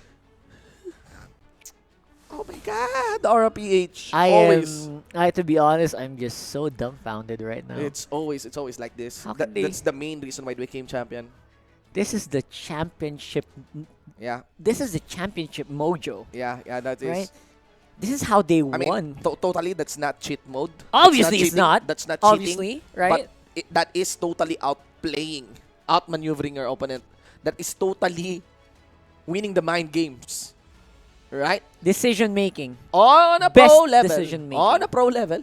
On a pro level. Oh my gosh. So, our resident analyst Wolf is very happy. He seems to be so excited. That's funny. That's normal. Yes, you've seen that in the games. But that's still funny. It's still a split push. It really is. So right now, Shinbu, we have to reset our minds a little bit here because so far... It's always Aura who's doing this. Not just Greed anymore, by the way, with Kiluash. Not just Raf. It's always just Raflisha who's really like... How can I... What is... I'm sorry. What is magulang in English? Like magulang is like just taking advantage. I don't know. Right? The closest I got is trickster, right? Like, yeah, that's actually pretty like good. They're just tricking the enemy team into making a very weird team fight decision. Yeah. And then capitalize on it. Oh my God. I was literally jaw dropped earlier. It's always like that. It's weird because they got a kill on the bottom lane. And what Aura did, they started on the Lord. When they started the Lord, that actually attracted the members here of Blacklist. Let's see the breakdown here, coming in from Wolf. You can always just scratch yung early and mid game with that one fight. And this is probably one of the many key factors kung bakit laging nagcha-champion ng Aura PH. I always feel na they have a solution to all the problems presented to them. My name is Wolf, your resident analyst, and we're going to be talking about that first game of best of 3 series between Blacklist International and Aura. While it's true na mamaya na natin pag-usapan yung nangyaring late game. Kasi feeling ko, hindi mangyayari yung nangyari na yun nung pag-split push na kung hindi dahil din sa simula ng laban. All things considered, I think and I felt that this is such a good draft from Blacklist. Mukhang prepared talaga sila. Una sa lahat, nagpakita sila ng Digi. And mapapaisip ka, hindi nila binan yung Hilda, kinuha nila yung Digi at open na open siya para sa kalaban. And honestly, RPH will 100% sure pick this up. Kasi alam nila, kinokontra niya yung Digi. And na-explain din ng mga casters natin. The casters explained earlier that Hilda against the feeding Digi strategy is absolutely good. Then again, Aura PH, so Aura PH picked it up. Naturally, may sagot sila. And prepared yung Blacklist. They last picked this carry. And all of a sudden, you have a solid side lane, a very good late game carry that's great against Thams, against Joe, and against the Hilda, no matter what the position is. So, maganda yung trajectory dito ng Blacklist. However, one thing that they missed out, and this is something that we can see in the post-game stats, is that this is probably very comfortable para sa Aura PH. You have the Thams, na alam natin na gustong-gusto yan ng Aura PH. You have that Ling ni JP. This is signature, and you have the championship Natalia. It wouldn't matter who controls the Hilda, who controls the Cho. Kiluwash ends up controlling the Cho, and we know that this is a very comfortable draft eventually for Aura. While it's true na maganda yung draft dito ng Blacklist, going up against Aura, they have all the tools that they can get. They have a good trajectory, like we're saying. Ganda na ng flow into the late game. It's all good. They discounted the fact that this is the Aura team. And meron mga signature players dito with their signature heroes. And we will see in the highlights how Aura PH recovered from many points in the game. So this is the first blood, and we are seeing mastery agad mula kay Greed. We can see na kinounter niya dito, in-invade niya, knowing that there's not much, there's literally no way for Blacklist International to carefully secure this. They don't have retribution. Siguro they have flame shot, but you don't want to give it the purple buff to Blacklist to the Diggy. You want to secure it on full clip. So Aura PH, checkmark agad sa kanila yung first rotation of buffs because they have that stolen purple buff. However, Blacklist International, ang ganda no kanilang own recovery into the first match. By the way, napakagandang outplay nito mula kay Edward. Look at his positioning. Papunta lang siya dito, nagpapatrol-patrol, and then he goes here at finors niya na mag-Tempest of Blade si JP because he knows. And we will see as the that outplay using the flicker para dito sa ating X-Borg right at the right moment para saktong-sakto din, no? Edge na edge. Kung sobrang min-maxing to coming out from Edward. And you can see a lot of promise on this kid. One of the most mechanically skilled players in the league for sure. Kaabang-abang dito si Edward. Nevertheless, that was a big outlay on JP. And I think that the casters have mentioned that this is not the best start for a Ling, and it is in fact not the best. By the way, Kufra against the Ling is good for Blacklist International. Many times we saw that this Eson Kufra controlled the Ling. In fact, JP had 3 kills, 3 deaths in total for this game, and kung isipin mo, parang may mali, parang kulang pa rin, parang kinakapos tayo dito. And we are going to see the development of Blacklist International as they eventually take over the map and also take over the game. Kung mapapansin natin dito, lumalamang din naman yung Blacklist International. But Aura PH, now at this point, if you are looking at the map, lamang ng Torre dito yung Aura PH. In fact, Aura PH took down 4 of the turrets of Blacklist International in this game on the road to recovery. Now, what does this tell us? Nung nararamdaman ng Blacklist International na natatalo sila, the way they break even the overall gold of the game is to push the side lanes. And this is really solid for Aura PH. Kaya nga naman nanalo sila dun sa kanilang previous series. Nakita nyo kapag down ang Aura PH, ang natural na ginagawa nila laban sa kanilang mga kalaban is to push the side lanes, get the objectives up. So no matter what happens, kung may clash man na mangyari at malugi sila, laging nakapush yung mga side lanes against, mga minions nila against their opponents. And this is also the setup on how they will eventually win this match. Obviously, nakita natin dito, I'm gonna be blocking a big part of the map. But anyways, I want you to look at how shoved the lanes are. Sa top lane, even sa mid and sa top, but look at this. Ang layo na ng minions. And there were 4 members here from Aura PH. And they're all saying, okay, sige, ilalasit natin yung Lord. That's perfect. But why don't we look at the better approach dito? Kasi hindi sila mananalo. This is a 5 versus 3 matchup in the Lord area. And obviously, Aura PH will not win that. Numbers pa lang. Kahit gaano kayo ang galing, hindi kayo mananalo dyan. So what they did was to force this one out. Sobrang sync ng Aura PH dito. And I think the best play will happen with this cancel of the teleportation. So mapapansin nyo, nagte-teleport na, and JP, ang kailangan lang niya ay tumalon dun sa kanyang sa mga kalaban and just to cancel the TP out. And honestly, this is very self-explanatory, mga kaibigan. I know na kitang-kita nyo na yung mangyayari dito. There's not much analysis that you can pour out in that specific play, but we know that the setup for that play is all that matters. Hindi mangyayari ang mga malulupit na play mula kala Greed and the rest of the gang without the setup. Again, the priority for Aura PH is to push the turrets, shove the minion wave as soon as possible. Laging naka-push lang yung mga minions against their opponents. So when a big team fight happens, they will always have that real estate advantage against their opponents kasi laging yung minions nandun na sa torre ng kalaban na sa base. And even when we say that the MVP of the game is Greed, I think that nakakabwisit din talaga yung kanyang ginawa dito. By the way, pick up on that casual Deadly Blade that we know is very good against sustained heroes and obviously very good again. Magandang value item, I guess, for Greed here. Picking that up so that he can counter many of the members of Blacklist International. You know what? We can attribute this to the fact that Aura PH are problem solvers. If tatanungin nyo ko, how can I describe Aura PH and why they're winning? They're problem solvers. Kapag merong issue na nangyayari, kapag medyo down sila, they try to solve it with different approaches. And this time, they use the minion pressure and the positioning of their cores so that they can recover from a potential sana na pagkapanalo na ng Blacklist International. The economic advantage what was at Blacklist International for a significant amount of time until nagawa na nga nung Aura PH yung pagkontra nila at pag-recover sa laban. Nevertheless, that's just game number 1. I'm sure that Blacklist International have prepared more against Aura PH. And let's get back to the casters this time. Ano ba sa tingin nyo yung mangyayari sa game 2? Yeah, indeed. The final clash is totally self-explanatory. Right? Absolutely. That's the reason why at the end of that, I was like, yeah, I was just looking at it and I knew that was it. That was the play. That was the play. Actually, it became more obvious when Aura PH, the 3 members, started to target the Lord.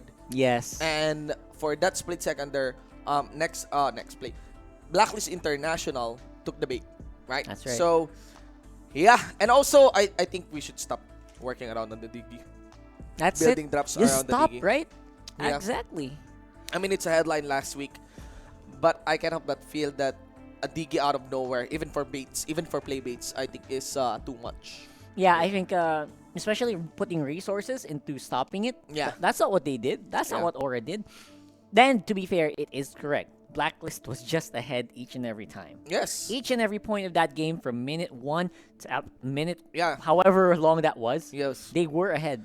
And JP was struggling, but he didn't need items just to pull off that play. Yes. He just needed the synergy from his teammates to make that remember, waves are always ahead onto the side of Aura PH for the most part. Yes. Right? They got a gold lead. Blacklist International is. They got kill leads. They win fights. But you have to watch out for Greed. Greed, God. Actually, Greed, what he did is kind of a little bit extreme, but methodical Natalia play. Just stay onto the backline. Yep. Tag minion waves if you can. Tag heroes if you can. Get kills if you want. And what he did is he actually worked with Kiluwash. In that last one. Right, in that last one. Not alone anymore. Last season, he did alone. This time around, he has the backup, and it worked faster. They were able to push in faster. I actually was surprised at Blacklist committing full 5 members, and no one was near the base to stop that. Maybe that might have been also a mistake. Maybe they were expecting, Blacklist might have been expecting that maybe the Cho or the Natalia was waiting in the bush next The to Natalia Lord. might be onto the Right? top, yeah. So that's why they committed everyone. Yes. They could win, so they could win the Lord fight. Yes. But what they didn't know is that, again, as Wolf said, they put a different approach. They took a different approach in winning that game. Yeah. Because they knew they were behind. They did not win with raw power. They won with just decision making. Yeah, yes. Even in the bottom lane. Again, if I'm not mistaken, the Cho, Kiluwash, along with Grid, was able to get 1 member there of Blacklist International. And after that push, members of Aura PH decided to go for the Lord. That's the one last tick that they need to at least lure out the 4 members up top of Blacklist International. And they forgot that the Natalia is down at the bottom, that there is enough minion wave, that those are AD heroes, auto-attack heroes with decent attack speed, with decent added damage to their auto attacks to actually finish the game. And yeah, they actually tunnel vision with the Lord. Even though in textbook they cannot members of RPH cannot really take it with just 3 members alone. But here we go. We are with Blacklist International. They're still gonna be removing the Uranus. They got the Khalid. Selena is removed against Greed. PNK, remove by Aura. That's very interesting. Yeah. I mean, almost the same bands except for the PNK. The PNK, yes. Yeah. PNK is definitely going to be one of those heroes that can kind of stop the push earlier, maybe. It helps deal with Cho. It helps deal with Natalia.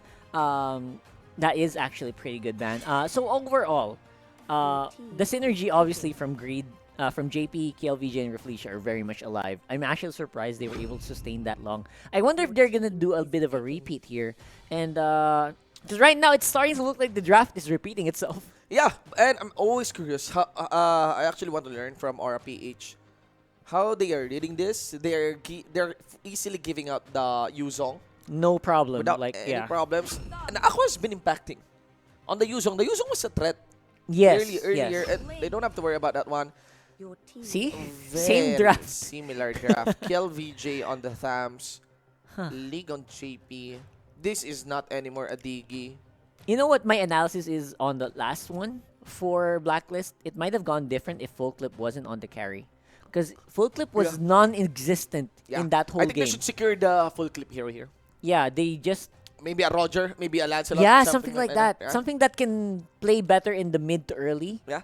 Because the carry last pick, again, this is one of the dangers of the 10-ban system. Yep. You can have one role, especially the carry role, and even tank role, so fighter role, even can be gimped. And that's it. First denial against Kiluwash. Cho remove Edwards to rolling on that Kufra. Apparently, they think Kiluwash did a pretty good job in that last one. And now they're going to show him what else this hero is going to be capable of.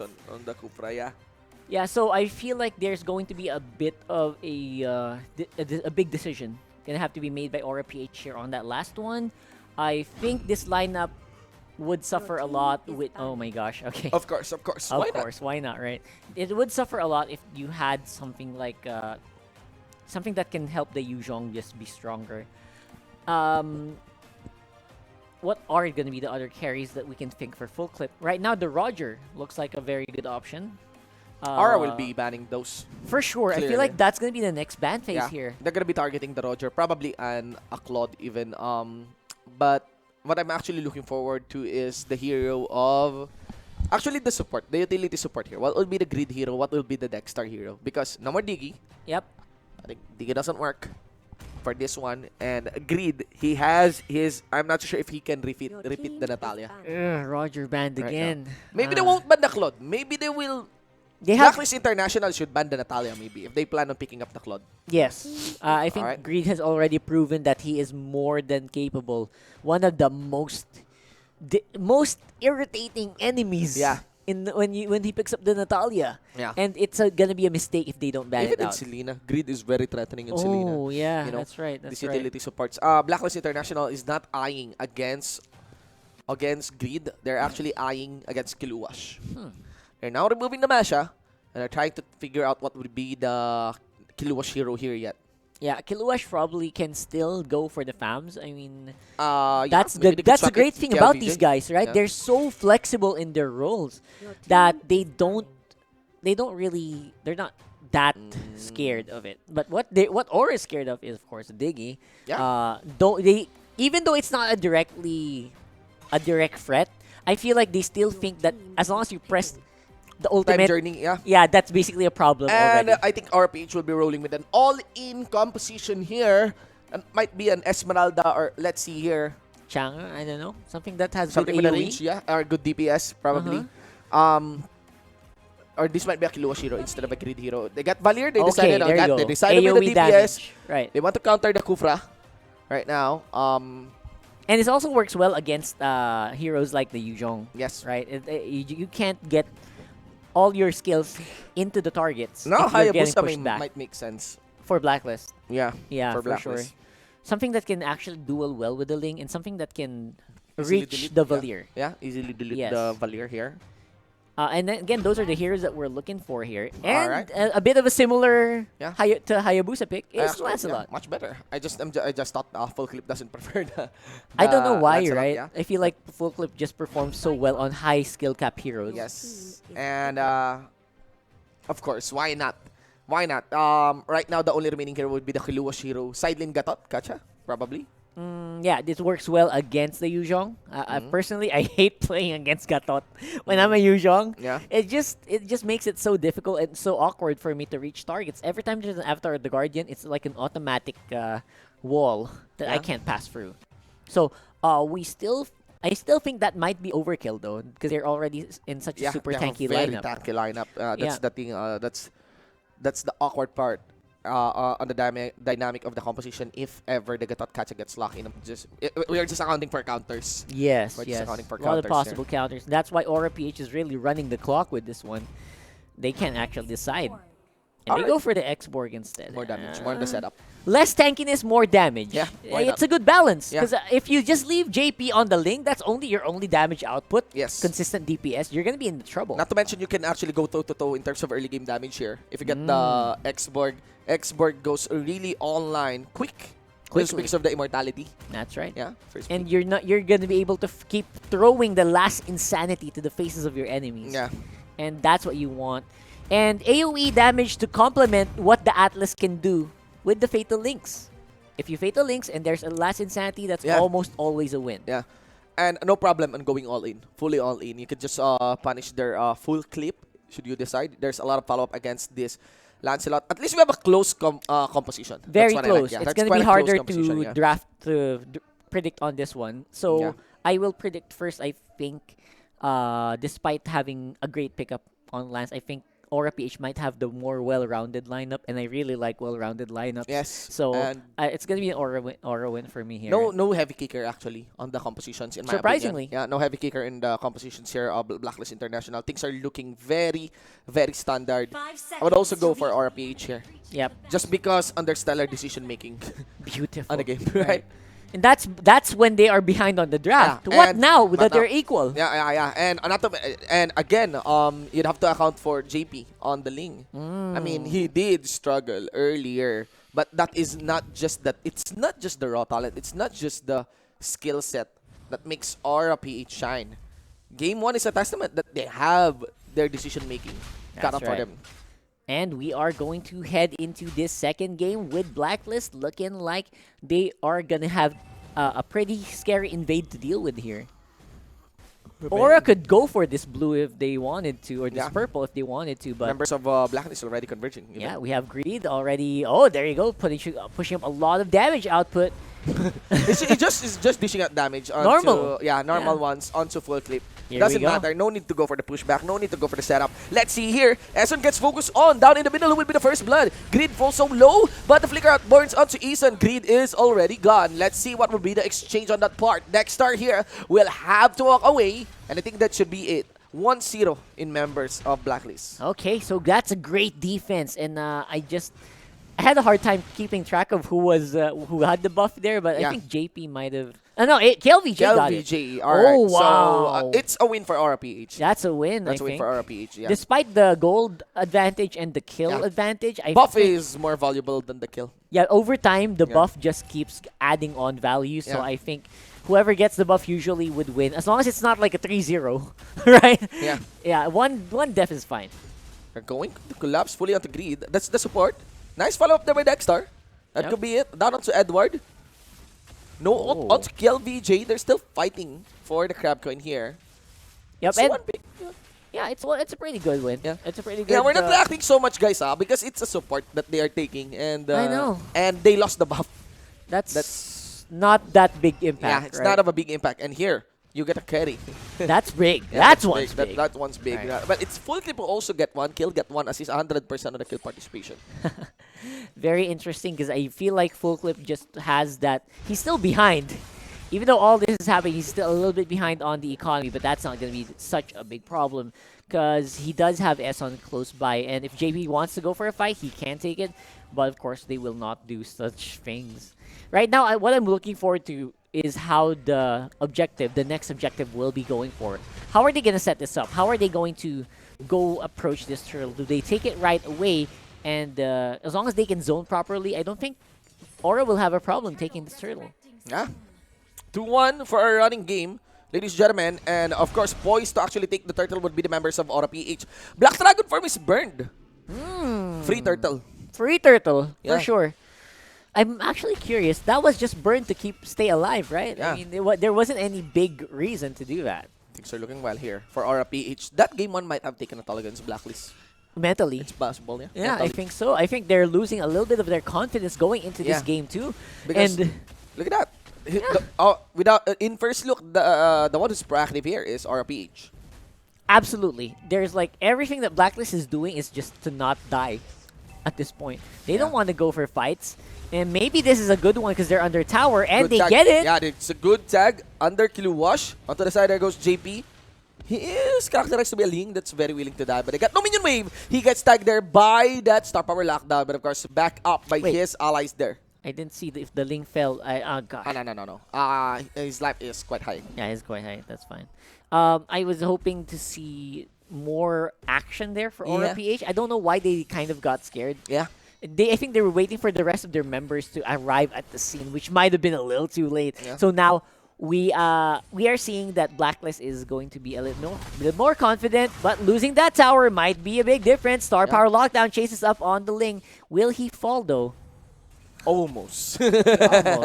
Almost does. So it was really close. Yeah. Very, very close. You can actually see how far a Ling can run away.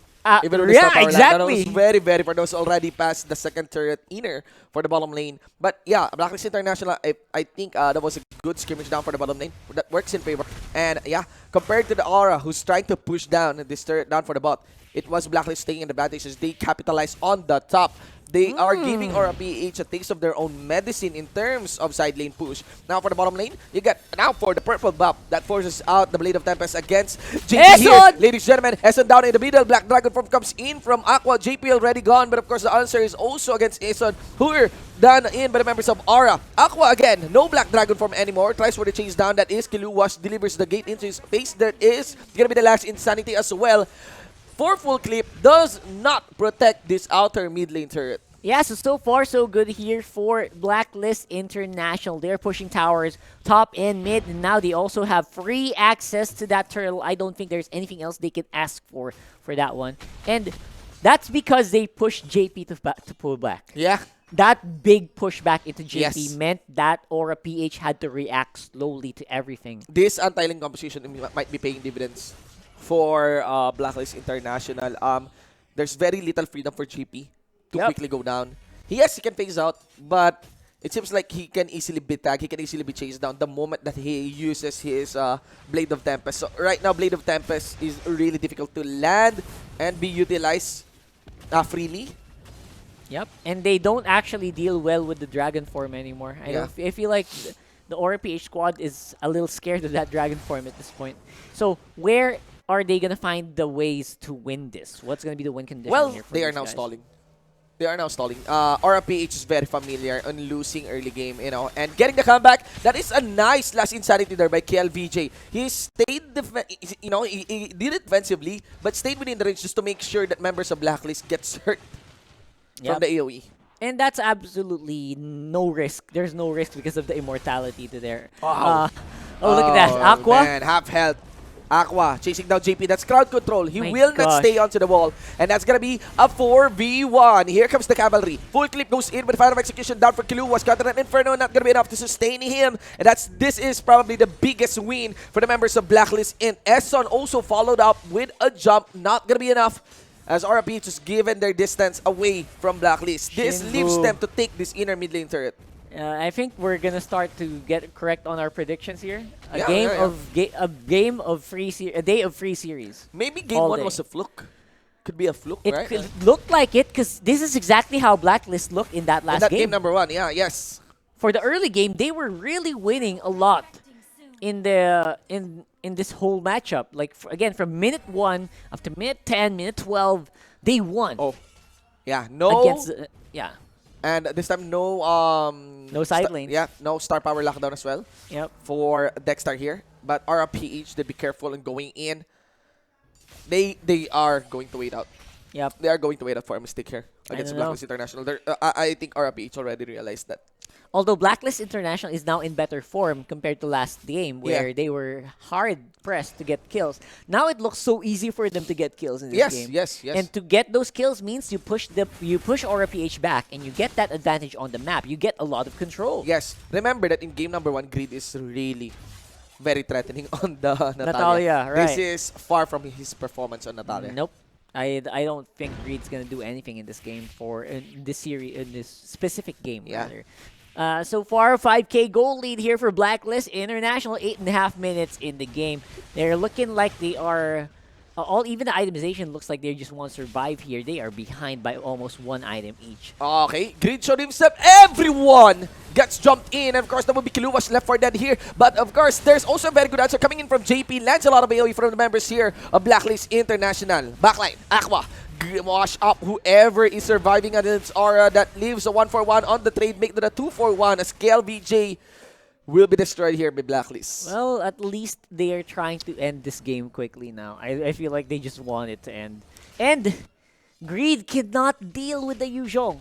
For some reason, this Yuzhong is just so good at dodging the skills of the Valier. Maybe Greed is really good on assassin supports. That's what I think. Oh, yeah. And Good probably point. it's not as effective compared to my Venus on backline supports, right? Because mages need to have, they have that like stance. They need to get into that poise where they're casting their spells. And maybe. Greed loves going in. Really quickly, like in the blink of an eye. Yeah. So maybe you're right. This might not be the playstyle that's fit for Greed. More aggressive here. Essen casting his jump.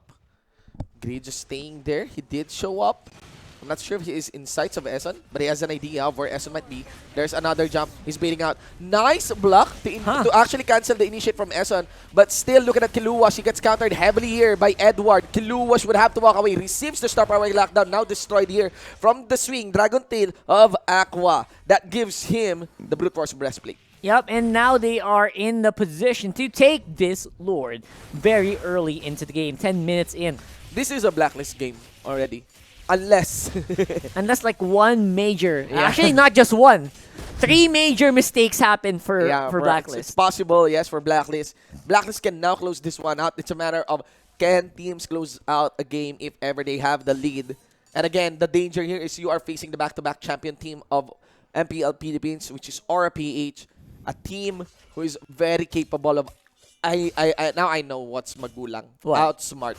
Oh, there you go. Yeah. Thank you so much for that, Shin. I just realized that I think the more appropriate for magulang is outsmarting you. Really. Yep, they're really good at outsmarting their opponents. And that's just going to be their win condition here because I don't see anything else. I don't see them walking outside the base, although I like that JP was invading the blue buff still. I don't know. Stealing the blue buff away from, or purple buff rather, away from Blacklist. That doesn't really account for much. They have a Lord pushing on the bottom, big minions on top and mid. How do they flip this around? Because right now, if you make a bad move outside the base, we got some pretty big death timers here, Shinbu. Yeah. Could be really bad for Aura. 11-4, ladies and gentlemen. And this is the first official siege done in by the members of Blacklist International. Yep. How sturdy will the towers be? The Black Dragon form is flying bottom lane. We got that S unlocking 2 people down with no follow-up whatsoever. Yep, and they got JP. That would be it. Surely an inhibitor turret will be collapsing here against the base of Onic PH. Raflesia goes in. He went for the Fatal Links. Was able to get an attack down onto Edward. KLVJ commits with a flicker in after the last Insanity. Down under the base, you got KLVJ return. And at least they were able to defend it. KLVJ with a very nice play after following up with Raflesia. Yeah, but that's bare minimum they can get. The follow-up here on Kiluwash is non-existent. He will go down at full clip. And Aqua is still alive. Alongside Esson, he's not even popping his immortality that's yet. going to be a very big problem for them. 13-5 for this running game. JP would be alive. That would at least delay some things. The lead here by Blacklist International is relatively early because that is going to be the Lord that is not in Luminous form when they did that push. So right now, the next Lord will be stalled out by Blacklist International after 95 seconds. And that will be it for one inhibitor, for one door here against Aura. That's right. And again, not losing an inhibitor turret for Onic PH is actually pretty big. Yeah. It just stops and slows down the push of Blacklist, and they're going to have to do another siege if they want to try, and that's probably going to happen around the Lord area, around the time that Lord will spawn.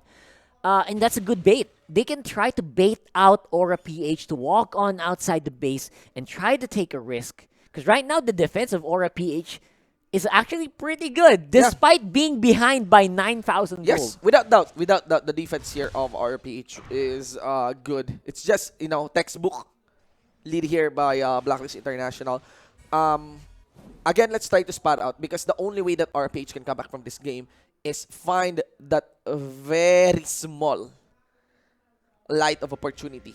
Yep. A very, very small. Against Blacklist International. Again, it's a become mistake. error-free. So nothing... Oro PH cannot afford to make any big mistakes anymore. Maybe Blacklist, they can afford to make one, maybe two.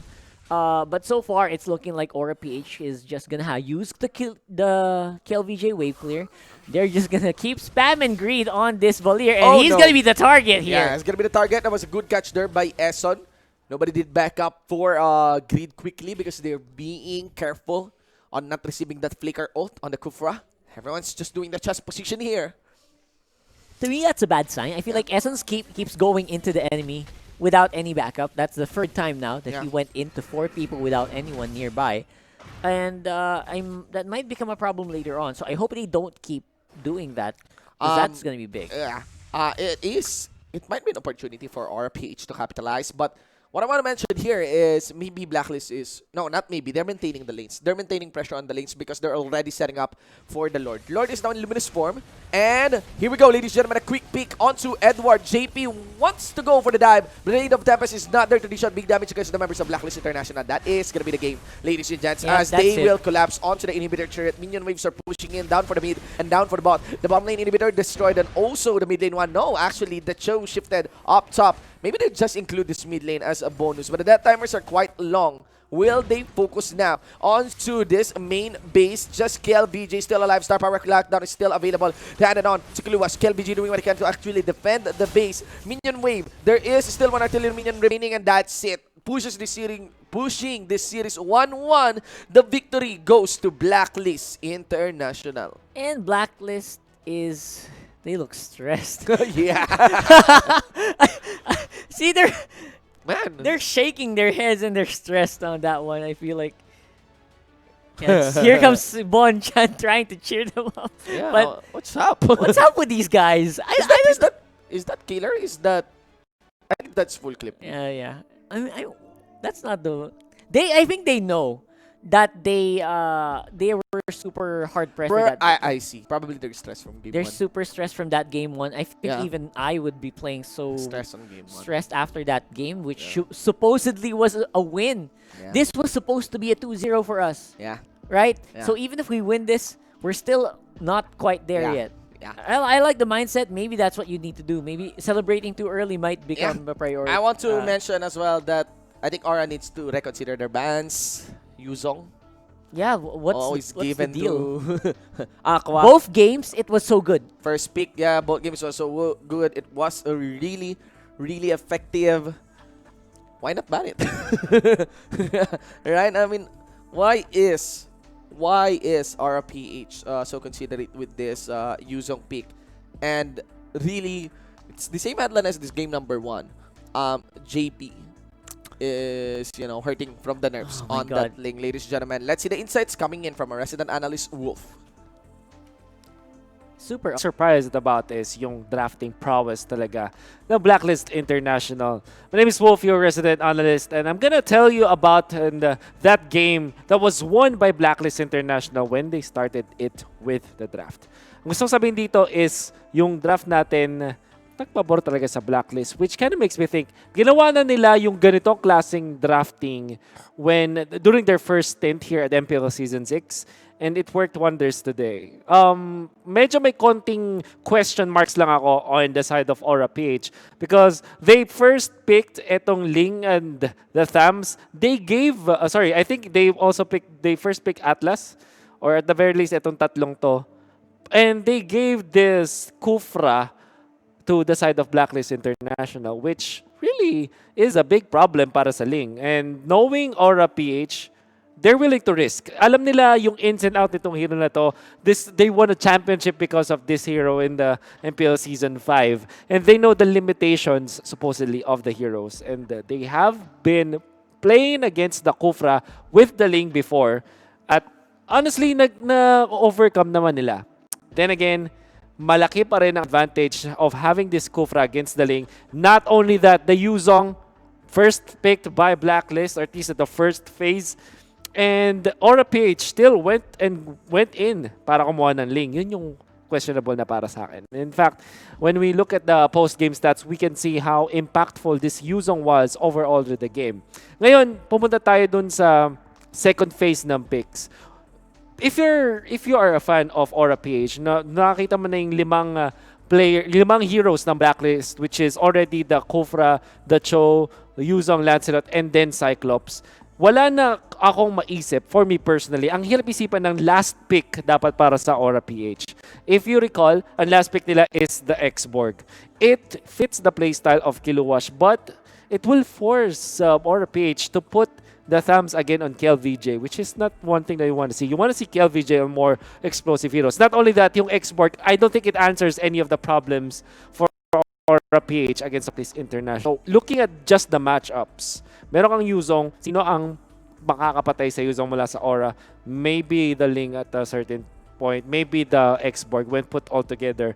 But overall, walang hero mula sa Aura PH na makakatapat talaga sa Yuzong at this point. And in fact, yung Atlas, hindi siya magiging enough at all dahil meron kang maganda mga counter mula dun sa Blacklist. At apart from that, I think that they went for massive purifies on the side of Blacklist para talaga mapigilan itong Atlas mula sa Aura PH. Now, let's look at the actual highlights of the game and we will see the development of the players. And do want to take note na may priority ang Aura PH dito to take the purple buff, and they were successful in doing so. Maganda sana yan para pigilan yung pag-farm ng Lancelot, right? So that's perfect.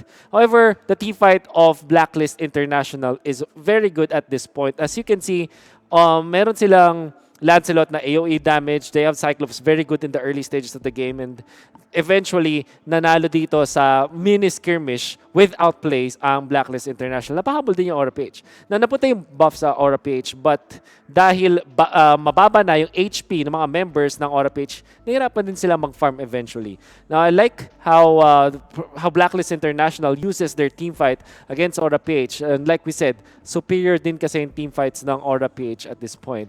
Ng Blacklist International dahil din sa farm na nakuha nila at dun sa nature ng mga heroes. Now, I kind of want to pause it a little bit and look at the mini-map.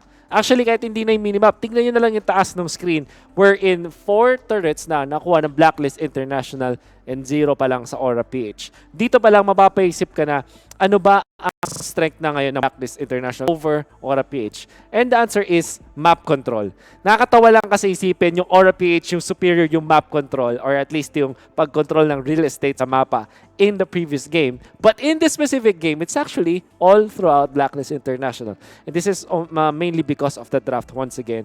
And we can see the game developing. Eventually, yung Blacklist International, they will just keep on fighting and fighting and fighting, not letting Aura PH recover when it comes to the farm. They know the strength of their heroes. Meron silang Lancelot, very good in the early and the mid game. Meron silang Yuzong all throughout the match, kayang lumaban just because of the innate kit of the hero. That's also true with the Kufra na napakatalino ng paggagamit ni Eson dito. Very role player based.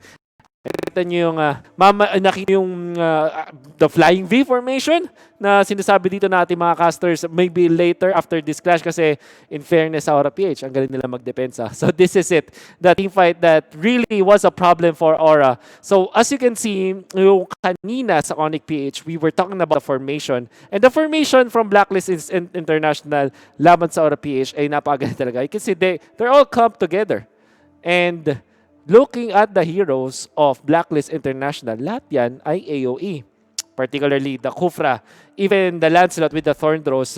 Imagine mo eventually, di ba, matutunaw talaga yung kahit sino sa Aura PH dito. And unfortunately, para sa Aura PH, if you're looking at their spells, nobody has the Purify. And Eson really had the free pass to initiate on Aura PH dahil magkakasama sila lahat dito. Tapos meron ka pang Cho to follow up. So that's additional AoE stuns and all the damage in the world. By the way, there were many counters to the Ling dahil meron ka ng Yuzong, meron ka pang Cyclops, and it's incredibly hard for JP kahit pa siya ang Diyos ng Ling dito sa Pilipinas, it's really hard for him to play in this game. And there's a lot of counters to him, and eventually, nanalo na nga dito ang Blacklist International. MVP of the game is Aqua. I like how he plays this Yuzong. Hindi nagtitipid, mga kaibigan. Every time na alam niya na pwedeng tumulong yung mga teammates niya, when it comes to using his ultimate, he goes for it. He knows na mababa yung downtime ng teamfight tools ng Blacklist International, at dahil doon, pwede silang tuloy-tuloy na maglaban. This guy is the MVP of the game, not only because of the stats, but also the usage of his skills. That's wonderful coming out from Aqua, and hopefully we get to see more. And with that, game number 1, na-even up na po ang series natin between Blacklist International and Aura PH. It's 1 apiece. And ito yung gusto ko i-take note. Draft of game number 2 was really perfect for Blacklist. And at a certain point, draft of game number 1, ang ganda, ang genius din eh. Ang talino, I'd say, ang clever. Wala sa Blacklist International. And maybe in game number 3, baka sila pa makapag-close out ng series ito versus Aura PH. And I honestly think that Aura PH should really match para makipag-counter-punch dito, makipag-back-back, makipag-blow by blow when it comes to the drafting against Blacklist International. How will they do it? Alamin natin yan. Back to you, casters. This is it. We got game number 3 between Blacklist International versus Aura PH. Man, I honestly believe it would have been a 2-0. It does without look that like kind a 2-0. Kind of a fluke, but a really, really wise and stellar decision making by Aura PH in that game number 1. But you know, you cannot really bank on that always. Yeah, that's true. Right? I mean, I know Wolf said it looked like the perfect draft for Blacklist, but I would say it looked kind of even for me. Yeah, for me, the draft it's kind of really even. looked so even. But no direct counter on the Yuzong, though. No, absolutely not. That's something that they have been failing to do over and over again, is to look for something that's going to deal with this Yuzong. Because they're trying to fight fire with fire. They say, you guys pick a Yuzong. What we're going to do? We're going to pick up a Ling. And we're going to try to get it fat. We're going to try to get this guy in the good item sets and then fight it at the same time. They didn't think of any big counters except for Valier. I think they were banking on Baloy, on Greed, to go strong on the Valier. It did not happen. Yeah, there's a lot of space to be given for the Yuzong because Eson has been very aggressive as well, right? Oh my God, so aggressive in that game. Very aggressive in that game. So that would be one, considering the composition here of our teams. And yeah, I mean, no, my recommendation here for the champion team is to just ban the Yuzong. Yuzong, guys, is quite strong. Yes. Still strong right now. There are some mechanics in him that needs to be adjusted, especially on the procs of his passive. And Aqua, Dragon God, right? He basically, even though he lost in the first series, his stats were just impressive. Yeah, the Yuzong. It did not fail. Yeah. Blacklist, first pick Yuzong always. For a good reason, apparently. Aqua's the dragon god. He's a water dragon. Yeah. For that name, man. It's very interesting. So, you know the answer to that? Get those Dragon Tamer skins. Yes. That's going to be the answer. And, there is going to be a heavy demand here for the side of RPH to adjust. One would be maybe build a comp that is not around the Ling. I really doubt full clip will be rolling on a Ling. No. I think no. Lancelot might have been better. Yeah. JP has been good on the Ling, for a very, very long time. Ling but God. maybe he could just go default back into a YSS, right? It's not so bad, right? Yeah, which is I don't think the YSS is getting a lot of attention today. Wow.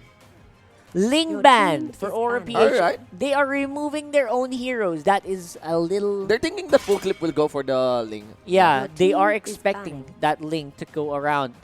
Is Aura PH gonna make a Yuzhong exception again on this last ban? Well, they had the first pick advantage. They could give that maybe to Kiel, to Kiluash. Let's see on which side lane. But so they're definitely not gonna ban it. There's a lot of things to be open here. Kufra is not banned. Atlas is not banned. Atlas still a very, very strong pick right now.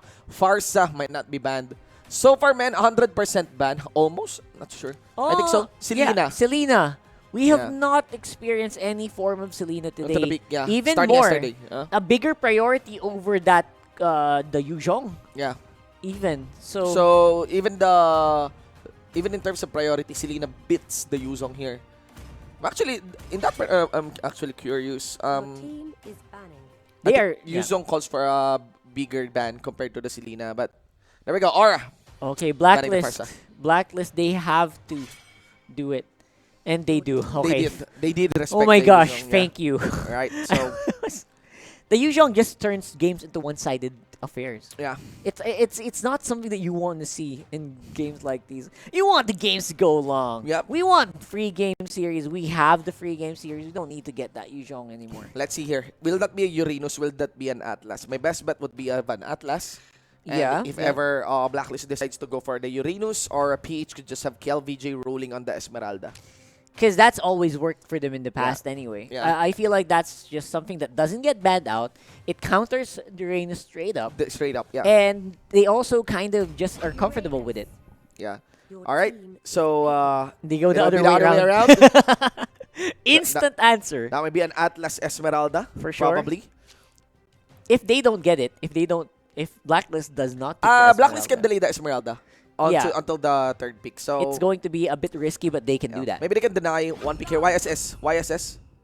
Yisan Shin is they don't care about that. Apparently, they hate the YSS. All right. They hate it. So maybe they don't feel that JP's YSS is a threat here. Yeah, which is funny because That is a nice opportunity for Aura now to secure that, right? there because of these picks though, there Yeah. are a lot of things that are getting opened up, and it's starting to look really good here. It's looking better finally on the draft for Aura. Blacklist, I feel like they're on the way to getting that carry. I think third pick should be prioritizing on the carry already, because they're there. You go.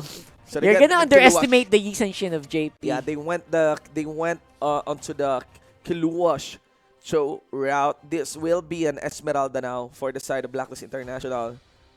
Or do they have other plans? They can actually go maybe for having Dexter. Maybe not an Esmeralda, but they might commit onto having like a natural holder of the Necklace of Durance. Yeah. I actually like that. Popo and Koopa would do well here. Maybe. All right, so they And went something default. Esmeralda. Okay. Everyone's Default. just going safe, yeah. Is that a good thing though, Shinbu? Is it good that the teams are defaulting? And which team is better at defaulting here?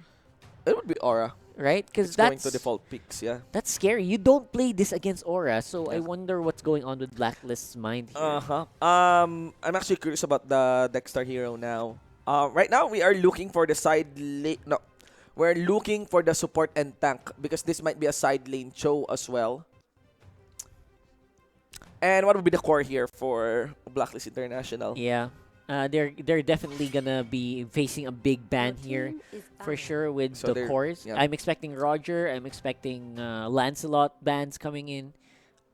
It's funny that Blacklist are also expecting KLVJ to come out with a Kufra for some with the Masha Yeah. for some reason. Hey, stop! Hey, Is that Trevor I actually or don't- Aqua?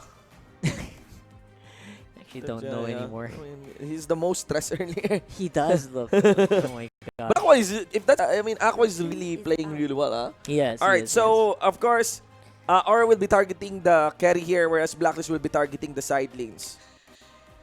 Okay, side laner priority. Okay. They're letting it go. Valerie is That's a fine. good ban. Yeah, Valerie in is a favor great of the ban. Esmeralda. Yeah, it's gonna leave if you pick up that Valerie, it just makes the life of the Kufra a lot of the fams so much harder. It also gives the I call this guy Atlas free reign to just do whatever he can. I wonder though, will they ban the Lancelot here?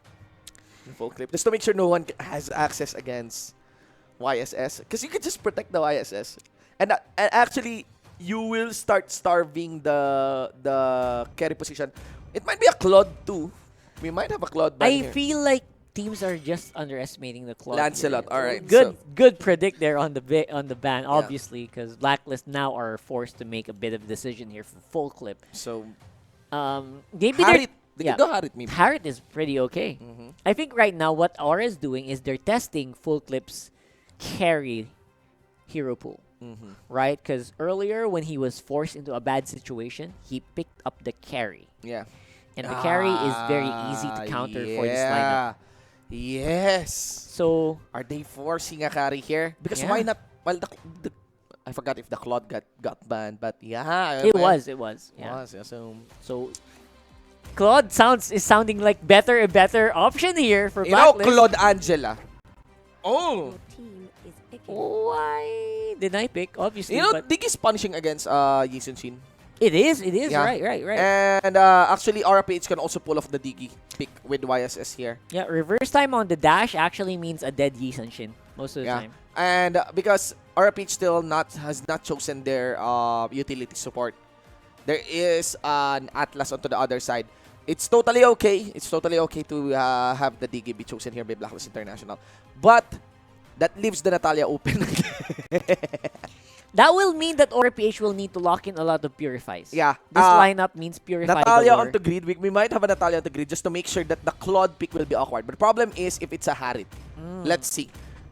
Now, the Harif is definitely one of those heroes that you don't want to pick against the Esmeralda. So maybe that's kind of making sense. Will the Harif be picked much here? better. Instead of Hilda Natalia, they need some distance. Yep. And they also need that team fight presence. They need that AoE. And Grid is the only Kagura player I trust right now. I know what you mean. Yeah, he's really good. I mean, on the Kagura. Everyone else on the Kagura actually failed, except maybe one game from Blacklist before. But so far, Greed has been playing stellar on that hero. So I kind of... this makes the awkward... This makes the Harit pick awkward, in my opinion. Yeah. You can easily zone out the Harit on the Zaman Force. It's going to remove you from the Zaman Force completely. Yeah. But of course, the Harit is still much better compared to the Claude. Carry or Claude. Yeah, because you can burst down the Claude very quick using that Kagura. All right, so I think even... Especially since we got it, since we already predicted, I'm sure Aura PH kind of predicted this already. So I feel like they kind of they're starting to push Full Clip to his drafting limit. Yeah. Right? Yeah. They're starting to really, you say you're a good rookie. You're one of the star rookies of this season. Yeah. Prove it. Prove it in this game. That's what we're saying. What Aura is saying. We're going to force you into a very uncomfortable hero, and let's see how you do. I voted for Aura here during our huddle. So I think I'm still going to be voting for Aura. All right. I think I also did that, so it's possibly an Aura. I got my prediction wrong earlier. The in BSB the first and the Onic. Yeah, yes. but I was thinking that Basic will be the one playing. But let's see here. What's your voting? It's going to be Aura for me. Aura. You're voting Aura. We're going 2-0 here for Aura. Ladies and gentlemen, this is game number 3 for the second series of the second day of the second week of the regular season of MPL-PH Season 6. Right away, we are going to see whether or not our defending champions will be able to really stretch out Full Clip, or if he's actually saying, you know what, I'm comfortable here. I don't care. I play good. Sometimes Keris has a tendency to become a one-trick pony. Yeah, exactly. So it's always good to really test out what is the how strong, not just wide, not just big, how strong the hero pool. Yeah. You know what? That's something that we don't talk about a lot. We always say, you know what? These heroes, they have so many heroes that they can use. We don't say how well they use each of those heroes. So we have not seen the full extent of Full Clip on the Harif yet. And I would say this Harif might have a bad time. The only thing that I like about the draft is because that they have the Esmeralda. So nothing can stop the Harif from generating unlimited shields. Yeah. And that's the same goes for the Uranus. They have the Uranus to deal with a lot of the shielding. But again, we have some Esmeraldas today. I haven't seen any big successful Esmeraldas. Yeah. You notice that ever since the start of the season. Actually, my kicker is the Kagura for that. If you look at it, there is a lot of counter onto the side of Blacklist International. Esmeralda against the Uranus, right? But I'm accounting for the carry. And YSS is quite easier, right? Compared to the Harry. For sure. Yeah.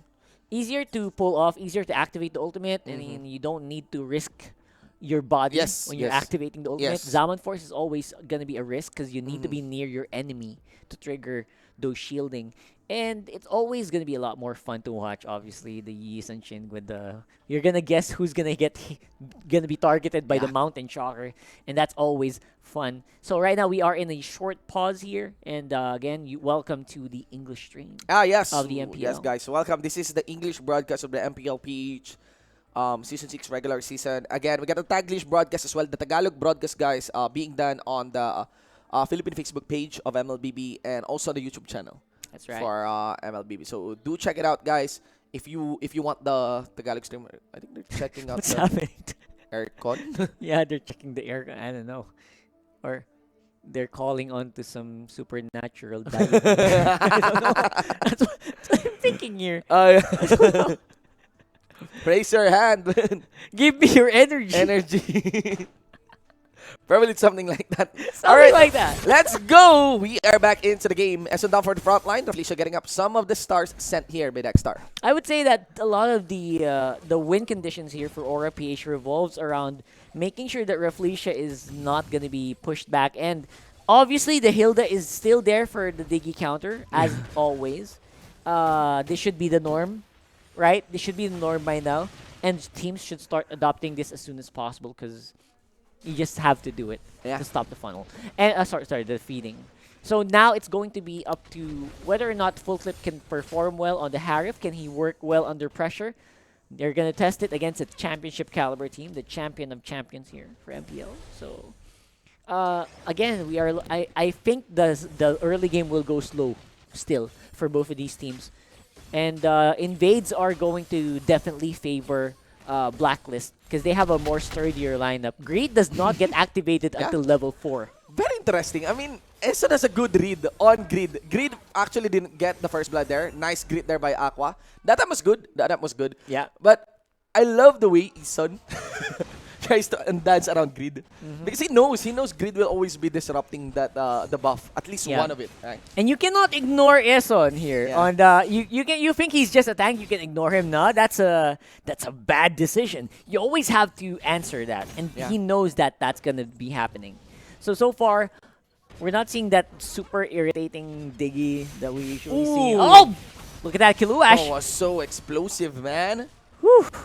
Was instant. I mean, I didn't even expect that. Even I didn't expect that. Yeah, that's Shunpo flicker. Shunpo flicker and final Jitndu on that part. Gets the kick after the knockdown. Beautiful play. Here is the Gillette instant replay for that dance around between Eson. Apparently. That was the attempt to steal actually by gets killed nice try. as the first blood. But really one big highlight there would be of the play done by Kiluash, who got killed now. Quick answer. Yeah, very, very quick answer here by Aqua. Again, so scary on that Esmeralda. Oh! Not Goodbye. Good news for Blacklist International. That is an Esmeralda. You're giving him a 2-0 quite early. Yeah. So Aqua's making a run for MVP here, man. Yeah. He wants that MVP for sure in this one. Free 0-0. And that is what you want here. Now it's going to be the turtle up. And another big advantage that JP can probably take. But don't forget, Blacklist, they are actually in a position to counter this as well. Edward can rotate very quickly to the turtle after the buff. Well, let us see. We have KelVJ dancing it out. Exxon returned to the buff. I think that should be it. Blacklist is a good read of protecting their own buff. Yeah, for sure. Blacklist looking like they are ready to just go in. And the problem is, I think Full Clip is the one who doesn't seem to be ready. He's a little scared to go in here. Yeah. His confidence might No be... early Zaman first, right? Or I know. Usually there should be. I think he should be. hasn't used it properly ever since he got to level 4, and he's now level 6. That's one possibility. Mountain Shocker here gets casted. Eson went for the flicker in. Catches two members down for the Fatal Links. And Greed gets followed up by the jump onto Aqua. Mega kill unlocked here. Ladies and gentlemen, a full-blown fight breaks out. Delivers the kick. Kiluash duns in. Gets the kill against that Atlas. You can actually see goodbye onto the kill that was handed on to JP. Full Clip as well gets embraced. No Curse will be surviving this race. And that's it. That's going to be a 2-for-2. Aqua is still online. The Uranus gets punished here. The counter gets full gets close in, and the full He's out circle of mana. He's out of mana. That's the problem for Aqua. And he gets killed by Kiluash. Oh, Flickers in, gets the punch into the face against that Diggy. Kiluash closes this with a KDA of 4-1-2. Imagine if Aqua didn't run out of mana in that one. That fight would have gone on forever. And I think that went for a full solid 1.5 minutes of non-stop smacking each other in the face. I know, everyone wants to join. Everyone wants into the fun, and I think overall Aura PH is definitely in the advantage still. Yeah, that was big. Now they want to exchange and trade it. Kiluash got shot down just as quick. Eson once again. I think he did burn. Did he burn his flicker? No, that's just a perfect match there. And yeah, Kiluash overstayed is welcome. Well, at least they get the turret. Yeah, still getting a turret is pretty big. Adds to their gold and the economy looking really good for Aura PH still. Now, Blacklist, despite the very powerful showing from Aqua, does not seem to be in a position to control the map. Because they always need to be together to be successful. And they always need Aqua so they can stop KLVJ as well. So, without Aqua, look at them. They're struggling to even walk out of their tower. Which is, again, that's something you don't want to see in a Harif lineup. Because Harif is great in the early to mid game. Late game, not so much. Yes, I'm worrying about full clip here. I mean, YSS Impact is just the same, always, no matter all the what's time. happening, all the time. There's gonna be Eason. He will be getting another fatal link. Follow up by Harry. This is what we are calling for, but full clips gets answered for. Gets the kill on the KLBJ. Went for the front line. Following up on the Edward. Dexter Proxy's time journey. I still believe that is a conservative play there done from the Harry. Super conservative. He was like back for attack, then back, attack, then back. Attack, he was kiting. Yeah, because normally Harry can play around with attack, forward, right? Yes, which is absorbing shields, but he can't even absorb the amount of damage that JP is doing. Yeah, he's fighting actually a lineup with, burn crowd control. So scary. So maybe, full clip just wants to be really safe on this one, but with that kind of play style, they might be punished heavily because, the likes of JP can easily capitalize on that one. And JP is always aggressive. That's his problem, honestly. Yes. Actually, like you said, it is just the way that JP plays. Even no matter what hero you give JP, that's just how he plays it. Now we are here. Another Mount Shocker goes out. JP charges it up. He wants to get. Oh, that's actually scary. Your tank doesn't look too tanky after one hit. After the full channel on the Blood Flood. Ladies and gentlemen, Kiluash here. Woo! That was close. He likes it. He likes it close all the time. But of course, with greed there, it absolutely will be not a problem. So now, what's Blacklist thinking? I wonder, Shinbu. What are they thinking? They're gonna win skirmishes. That one is understood. Son here is really stellar on that Atlas. Masterful play for him. The problem is the lane management. It seems that Aura has taken nice control still of the lanes of the side lanes here, and even the likes of Aqua was taking a nice lead early on. Got killed, got shot down, right? So easy to shut down, right? Remember, this is what I've observed from newcomers to oldcomers. Yep. Old players or old teams. Old teams has a lot of players that are explosive, can make massive plays, right? Yes, and game-changing ones. The one we witnessed with Onic and BSB, and this time what we're witnessing is with Kiluash. He actually is. And from season 3, this is just the most comfortable that I've seen Kiluash on as well, right? He just doesn't falter that much anymore compared to before when he was always being blamed for feeding. Well, that's why they did burn the flicker away from Edward here. Now for the bottom lane, JP gets caught up. And Purify saves it. And yeah, that's just what happens with the Purify, right? That's why I said in the beginning of the match, you got to pick a Purify here. Reflecia is the only one who refuses to do that. Wants to go for the flicker instead. But and very interesting. Well, I think the back there is okay. Totally okay against JP. Yeah, for sure. And Reflecia, of course, JP rather will not have the Purify this time, so they will need to be super careful when going for this board. Yeah, Mountain Shocker here. Yep. Stereo secured there by full clip, ladies and gentlemen. Now JP will fall victim. This time, no purification of the full clip, and that's the aggression that we are asking for. This is it. Ladies and gentlemen, will be the next target. No, it will be Dexter. Gets removed. The egg is cracked. And let's see here. Aqua trying to soak up a lot of shield here. They get re-engaged by the feet of Kiluash, who will be eaten here by the members of Blacklist International with Aqua got nothing to do for it. And just like that, that turtle buff basically got removed from the map. So they only got a little bit of gold for that turtle and a little bit of kills, but they still lose a big advantage that could have been used by Full Clip. Yes. In the next fights. Yes. And it's kind of weird as well that they lost that fight without JP. That's right. Yeah. I mean, that was already a very nice playstyle play there by Full Clip in catching down JP. Now here, with the flicker gun onto Edward, a quick capitalization done by Raflisha. That is round 2 always with the gank. You know, you have Greed, you have Greed or someone on the front line, and Raflisha will just came in from the side, always land those acts with that Hilda. Yeah, and so far, Raflisha's been having a fun time in this one. I think a lot of people have been ignoring him completely. Yeah. It's not working well. Yeah. So far, Blacklist He's getting stacks, huh? He is? I know. I was surprised by that as well. And 207. This guy just does not stop at all, right? He's just such a confident player, and I think that's part of their identity already. Yes. Right? I get explosiveness of every individual player from veteran teams. Not just like the carry, not just like the mage. Yeah. Everyone is just so explosive here in RPH. We might go again with another massive play from Raflisha by late game. The way he actually played it with the low E back against Execration. And we'll see, you know. Yep, another one goes down here for Aura PH. They want to find the location so they can make a big push here. And once more, Kiluash is on the sides. I think he's waiting for Edward to leave the lane so he can make a split push again. Yeah. My best but guess that's here, not happening. My best guess here, now that we are on the 11-minute timer of the game, Rock, is the next pickup will come from either Greed.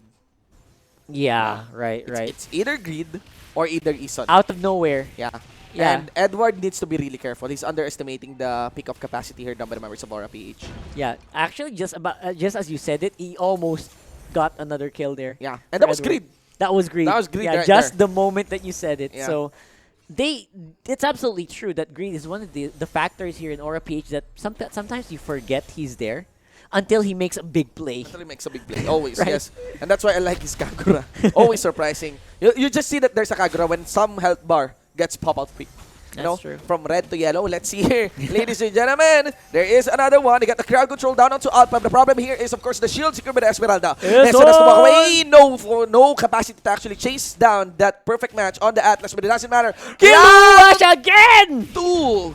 Round 2. Come on. Ladies and gentlemen, and this is true again. Aura PH with the outsmart. That's it. That's basically it. I don't even know what kind of pressure Aura PH is giving on their 3 lanes or their trio lanes for Kiluash to be able to do stuff like this over and over again. El Clasico on Aura Right. PH, ladies and gentlemen, yeah? It's just so good to watch. And Kiluash is still there. Yeah. And they're threatening. They're doing BMs now. I mean, there is no choice. That is a very big win for them. They open up the one side lane. They can easily concentrate a lot of members onto the top lane. Kiluash will never leave that bottom lane. Yep. And if Blacklist reacts onto the bottom lane, they loses their top lane inhibitor. Yep. And the beautiful thing about Aura PH is they don't need Kiluash to win. In the team fights, they can sustain the team fights just with 3 to 4 members. And that's why Kiluash is being given so much freedom here on the bot lane. Now they have the Lord, and their top lane, no defense is happening on top. Yeah. There's a lot of pressure down for the bottom lane. So much pressure all over the map. Yeah, and this is the deal here. Blacklist may be able to defend the top lane and the bottom lane inhibitor, but that is a long lane for the Lord down the bottom. There will be a lot of minions stuck for that. Yeah, Blacklist may be able to defend that Luminous Lord down for the bottom, but there is another minion wave to follow up that. And maybe the top lane inhibitor will be destroyed? No? Maybe. Yeah, they will be able to defend, as we mentioned. And there goes the Lord down for the bot. There is, the closest minion wave will be on the mid. Here we go. Members here of Aura. That's gonna be Greed. He will try to set up something. Eson goes for the body block. Perfect match. Quite awkward. No more initiate coming in from Eson. And here comes the advance from the squad of Aura PH. They won't take the base. They will take an inhibitor turret in the mid. There you go. They are looking like they already closed this out. And looks like that will be the case here. And only the tower, only the base stands in front. Yep. stands in the way of the victory for Aura PH. They are dancing around. That's the Zaman force down. And they're waiting for the wave clear, ladies and gentlemen. It doesn't matter. Kalush is actually staying down for the backside. That's a very big Yin Yang overturn. Zones away the members here of Blacklist International. Now look at the minion waves down into the doors of Blacklist and RPH. You know, give this series to us. It is here. Let us see. Goes for the wave clear. Goes for the base. And still should be enough at least to defend it. Blacklist International tries to rebuild their walls against the break here of Aura PH. Full JP will fall down at the hands of Full Clip. KLVJ, I'm not sure. I think KLVJ can escape this. He can probably escape. But he will try to get a kill. Yeah, I don't think Aura's not done yet. Sorry. They are. Okay. They're not done yet. They still want to get some kills. KLVJ. This guy is soloing everything, and now I think that's too much pressure now. Yeah. It's too much pressure. No! He's still alive! This guy does not want to go down! Zaman Force. That's 3 Zaman Forces, I think, that he's already withstood. What the heck? Well, that is totally expected for the side here of RPH. Again, the moment that you see the Luminous Lord on a very long lane, that's a lot of pressure. That's a lot of pressure. Yeah. It's not about the Lord pushing, guys. It's about the minion wave stack. It's about the minion wave stacking. So, here we go. We got the Mountain Shocker coming in from JP Greed, just, you know, taunting with the multiple TPs. And perfect matches there. Yin Yang overturn gets used. And yes, of course, split push on Killua. Of course. The advantage of having the Lord on the side lanes is actually like, you know, it's like filling up a drink. Yeah. Like if you're filling up a glass. Saturday night. It's very quick. Okay. The glass can fill up very quick if you fill it up to the middle, right? So that's like the walking time of the Lord. But if you want to fill it up to the maximum, you need a lot of time to fill it up, right? And that's why the Lord is taking. And that's also the reason why the minions are overflowing on the side. Because every time they meet a wave, the wave stops there for a while. Yes. And then while that wave is stopped, the next wave is coming already. That's how the minion wave actually stacks up for our Lord. So to our viewers, you might want to actually adapt that. Yep. To make and setting up your lane so that the Lord will push on the longest lane. Yes. And get maximum efficiency by stacking up minions. Now we got round 2 onto the Lord here. Look at the creeps here. JP might be able to solo this one. Oh, he resets it. Okay. Yeah, he can totally solo it. He decided to reset it. Yeah, and Ison, he felt that was gonna happen, right?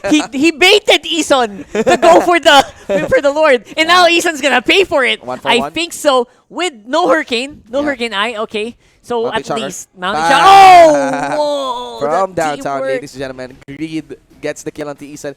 For the most part, this game has been a battle between Greed and Ison. I know, right? Decision making. The two Let's supports. go. Ladies and gentlemen, let's see here. 4v5 on the setup for the Luminous Lord. And yep, we got Kiluwash just doing it. There's 2 members of Blacklist actually allocated onto him. So that leaves them with just 2 as well for this Lord. Easy Lord for JP. And as they get zoned out by 2 members. And that's the power of the Yi Sun Shin at this point of the game. Will be secured by Greed, obviously with that just amount of damage that he can do. You know, right? commendable performance there by Blacklist International. They're really I like it. They're holding on. They're holding on for this game. Totally. Keep holding on. Yeah, they are. They are doing their very best here. I mean, this is totally in the pocket now of RPH. I still don't know why. That's a Uranus. That's no chance of actually getting. You cannot kill this anymore. Imagine earlier they were chasing it. They already had Durance. Yeah. So I don't know. Yeah. I feel like they're not going to be able to take him down anytime soon. Even Rockhart, even if you wipe them out, like they commit a mistake or something like that. It's going to take a long time to destroy all these turrets. Yes, and with the Uranus just stay on one side. He will start to pressure it. That's so just disgusting, I know. The only way to get a win here for Blacklist International is if by some massive mistake, KLVJ dies down very quick. On top of that immortality. And how? Let's go for the final team fight here. Ladies and gentlemen, here we go. That's going to be it. Mountain Shocker gets handed on. Greed gets killed as well by Full Clip. But it doesn't matter. No need to kill. Just go for the base. And that's it. Team RPH takes victory against Blacklist International. I'll give a very good review here for Blacklist. Because if you did this to other teams, they probably would have crumbled at 10 minutes or 12 minutes. Yes. They pushed this at the maximum limit. And they have pushed Aura to their maximum limits in drafting as well. Yes. So, overall, full clip again. He is gonna suffer a little bit here with the we're seeing the obvious weaknesses of being a rookie. In the league, right? And you put pressure on him. Sometimes he can pop off, but overall, he just plays better on specific heroes than pushing him onto the Harith. Yeah, that's one. And I want to emphasize on to Aqua. It's very rewarding to have no Yuzong. I know. On the side of Blacklist. I mean, Aqua has been good on the Esmeralda, but clearly not as impactful as the Yuzong. And Big take note, difference. that is an Esmeralda against the Urinos, which is naturally countered by the Esmeralda. And yeah, it's kind of a very textbook approach here by the champion team. That's right. So no drastic measures. They actually were ahead in the draft. I think a lot of people would agree. And I would say that Aura PH just they've been through situations like this over and over again. Yeah. So many enemies have tried to take them down, and so far no one has been succeeding. Although of course they're losing some single games, they always win the series. Yes. And that leaves us with 2-1 for the win of the series here of RPH against the Blacklist International. Again, still a lot of expectations here for Blacklist International. That's still no ordinary feat. And going against the champion team that is RPH and pushes the series to game number 3. Actually, again, I would stay by our statement, stick to our statement that it might have been a 2-0. Might have been a 2-0 for Blacklist International. Game number 1 is international. Game decision, from Aura. It's that what allowed them to take the victory. Let's go into Wolf's analysis. Aura PH, and again, they did what they are good at. Really outplaying, outsmarting their opponents in many facets of the game. I think the draft is pretty even. Both teams have their own win conditions against each other. One thing that I want you to understand is that Kiluash already had the history of dealing with Harith before. And I believe kung babalik tayo sa isang tournament outside of MPL, I can fairly remember this a few months back. Ginawa niya yung ganitong klase performance laban sa isang Harith. And not only that, sa same game or sa same series na ginawa niya yung pag-outplay sa Harith, he also made a play that is reminiscent of that split push. At mamaya pag-usapan natin yung split push wala sa Aura PH. One thing na gusto ko lang sabihin is ang ganda actually nung slot, nung pag-pick dito sa Digi. I like how Blacklist is forcing Aura PH to draft heroes na medyo awkward for them. However, in this specific game number 3, it seems like na-outdraft. Hindi naman sa outdraft. Naka-recover sa draft ang Aura PH. Na-even up nila. I very, very much like the last pick Kagura mula sa Aura PH. Nauubusan na rin kasi ng mga mage supports na available for Aura PH. Now they opted to go for it. By the way, I like the itemization. Kami na from Kiluash, sobrang man with the mission itong si Kiluash.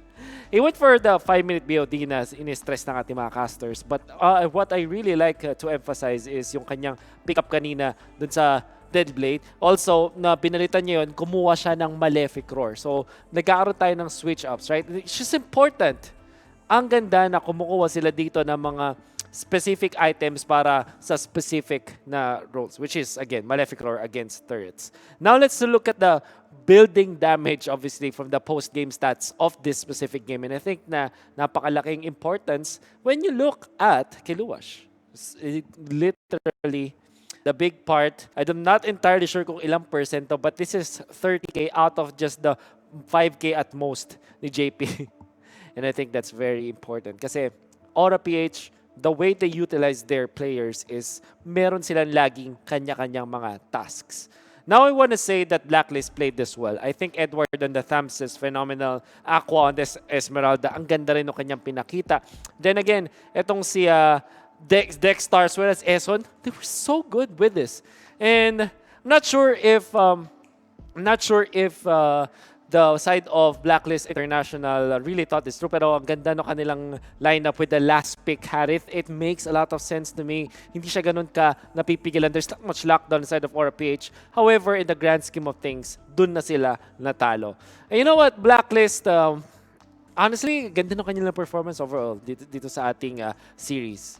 And I like that they are using whatever time they had. I think that sobrang prepared sila sa Aura. And I think that people who watch the Blacklist as well as Aura PH, alam nila na if you're an avid fan of both these teams, you feel na talagang prepared yung Blacklist laban sa Aura PH. Anyways, I believe that we're gonna be looking at the highlights now for this game. Think specifically, gusto kong i-take note yung mga pwestuhan ng pares na teams. Particularly dito sa Aura PH. Now, this is 1 minute 30 mark. We know that at 1 minute 30, a funneled hero, kapag merong funnel strategy, almost always level 4 na siya at 1 minute 30. And that's one thing that we can see now. The communication for Aura PH is, sabi nila dito, sabi ni Grid, oy pre, meron ka ng ulti for sure, gamitin mo na at the right moment. And indeed they will. So they will not get the orange buff, but they will get the for their field hero, and I think very important.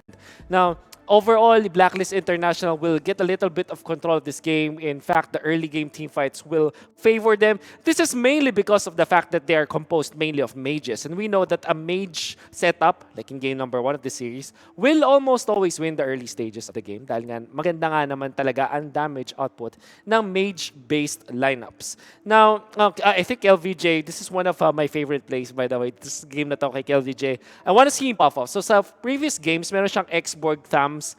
Alam natin na kaya niyang laruin yun, but I would really prefer KLVJ sa mga roles na pwede siyang magbuhat. At least no kanyang lane at no kanyang hero. And this is one game na he popped off. What a very nice timing on the Purify to eventually escape. At tapos ang ganda ng kanyang communication with Kiluwash. And eventually, maa-outplay din ng Aura PH to Kiluwash with that flame shot and that fade away flicker. And this is one of my favorite din na clashes coming out from Aura PH. And they forced out Eson to use the ultimate. At kung mapapansin ninyo, nasa outer circle ng ating laban ang mga members ng Aura PH. Raflesha came from here. KLVJ from here. Umikot siya dyan. Kiluwash looking for the right timing. I think that's also very important. Greed in here. At kung mapapansin nyo, no matter what happens, dahil sa distansya ng mga members dito, that concave that they did against the convex, di ba? Parang ang ganda dahil hindi ka talaga makahanap ng perfect na initiation if you're playing the Atlas. It's really impossible at this moment, and eventually the side of Blacklist International will lose this fight. Medyo may even nila kasi napatay nila yung Yi Sun Chin, but they have lost the bigger battle here. Napatay nila yung core hero, but eventually they will lose a big part of the map because of this play. Aura PH, hindi lang nila sa isang specific clash gagawin to, at eventually nakita nyo naman yung split push na ginagawa ng Aura PH. Lagi sila nagpupuwersa ng mga laban outside of the actual clash that's happening. So for example, nagkakaroon nga tayo dito ng split push sa bottom lane, for example, from Kiluwash. Laging naghahanap ng gulo yung mga ibang members niya doon sa ibang parts. And I think at a certain point, sinabi ng ating mga casters na parang ang daming nangyayari para sa Aura PH. This is mainly because of their understanding of their own roles per player at syempre yung grand na idea nila na gusto nilang mangyari. Our MVP of the game, I love that in game number 3, we're seeing stellar performance mula kay KLVJ. Again, this kid wonder, the king, KLVJ, gusto mo na nagpa-pop off siya. Gusto mo na nakakakita ka ng mga plays na talagang bubuhat ng laro. And Uranus might not be that kind of hero. Siguro gusto mo siya makita sa mga malilikot na hero. But in this game, he played the Uranus as if it was a boss. Man, 90% of the time, Esmeralda versus Uranus, mag-favor ka sa side ng Esmeralda. But KLVJ showed us a little different. Anyways, mga kaibigan, I believe that was our first, just a second series, game 3 of our second series. And actually, mayroon tayong interview sa ating malupit. By the way, direct, wala akong monitor. Anyways, I guess, ayun. Kuya Greed. Hello. Hey, hello. Kuya Greed, kamustahin mo naman yung mga viewers natin? Kamustahin mo naman sila? Kamustahin mo mo. Kamusta kayo dyan, guys? Kaltang, kalmado lang dito. Okay, so anong masasabi mo sa Blacklist bilang kakompetensya dito sa ating laban? Ayun, challenging din naman kahit paano. Hindi din namin in-expect na abot ng game yung laban. Okay. At Bukod dyan, game number 2, anong masasabi mo sa overall na performance nung team ninyo? Dahil, kasi champion kayo, so marami nag-expect na kanyo i-2-0 yung mga kalaban or whatever. Pero so far ngayon na may mga teams na tumatalo sa inyo. Pero kamusta naman yung sa side nyo dun sa bagay na yun? Ayun nga, last season po 2-0 yung panalo namin. So medyo bago ngayon kasi yung tatlong panalo namin 2-1. Pero siguro gagawa lang kami ng ilang adjustment as back to championship form na ulit. Paano nyo ba ginagawa yung mga ganong ang term actually nagte-trend pare ko nanggugulang daw kayo. Paano nyo ba ginagawa yung mga ganong play at paano yung communication nyo sa team? Sa akin, push-up lang, tapos tiwala sa isa't isa kung anong tinatawag na plays ng isa. Tapos tinatawag ng play ng iba din. Basta may plays kami na na-execute lang namin. Tiwala lang kung ma-execute namin o hindi. Okay. Very good. Okay, sige. Last message mo na lang sa mga fans ninyo at syempre sa mga, i-hype nyo sila na manood pa sa mga games ng Aura PH. Shout out sa lahat ng sumusuporta sa Aura PH. Laban namin bukas sa Brand eSports. Sana patuloy nyo kami suportahan. Tapos, shout out sa lahat ng supporters ko at ng Aura PH and sa family ko and sa girlfriend ko si Kia. Yun. May nadagdag na sa mga na shoutout ni Kuya Creed from MPL. Thank you so much, Creed. Congratulations again on the victory. At mukhang makikita pa natin ang malupit na performance ng Aura PH. Siyempre, dun sa sinabi niyang laban, featured match tomorrow against Bren eSports. That is indeed very exciting. Then again, that has been our second series. We still have a very exciting match sa ating last series of the day, sa ating triple header Saturday for MPL Season 6. And also, gusto ko lang lahat na meron kayong giveaway codes dyan. At kung patuloy-tuloy tayong mag-participate sa ating contest, balita ko meron tayong 20,000 entries. If we keep doing that, guys, laging may giveaway bonus code. Anyways, that has been our second series. Congratulations once again from Aura. I'm sure that Blacklist will go back to the drawing board with their wonderful drafting, pati yung performance nila sa laro, and eventually siguro makakuha na nila yung mga wins to get into the playoffs. But then again, GG's to Blacklist International. What a wonderful performance. This has been MPL Season 6 Series 2 of Day 2 ng Week 2. Alright, and we would like to thank the entities that made this possible. Of course, our official tournament telco partner, Smart. Forge stronger bonds with your team as you conquer the battlefield with Smart Giga Games. Enjoy 1 GB of games all day for Mobile Legends, Facebook Gaming, and more. Just dial *123# and choose Giga Games 99. MPL-PH Season 6 is also brought to us by our official sponsor, Realme. Realme is celebrating their first Realme FanFest and #DareToBeRealme campaign. Visit their official page at fb.com/RealmePhilippines to know more. MPL is also brought to us by our official sponsor, Gillette. Get up to 50 diamonds with every purchase of Gillette's Mach 3 Razor, Vector 3 Razor, or Blue 3 single force pack in select Pure Gold doors nationwide. #Shave the day with Gillette. MPL-PH Season 6 will also like to thank our partner in eSports, PayMaya. Get 7% balikbayad when you purchase your gaming pins via PayMaya. The better way to pay. Promo runs until August 31. Of course, MPL-PH Season 6 is also brought to us by our partner in eSports, TikTok. Just search MLBB in TikTok and you'll have a chance to win premium skins. Napakadali lang. Search nyo lang MLBB sa TikTok and you'll win skins. MPL is also brought to us by our official gaming headset partner, Logi, Here Like a Pro. And of course, powered by Munton. Mga kaibigan, that's just the the second series out of the 3 that we have right now. And before we head into a break, why don't we look back at the top 5 plays of the series?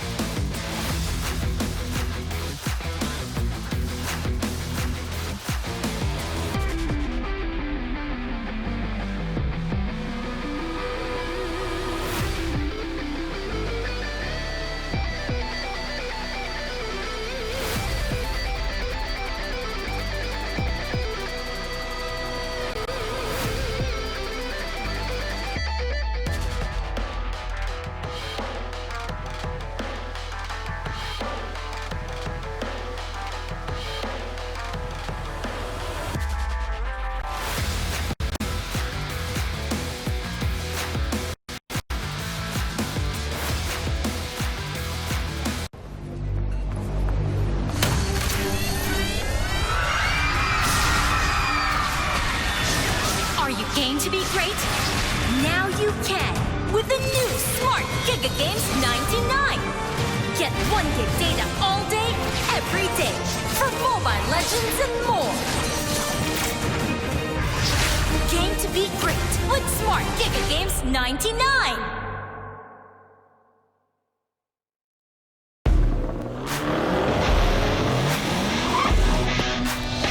The way you live your life depends on the network you choose. Your movies, music, and games can only be as good as your network speed and strength. Slow means game over. But the Philippines' fastest mobile data network means game changing. Choose the network that gives you what you truly enjoy. How do you know about this Giga Life? Simple eh? Smart ako.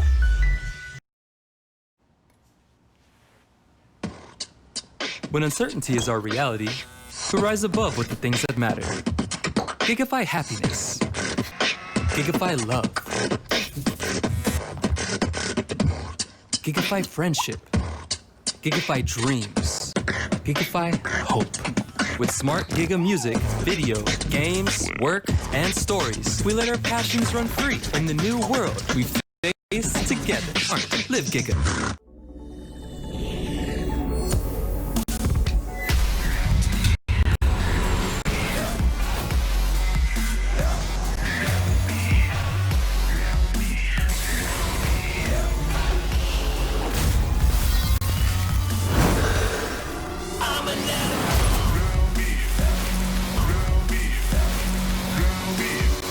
Realme smartphone. Dare to leap.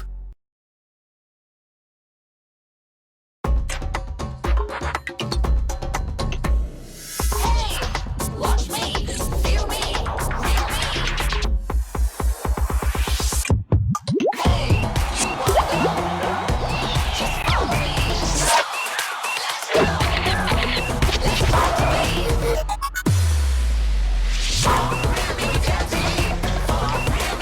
the beat. Realme Watch. Time to be smarter. Realme Dare to Leap.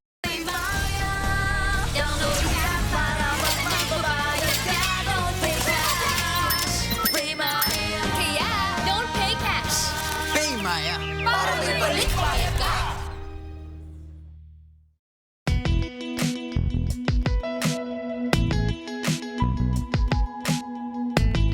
You've got me on the edge. Legit, right? Not quite. Just like your disposable razor. It's time you switch your disposable razor for your legit first shave so you can be every bit legit. Gillette Mac 3.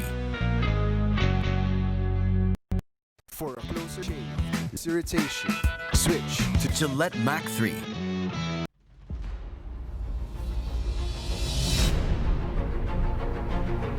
May mga masayang times, may mga bad times, and yung mga experiences na yung humubog sa akin, so yung mga dadalhin ko this MPL Season 6 para mas maging better pa ako and yung team namin. As long as may Venus sa Onic, hindi basta-basta matatalo ang Onic. Si Venus, bago pa siya makapasok ng MPL, ay isang estudyante na kumukuha ng kursong computer science na nangangarap maging isang magaling na computer programmer. Bata pa lang talaga ako, mahilig na ako sa mga computer games. Pangarap niya din talaga maging pro player. And luckily, nakamit ko yun sa Mobile Legends. Hindi ko naman talaga na-imagine na makakapasok ako ng MPL. Talagang sinubukan ko lang, talagang sinubukan lang ng team namin. Pinakamahirap na challenge na binato sa akin ng buhay is yung pagiging gay ko. Kasi sobrang hirap, di ko alam kung paano ko yung sarili ko sa society. Especially sa ML community. May natatakot ako kung anong kakalabasan or kung anong masasabi sa akin ng mga tao. Mas madami pa din talagang supporter compared sa mga basher or sa mga nag-judge sa akin. I mean, mapakita ko yung sarili ko at mahalin ako ng mga tao.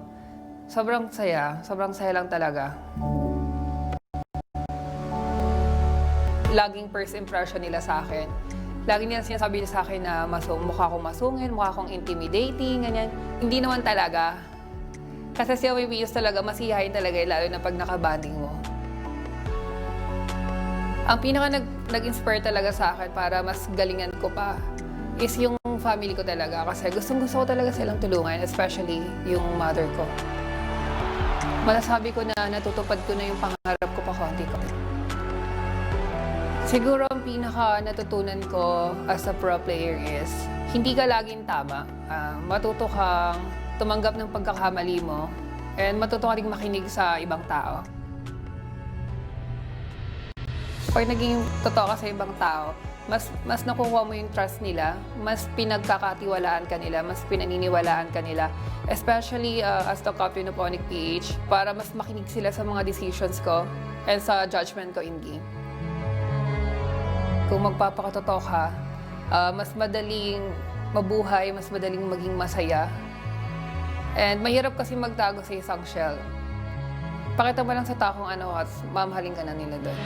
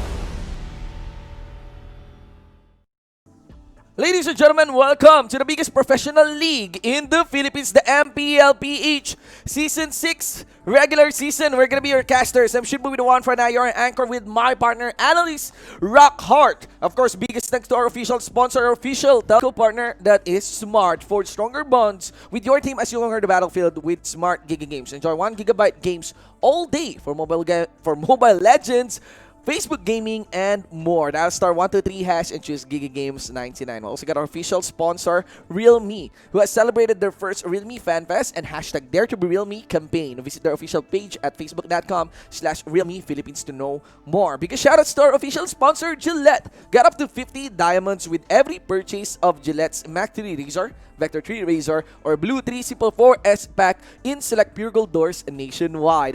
#Shave the day with Gillette. Thank you so much to our partner in eSports, PayMaya. Get 7% balik bayad when you purchase your gaming pins via PayMaya. The better way to pay. Promo runs until August 31. Also, do check out MLBB on TikTok Live. And of course, get a chance to win amazing skins and goodies from ML. And of course, thank you so much to our official gaming headset partner, Logitech G, here like a pro. The MPL-PH Season 6 is powered by Moonton. Yep, welcome back here. It's going to be the third match for today. I hope you guys still have some energy. It is going to be a hot one. Omega versus Cignal Ultra. Indeed. It's like green versus red. And you know, it seems like a classic matchup. It's a classic matchup. We got Omega here, we got Cignal Ultra here, and if you're guessing what where I'm going to, this is, you should be energized, guys. I mean, we are now entering, onto the late night sessions. Yep. You should be energized. This reminds me of Christmas. Oh, good one. That's a good one. It's we'll just share some local topics to you. Just take it light. We've been crunching the game so much, right? Here in the Philippines, we celebrate Christmas very, very early, and we celebrate Christmas for like 3 months. We're celebrating it in 2 days. No, yeah, like 4 months. I'm sorry, 4 months. 4 right? months. 4 yeah. months. September, Exactly. October, November. Yeah, so that's 4 months. Usually on the Burr months, that signifies Christmas for us, and everyone looks forward to Christmas. That's all we can get for 2020 because 2020 keeps on taking. So yeah. To all my Filipino friends out there who's watching the English broadcast, advance. we start doing our countdown on Christmas, right? By tomorrow. I think in 2 days. Yeah, in 2 days. Yeah, when the Bear month started. And of course, this is the English broadcast though. So if you guys want the Tagalog broadcast, that is gonna be handed on by Butters PH and also of the official Facebook page of MLBB and our YouTube channels. Of course, this is done through the MLBB eSports, our English broadcast on respective Facebook pages and YouTube channels. Here we go. We got Omega versus Cignal Ultra. These are powerhouse teams despite, this is a new team. Yeah. Technically, Cignal is one of the old new teams, right? We will talk about in a little bit. Yes. First off, we are going to be explaining a little bit more about one of our strongest competitors, one of our strongest contenders here in the MPL. And, of course, they are here in a little bit of a new branding, but definitely in the same essence. Yeah, Omega PH, ladies and gentlemen. Me and here we go. Just Omega though.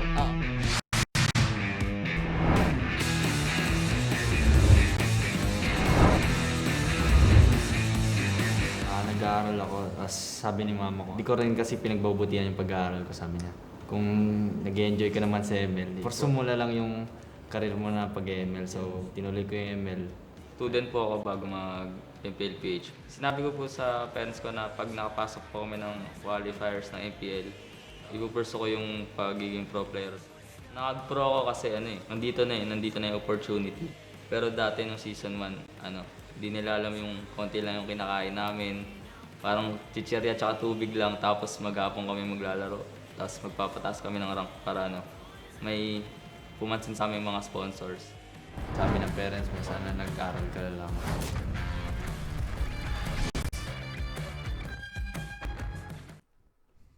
The Omega Squad, ladies and gentlemen, got Kenji, Heath, Hajishi, Toshi, Hayes, and Kurt Z. This is actually a powerhouse lineup for the MPL-PH Season 5. But they did falter in yesterday's matches. Right? Exactly. Huh? I feel like that's it's starting to reflect very poorly on how they are starting off the regular season. And yesterday they already showed off a little bit of their prowess on the drafting for the 10-ban system. Yeah. And I'll be honest, it was a difficult game for them to beat out. Yes. Yeah. It's how do you actually outdraft the smartest drafters in the world? Yes. Remember, yesterday's match was highlighted between the draft of the two coach of these two teams. You got Dale against Ducky of Bren eSports. Bren eSports closed that series 2-0, right? That's right. And the thing is, I think it did escalate onto the side of the fighter.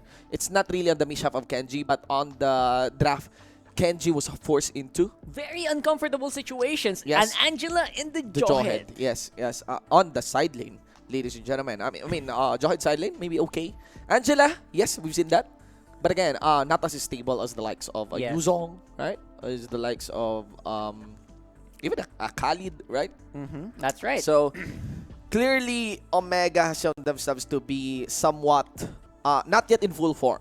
If we are considering the 10-ban system. Barely there, actually. And I hope one day of redrafting, of going back and forth into the board, has given them some light. Because right now, they are not in a good spot. Yeah. And of course, if they are going to get back into the groove, doing it against Cignal Ultra is going to be one of those things that can make them bounce back.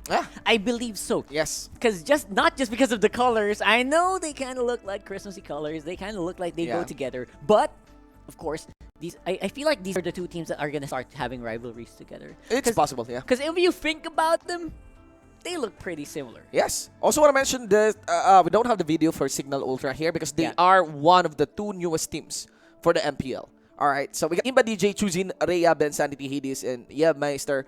Actually want the timing that they came in for our discussion because Cignal Ultra here, this is a statement game for them. That's true. Again, remember guys that what we want are the newcomers taking on the headline makers or like the upper tier teams of the previous season, right? Of the season 5. That's and true. without doubt, Omega is actually an upper tier team back in season 5. And if Cignal Ultra is able to beat Omega, it will be a quick statement for them as the new team that watch out. We are not just all about rands, right? right. We are a very scary team. Be prepared for us. That's the statement that they'll be saying for MPL here if they did beat Omega. Whereas Omega, it will be a big shock for them. It will be a big blow for them if they got beaten by a new team. That's right. Because even though they are an old name, they Yeah. are very This new is- players. Yeah, these are new players. Almost all of them, right, are Yeah. basically rookies in the MPL. Yes. So basically, statements are going to be the name of the game here. And Yeah. what better way to do that than against one of the teams that I think has been becoming champion in some other local tournament. Yeah. And they're always consistently in either between the top 4, the upper half of the MPL since they came in the 4th season. Indeed. Again, Omega is a household of champions. There are some SEA Games gold medalists there in the That's form right. of their coach Dale. They got Hayes as well. They got Kenji as well. So this is still a very formidable lineup. This Omega squad here, and they did falter yesterday. That was no joke. We really did was. expect them to really have to provide a very heavy series against Bren Esports, but it closes 2-0 against Bren Esports. Yep. Let's hear. I cannot but feel that loss yesterday is like a call to action for them. It would be. To step up for this 10-ban system, Rock. And I'm not doubting their ability to do that. They did not get those gold medals for no reason. I mean, they were able to. They have one of the brightest minds in Mobile Legends in their roster. Yeah. Like, if there was anyone that can pull off a recovery of this one, it's gonna be Dale. And Dale Dillis has always been one of the go-tos, right? He is a big reason why the Philippines got the big goal. And again, I'm still looking forward to the next one. I really am. Obviously, that's going to be a bit far off. Here we go. But let's go into the head-to-head. Let's look at the stats. All of these are Season 6. All right, games played here, 5 against 3. So you can actually see here onto the side of Cignal that they just only played 1 series yet. Yep. Right now, that ended up with a 2-1. That was well fought in itself. But look at the KDA here, just because of the 2-0 from yesterday, it was really, and it was quite punishing here for the Omega squad in terms of their stats. And still no Lord. They have not slain a Lord all season. In 2 series, right? Interesting. Very interesting. In 5 games. No Lord secure. That is big. That is pretty big, I That's would pretty say. Considering that we are basically playing a lot of long games, and Yeah. they have played like a free series game Yes. as well. Maybe that's the reason why they're in the current scoreline that they Yes. are right now, right? Rockhart, I mean, these are week 1 stats, without doubt. That's right. We're starting to have week 2 stats here. The yesterday's matches got inserted onto that part. But still, I think on the Lord's lane here, which is the outlier stat that we have right now, that is still a heavy statement. Not to mention the average kills per game. That is pretty low. That's right. Let us see. I would say that Omega is. I mentioned this yesterday. They're one of the teams that didn't really make a big change in their roster in the first place, so they should not be undergoing major adjustments. At least for me. Yeah. Right. They should only be worrying about their draft because I'm pretty sure these guys they play every day all around. Yeah. So their synergy should be on point, and their mechanics should be on point. So I'm wondering if it's always going to be a draft problem, and if that draft problem is translating into bad gameplay. Yeah. Overall, still so much to prove here for Omega. I would want to see them succeed here. Yes. If only I could be biased, but I can't. I mean, obviously. if you're accounting for this, it's not just something to prove. I mean, they got some of their members already has proven themselves, right? We got Kenji, we got Hayes, but the doubt is creeping in It's against starting to Omega. really It's starting creep to in. really creep in against Omega because that's still no joke. Like no Lords slain for that part. It's big. But this is a nice opportunity for Omega to buff up those numbers. That's right. They really should. The saying, you gotta pump up those numbers, kid. Those are rookie numbers. Those are rookie numbers. Those are rookie numbers. Let's see here the head-to-head matchup for our support role, ladies and gentlemen. I did guess that Hit here is really a good target in terms of the 10-ban system, and not to mention of the active meta that we have right now. So far, even before the 10-ban system, one role that suffered a lot would be of the tank position.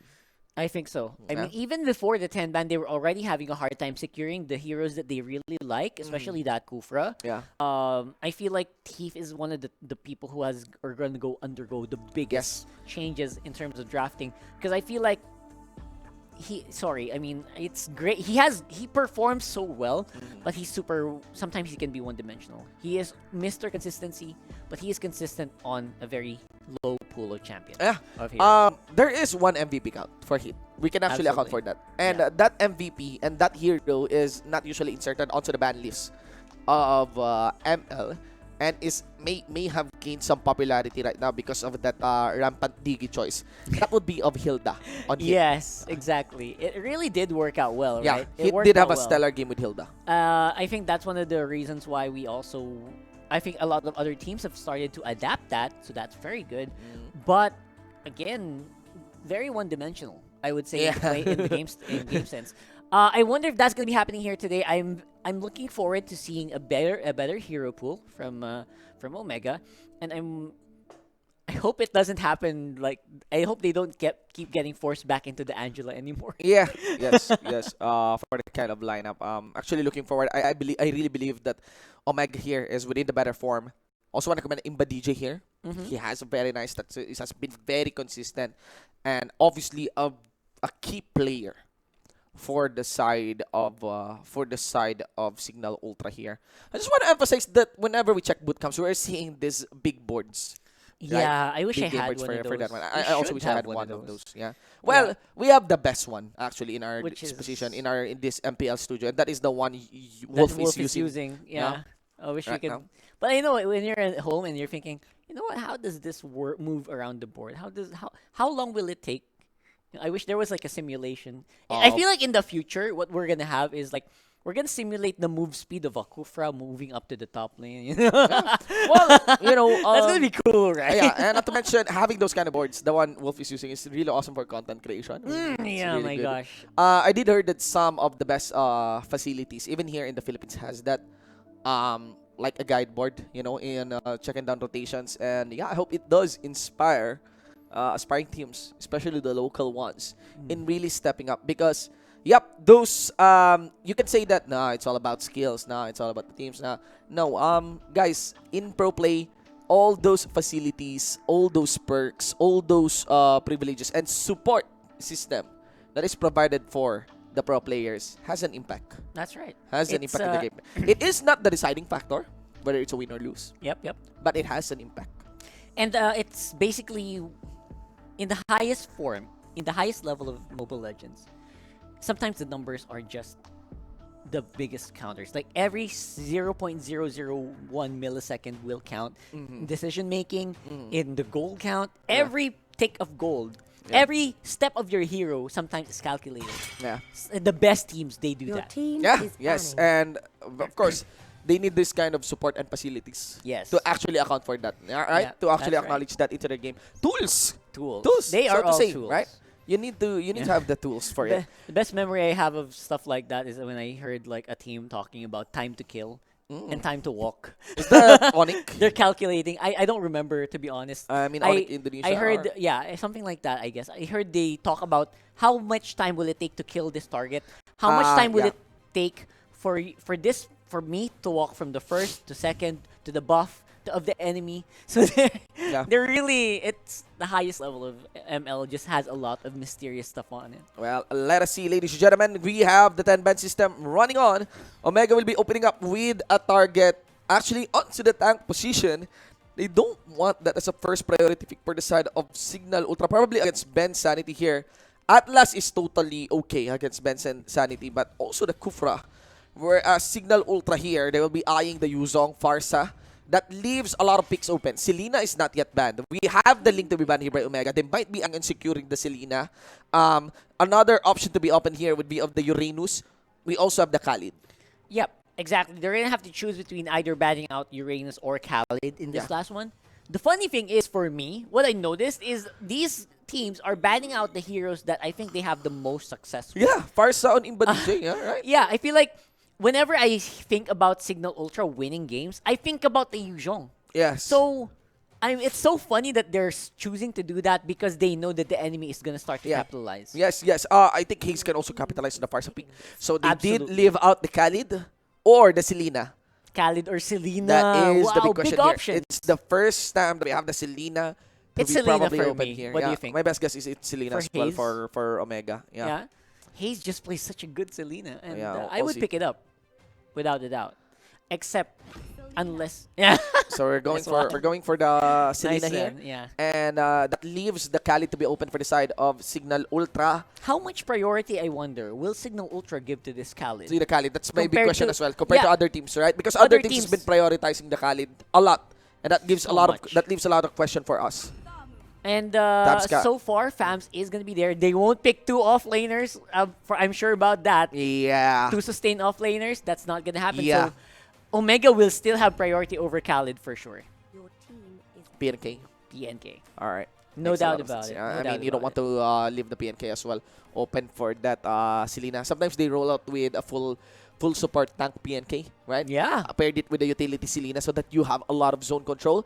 All right, so Big that, deny pick. Yeah, I'm not so sure. Omega might be. All right, they want Heath, and that they gave the again. Yeah, they gave probably a Haze Cho here. And even Kenji can play that one. But this time, it's not Kenji who's playing. It's actually a GZ. That's right. And I would say that's absolutely... a lot of people would really like Hayes on the show. I mean, we miss it. We miss it. We Hayes totally on the miss show. One of the best show players in probably the Philippines. All right. We One are of now them. eyeing the carry here, Rockhart.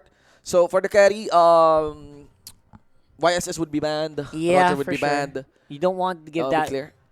I feel like that's been happening over and over again today. And I have no doubt about it. It's going to happen most likely as well for Oh! Cignal. I just Lance. forgot. No, you could actually have Esmeralda. For if you're which Omega. team? For Omega? Yeah. Interesting theory. I would say so, because there's a Harif. They Yes, locked in yes, the yeah. Harif right away. And there's still one side lane option here for Omega. That's an instant giveaway. But we also have another ban list, another Yeah. ban slot for Cignal Ultra. Yeah, I they're would say- banning the Imba DJ hero. There is a possibility of the Lowy here on Imba DJ. Imba DJ loves They playing like Lowy. it. Yeah, They like playing really Lowy. like the Loyi. I think they're the only teams left on Yeah. the MPL I think that they favor the are- Loyi. Yeah, I think the second one would be of Oh My Venus, but right now Oh My Venus really good at the Farsa. Yeah. Again, the Farsa is banned, and even Oh My Venus would just go for the Sicilian. In this point, yeah. Let's see here. Uh-huh. Oh, they did ban the Esmeralda. Clearly, Yep, that smart. was a Very, very very good smart. ban on that part. I would say so. It's gonna allow Tsujin to really pop off. That's why you want to pick Yes. that up. And the thing about it is that we actually want to see Harif succeed for some reason. I think I've wanted to see this guy really succeed here, but the problem is he's super countered all the time today. Yeah. Even yesterday, and Probably Angela. for I For don't know. Cignal Ultra. For Signal Ultra, yeah. For Signal possible, Ultra, yeah. it's I'm guessing the Imba DJ here. I'm trying to really guess the Imba DJ here, but let's see what would be the ban. I just They targeted they really did targeted the They Imba are. DJ. They're banning the They Lowy hate that here. guy. Let's see if the Angela will be shown here. Because it's very possible. You got a lot of pressure here. You got PNK pressure. You could still pick that Angela, and you can even have one side lane still who can wear the Angela. Interesting. What will it be, or will they reveal their side lane I now? wonder why the Roger is not getting priority in this game. I think a lot of teams have liked picking up the Roger, and they're just ignoring this in this one. I don't know. I feel like there's gonna be a big priority. YSS is also open. Oh yeah, YSS. YSS is open. Oh my gosh. Oh. A big all-in lineup. The mobility Cignal lineup, Ultra bro. lineup is looking really well at this point. Actually, real talk, if you go with the Angela on that one, plus you get a high loss, very impossible to kill. I actually don't know. I mean, the Angela will not use the hard gun onto the high loss, but the first kill of Angela will work wonders for the high loss. That's right. And it also kind of works well even if you want to go into the Harif. So Yeah. I'm not sure if Cignal Ultra is going to do that or if Omega might have some different plans. But they are, of course, they have a lot of carry options now. Yeah. They have so many carry Yeah, options. Roger open. is on. My recommendation is still YSS. I in my think opinion. so. Yeah, it's still very safe and stable. Yeah. You can deny the buff onto the Harit for that play. I'm curious though, what will be the side lane? Khalid, of course. And YSS Yisan Shin. are. There you go. Okay. So, very expected lineup here from Omega. And on the other side, still not convinced on the Angela pick though, by the way. Yeah. I feel like they're not the team to pick setup. yeah. Yeah, they're not a team that likes Angela, I think. So, What you know, will be? aside from the draft, aside from picking what you think works for the draft, for the lineup, sometimes you also think about whether or not they actually pick it up. And the Estes, there you go. No Angela, but the Estes. So they went. Finally. It was so wow, man. I mean, I'm looking for a sustain, actually. Yes, that's why you're thinking about Angela, but right? yeah, why not Hylos Estes? Why not Tamus What a Estes? classic! Oh man, season 4 feels, man. This is Selena. That's where I'm worrying. But still, yeah, very surprising here. So we get a side lane PNK. Yep, side lane PNK, I think they're gonna trio it up with Harif with that high loss, and obviously you can't leave the SS without anyone to heal, so he's definitely gonna go. Or if they decide to go 1-2-2, which is very rare. You know, if you get a star player on the side of Cignal, it's always in DJ. Really. I don't. It's Yeah, very- exactly. Very unique on his approach. The ban is also super obvious that they hate Imba DJ. Yeah, they're targeting Imba DJ. They have a personal vendetta against yeah. Imba DJ. It's time to vote, my brother Rockhart. I Which team? think overall Omega's gonna have this because I like their draft. Yeah, I'm And, actually the SS is not proven yet. I'm actually voting for Omega as well. I think the Estes is kind of a bit of a stretch, and a side lane PNK compared to the Khalid on that part. More proven. Yeah. I mean, Khalid win rate 20%, 25%, but Yeah. still, I don't mind. I And, still think it's solid. You know, you just go with the Deadly Blade on YSS maybe. Yep. YSS is Very going to early. be like what happened earlier. Remember? Yeah. You can have the Khalid on the Deadly Blade even. It works. That depends on the itemization. I hope Omega won't be hard-headed on choosing the Deadly Blade because Yeah. that directly counters a lot of mechanics here from Cignal Ultra. Oh my god, the slowness! Oh my god, the Khalid's gonna get caught out here by 3 people and will still be able to at least get a few hits in. Yeah, that's gonna be 1-for-1 though. Ben Sanity here in critical health. They will walk away. First blood. No, 1-for-1 up top. Yep. It's gonna be a 1-for-1, and you just saw firsthand the reason why we don't like the Khalid. So immobile after you use up all your desert tornadoes. You go in for quicksand, you regen a bit, you can sustain, but you're not going anywhere. Big question, right? Yeah, On I the really Khalid. don't know why they like this Heard that. Khalid so much. Yeah, you have a lot. Well, we'll But see. the pressure is building up here for Cignal Ultra on the Lots of bot AoE. lane. That was good. That was good. On the damage dealt there by Khalid. Followed up by The mountain shot. Mountain Chakra. I love it. That was good. That was good. All right, let's see here. Arrow landed onto the crab coin. It's retribution by Hades. Okay, that's fine. That's absolutely fine here. And Hayes is on Selena. Obviously, he is just historically so good on the Selena. Even though in the games they lose, the Selena of Hayes is just the one that really carries the games, I think. Selena is just very threatening. That arrow, if you're not really careful, quick Yeah, pickups and from you know good, this. You good- know that good very distance. well. Yeah. Yeah. So for sure, the gameplay here for Omega is to get all of the attention away from Hajizi and just have him help with the ultimate, with the Mountain Shocker into the team fights. And I think so far that's working well for them. Although they are, of course, going to be pressured a lot here. The moment that Imba DJ hits level 4, they can push this tower no problem. Yeah, very classic. Very classic maneuver here coming in from Cignal Ultra as they go for the 4-1. Yes, Toshi did receive a lot of combo there. Was able to get a kill. He will be burning his sustain, but that's it.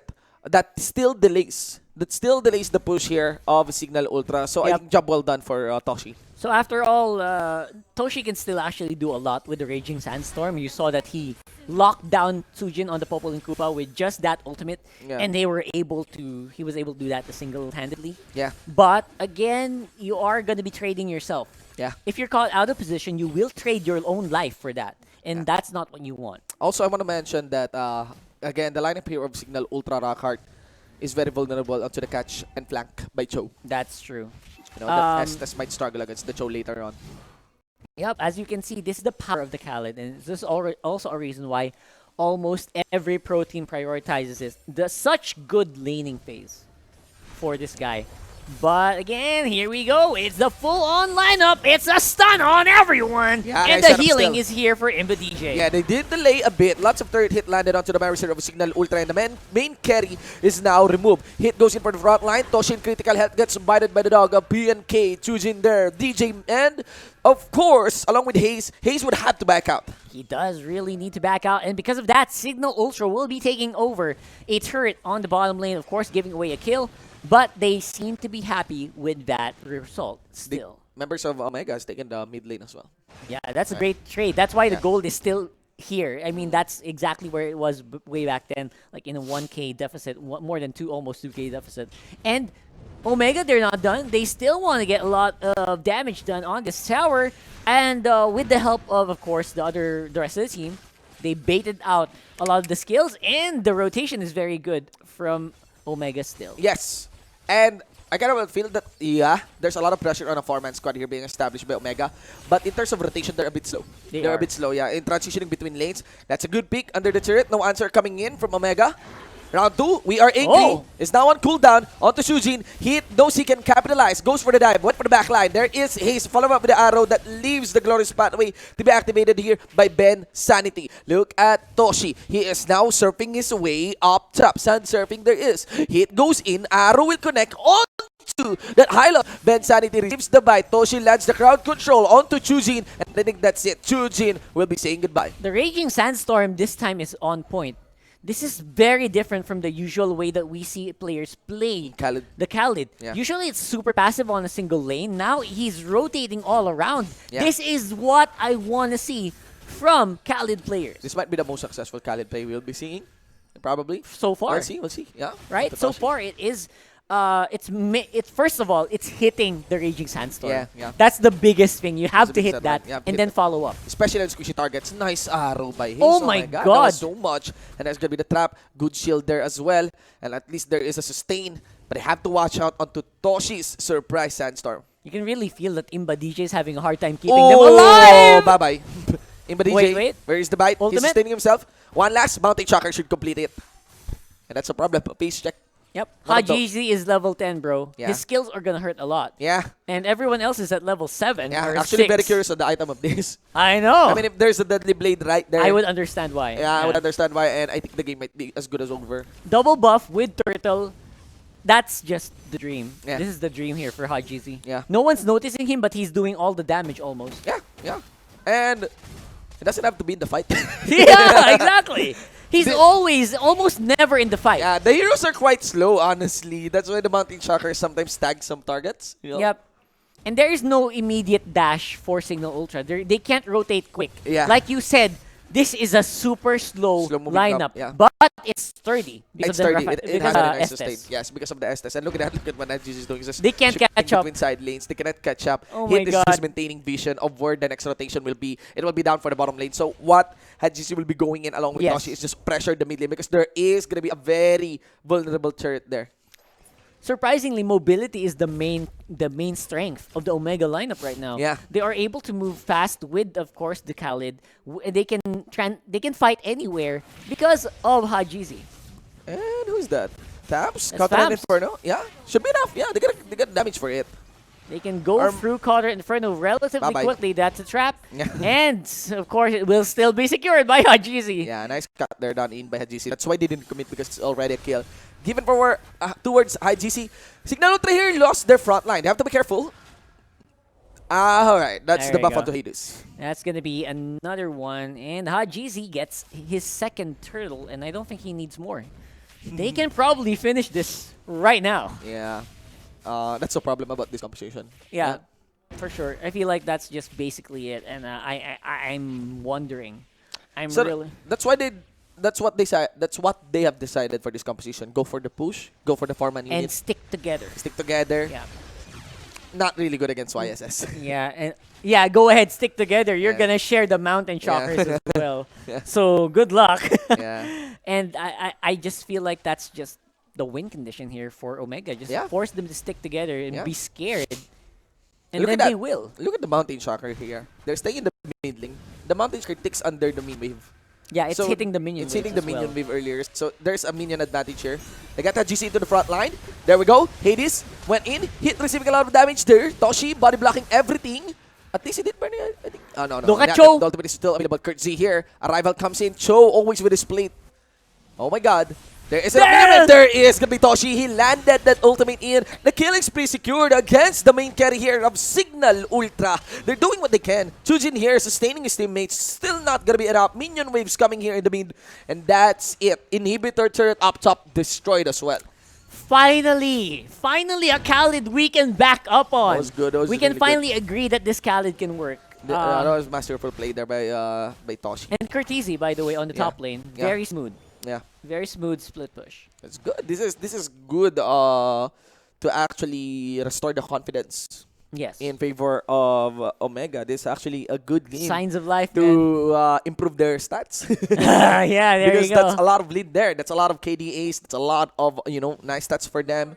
And this is starting to become this is already a one-sided game. This really is hard time. Yeah. It's a hard time for Cignal Ultra. They are gonna lose their Yeah. Hylos. And again, on to Toshi's headline, ladies and gentlemen. Imba DJ will just die there. On next, it would be of Rhea. Flicker in. There goes the bite. Soul Eater, Galote out. And that's going to be Haze. He gets carried on by Hades. And now another Abyssal Trap onto him. Trace. Less has been done there by GZ. And It's a that's boom it. boom. One last kill maybe to complete it. It's going to be the mid lane inhibitor that they will focus on. Omega is now moving towards to close this game. Yep, and Tsujin all alone asking for help for Imba DJ. Will be able to clear the minion waves at least, but they're not done. Omega is still here and knocking on the bottom. Alright.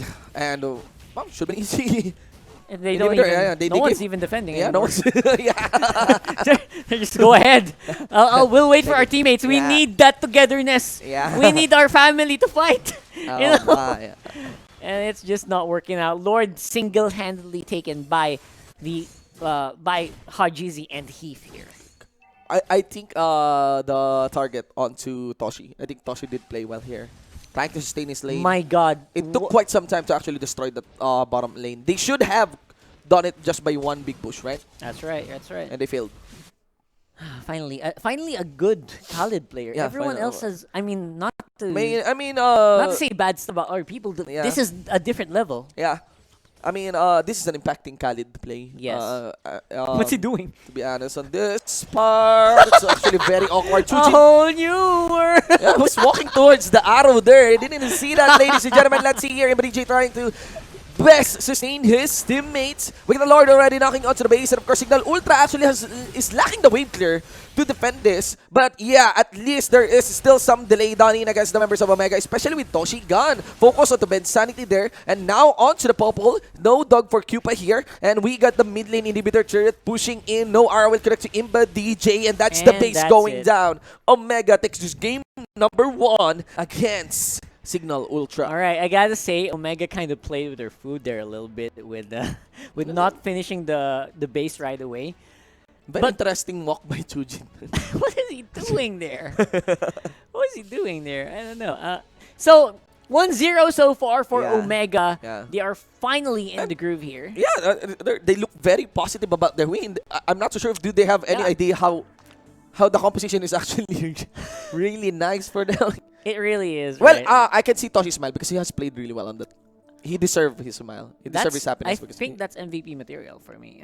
For the Khalid. Finally a Khalid MVP, right? Because again, that's what's lacking in some of the Khalids that we've seen. They always keep waiting until they can farm 2 to 3 items before they fight. This time, Toshi was not afraid. You know what? I don't need items. I'm gonna go ahead and make sure that my Raging Sandstorm lands. He did. As long as it lands somewhere, especially on the Popol and Koopa, he gets kills. Yeah. Right? Because he doesn't need to mind the dog too much. Yeah. He just needs to go straight for the owner. And the owner is really squishy at around level 4, level 5. Indeed. And he capitalized over and over again. Indeed. I kind of feel that what skewed there the composition of Cignal Ultra would be the priority on the PNK. That's right. That made them start thinking that they could flex it. And yes, they can. You can have the side lane PNK. Yeah. But you could have something more stable. You could have something that has a better read of your enemy team's composition, right? I think so, right? That PNK was like a little bit ill-advised, to be honest. It did work sometimes, but this lineup, I guess, the overall weakness is Cignal Ultra. Yeah. The lineup is too slow. Yeah. There is gonna be a swap. I would suggest first pick Parsa onto Why not? Imba Why DJ. not? But of course, Omega will be banning that. But I think that we will have a better hero for Imba DJ here. And let's see that. What is the insight coming in from Wolf for our... Thanks so much, casters. We're going to be looking at that game one stomp of Omega versus Cignal Ultra. We thought that this will be yun yung kalmado game dapat. Medyo mabagal. Pero ano nga ba nangyari? Bakit mabilis to na napunta sa side ng Omega? I think we did say in our prediction na this could either be a very slow match or a very fast one na one-sided sa laban. And I think that Cignal Ultra had a lot of question marks along the way sa kanilang draft dito. I like particularly the Hylos coming out from Cignal Ultra, and I think that Estes Hylos combo is a classic para Cignal Ultra. Classic being, this is one thing that they have already been using for the longest time. Siguro yung mga question marks sa akin dito is, number one, Harith in combination with Hylos plus the Estes. Imagine if this was a Bruno na classic na ginagawa ng Cignal, it could be fast wave clear. However, dahil ito yung trio nila na nag-take ng buffs, hindi niya kinaya yung speed ng Omega. Looking at Selena, very fast jungle and wave clear. You also have Hilda, solid tanks, ang lakas din ng dueling potential against jungle creeps, and obviously, there is that Hisin Shin. Now, on the side lanes naman, meron kang Khalid and meron kang Cho. These heroes alone are very good when it comes to dueling. I mean, there's a Thams 1v1 matchup siguro pwede pa. When it comes to the Popol and Kupa on the side lanes that Sujin worked on for Cignal, and I guess this is a theory crafting material for Cignal that unfortunately did not work. I like the idea. It's your long range quote unquote parang Duran's carrier against the sustain lineup of Omega with this blade and using the Popol and Kupa eventually. However, that did not work unfortunately. Sa Cignal, kinapos sila sa early game. Okay, looking at the post-game stats, we can see some actually a very significant na difference when it comes to the overall damage output of Omega, because this is once again a stomp. I just wanna take note, hindi ganon ka-effective itong si Sujin when it comes to dealing the damage. Although si Hades on the Harith performed well, one of his signature heroes, I believe isa na lang siya sa mga players ngayon na legit sobrang lupit pa mag-Harith, knowing that Harith is quite enough meta hero. The Popol and Kupa on the side lanes with the jungle emblem na Mage Killer, ang gusto mo is makapag-push ka. There's a big yellow bar here showing yung turret damage ni Chujin. But if you look at the numbers, it pales in comparison.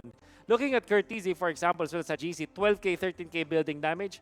Looking at Sujin, only 4,000. Even when they're planning na makapag-push, power push with this Popol and Kupa plus the Estes plus the Hylos, okay yun sana with the Harith Zaman Force. Gusto nilang mag-take ng objectives. Unfortunately, the wave clear and the junk clear did not complement the tempo of what Cignal wants to play with. That's why Omega were able to punish them for it. Now we're looking at the highlights, the smart highlights of the game. We can notice some of the important priorities for Omega, which is to take the side lanes for sure, i-abuse nila yung mga matchups nila sa 1v1, and also have this Selena pop off. And look at Toshi. He knows na kaya mag-deal ng AoE damage, and many times sa Toshi show, sinasabi nga natin, even when they're sustained, coming out from the Estes, the Yisunshin ultimate plus the Khalid AoE damage, sama pa yung control overall, nalugi na yung Cignal Ultra. And dito ka na magtataka dun sa lineup mo. If you're looking at Cignal Ultra, if you're a fan of Cignal Ultra, this is where you wonder, why did we draft 4 heroes like this or 5 heroes like this when evidently it's not enough to take down even one hero from the opponents? At then, dyan na nang-problema yung Cignal Ultra. Eventually, they run out of options on taking down their opponents. They ran out of damage. There's not much highlights actually. Walang big plays coming out from Omega. It's just a micro plays that stacked all together. And the fact that their draft is just really easier to execute as compared to Cignal Ultra, kaya naman sila nanalo. And Omega, I think that this is just another day in the office for them. Had GC 706 with this He's and Shin, but we know that Toshi also performed well. And I think that we might see more Hajizi plus Toshi combination in the coming games of Omega. Although they have another activatable off-laner, Curtizi, or side laner, Curtizi. Eventually, i-consider na ng Omega, baka i-mainstay nila pabalik si Hajizi. Or maybe not. The idea of having substitutes anyways is to surprise your opponents. An activatable 6-man, hindi natin alam kung sino pa yung pwede natin makita. Maybe Kenji could be back or kung sino man. But we know that there are a lot of able cores para sa Omega. Nevertheless, Cignal, I believe that was just a jab. Kumbaga sa boxing, sinusukat pa lang ng Cignal Ultra yung kanilang kalaban na Omega. Or maybe this is something that they also planned. Unfortunately, it did not work. I honestly thought na pwedeng mahilo, mas madamay sa heal yung Wolf ni Popol and Koopa. Unfortunately, hindi natin nakita yun sa ating laban. Perhaps a little bit of disconnect then when it comes to the overall strategy of what Cignal Ultra want to do when it comes to the playing the tempo game.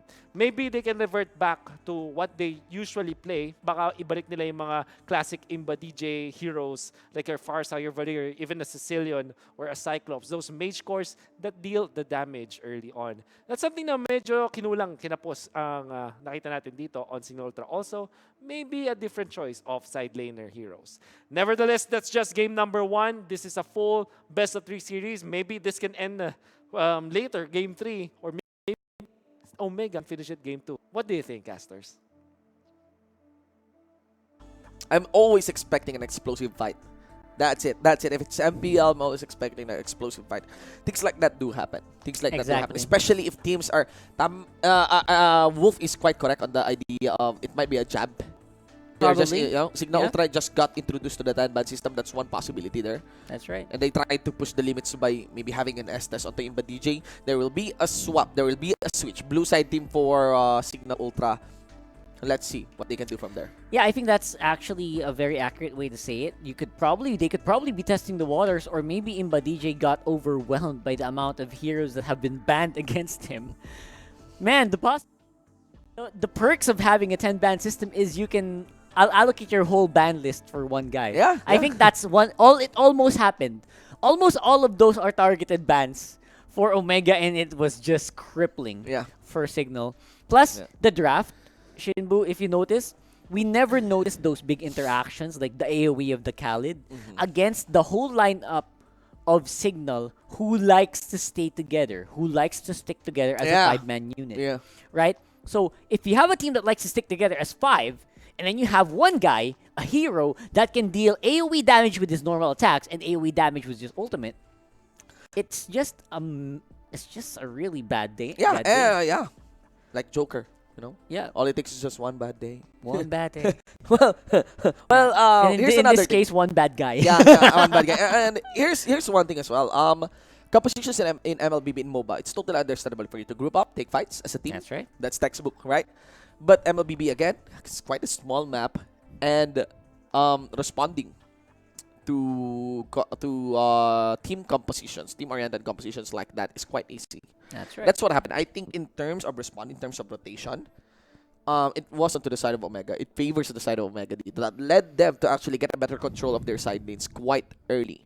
And remember, yes, you have a team fighting composition, but that is a high-pressure, sustain composition. Yep. It's not something like go all in, be explosive, much like a composition with an Atlas. No, that's it's right, not. that's It's slow pushing. It's pushing. It's quite fast pushing. It's a sustain comp, but not like heavy burst damage comp, 4-man comp. Exactly. Right? And speaking of push, I mean, we heard Banji talk about it as well, is that the Popol and Koopa had a mage killer, which means their main goal was really to go for the towers, go for the big objectives, and not for the team fights, which I think happened too many times in that game. Yes. Too many team fights. And again, we're accounting for team fights, guys. Mountain Shocker, Yeah, grouped together, all of that is like gonna... Basically, you're multiplying the amount of damage that you receive from the Mountain Shocker. The idea is to not really just get a kill, because you cannot really kill a composition that is has their own sustain cut off for them. Yep. But if you get a Deadly Blade, there is, of course, the healing reduction. And the number one purpose of Mountain Shocker is, again, vision. Mostly for vision. Vision, You yeah. can't kill anyone immediately with just Mountain Shocker. You kill people by knowing where they are and then Setting up. the fight. Yeah. Exactly. So I think that's very smart, obviously, for the draft. Not super surprising at all that Omega got the win on that one, but I really thought Cignal might have actually clinched that if they were a little bit faster. Yeah. If they were not forced to respond to everything that Omega was doing, because they were also doing that. Yeah. Right? They were whenever Omega wants to go for a team fight, Cignal looks so willing to go for it. It's Yeah. like, you know what? Yeah, we can take you. Come on, come on. Let's go. Let's go. And then that's what they've And then they're always been healing. doing. And then they're healing, and then their healing stops because, you know, they're eating mountain shockers for breakfast. Yeah. So, where are you going to get your advantage from there? And when it's time to go back, when it's time to go back, they get chased down. By That- Toshi. Right? Exactly. It's very difficult. To be honest, that's so far the only Khalid game Look that at I will that. endorse. Look at that. They Look at are not gonna be planning on having Imbadiji on the Farsa. I think they're still thinking that Imbadiji can be flexible. He still Yeah. got the lowing in. I think they're eyeing Ben Sanity on Atlas. Interestingly enough, historically Ben Santi has had some fails. Yeah. He's had a lot of fails on the big tanks like Yes. Kufra and Atlas. A lot of times where he failed to engage, and I hope Cignal has already fixed that from the main qualifiers into the first week, because those are the things that I really want to stop here. Now we are on to this very, very awesome Khalid ban. Yeah. I think that's very well deserved. That's well Finally. deserved now. Yeah, against Toshi. Yep. They can ban the Atlas here, Omega that is. And they would try to take advantage of maybe first 2 picks here. Maybe secure the Uranus. And remember, there is the respect on Cignal Ultra on Haze. Really, the arrow is very and ever so threatening. I can't help but feel that Cignal Ultra is still eyeing on choosing the PNK here. Quite early. They really failed on with letting go of the Selena, and you saw the moment you let go, Yeah. Omega first pick it. Let's see here. Will that be an Atlas? Ladies and gentlemen. Yeah, this is a 90% Insanity. Atlas for me, right? Yeah. Especially since or it's YSS, Cignal. but let's see if just knowing Cignal Ultra, they may eye on having the Sujin, historically, what are the good Sujin heroes that we've seen? I think we've seen pretty good Ling. Oh my god. And the Hilda first pick. It's quite early. I mean, you're giving Way up too early. You're giving out the Atlas for hit. You're giving up the YSS now for Cignal Ultra. And they gave away 2 picks for this. Yeah, 2 picks for a Hilda. a Hilda. It does not equate. Yeah. I don't know, man. I don't know. That just feels On a like 10-bad system. exactly. All right. So Alright. some pretty comfort heroes coming in here for Alright. Omega. I like Okay. it. And Cortese apparently is pretty good still on Yes, the show. on the show, he's Yeah, very threatening surprisingly. earlier. He Yeah. was like one of those guys that we never see on camera. But he does his job so well. He destroyed an inhibitor turret without appearing on camera all game. Yeah. Beautiful, beautiful. All right, let's see here. They're now they got the Ling here on their composition. Okay, this is what I've been talking about. This is historically what Sujin has been good with. A lot of execute damage. A lot of really destructive, pure firepower being locked in by Cignal already. But again, I'm not sure if the Ling this time is going to work as well as it used to back in the qualifiers. Let's see. I mean, Cignal Ultra's draft is not so bad, but you cannot just say, we cannot like go in or react in such a way that, nice. Nice, No, nice. It No, we can't. doesn't really look like it. It looks right now. scary. Yeah. It looks kind of scary if you think about And it. if you got the Balmon and if you got the Hilda, you can actually just have the Atlas in. I know. It's going to be a fun game, right? Yeah. All right. We still have options for 2 bans Yeah. here. I think a big setup hero will be removed here. If not the Atlas, you also want to remove some really big damage output, like a mage damage output. I don't know what's going to be the last ban. Big time damage. Actually, if we're accounting here, Omega did react to Cignal Ultra's Link pick by choosing the Cyclops, here. Yes. And I cannot but think that there is a lot of freedom for Cignal Ultra to fully counter the Cyclops with this next 2 picks. Yeah. They still have 1 utility support available for them.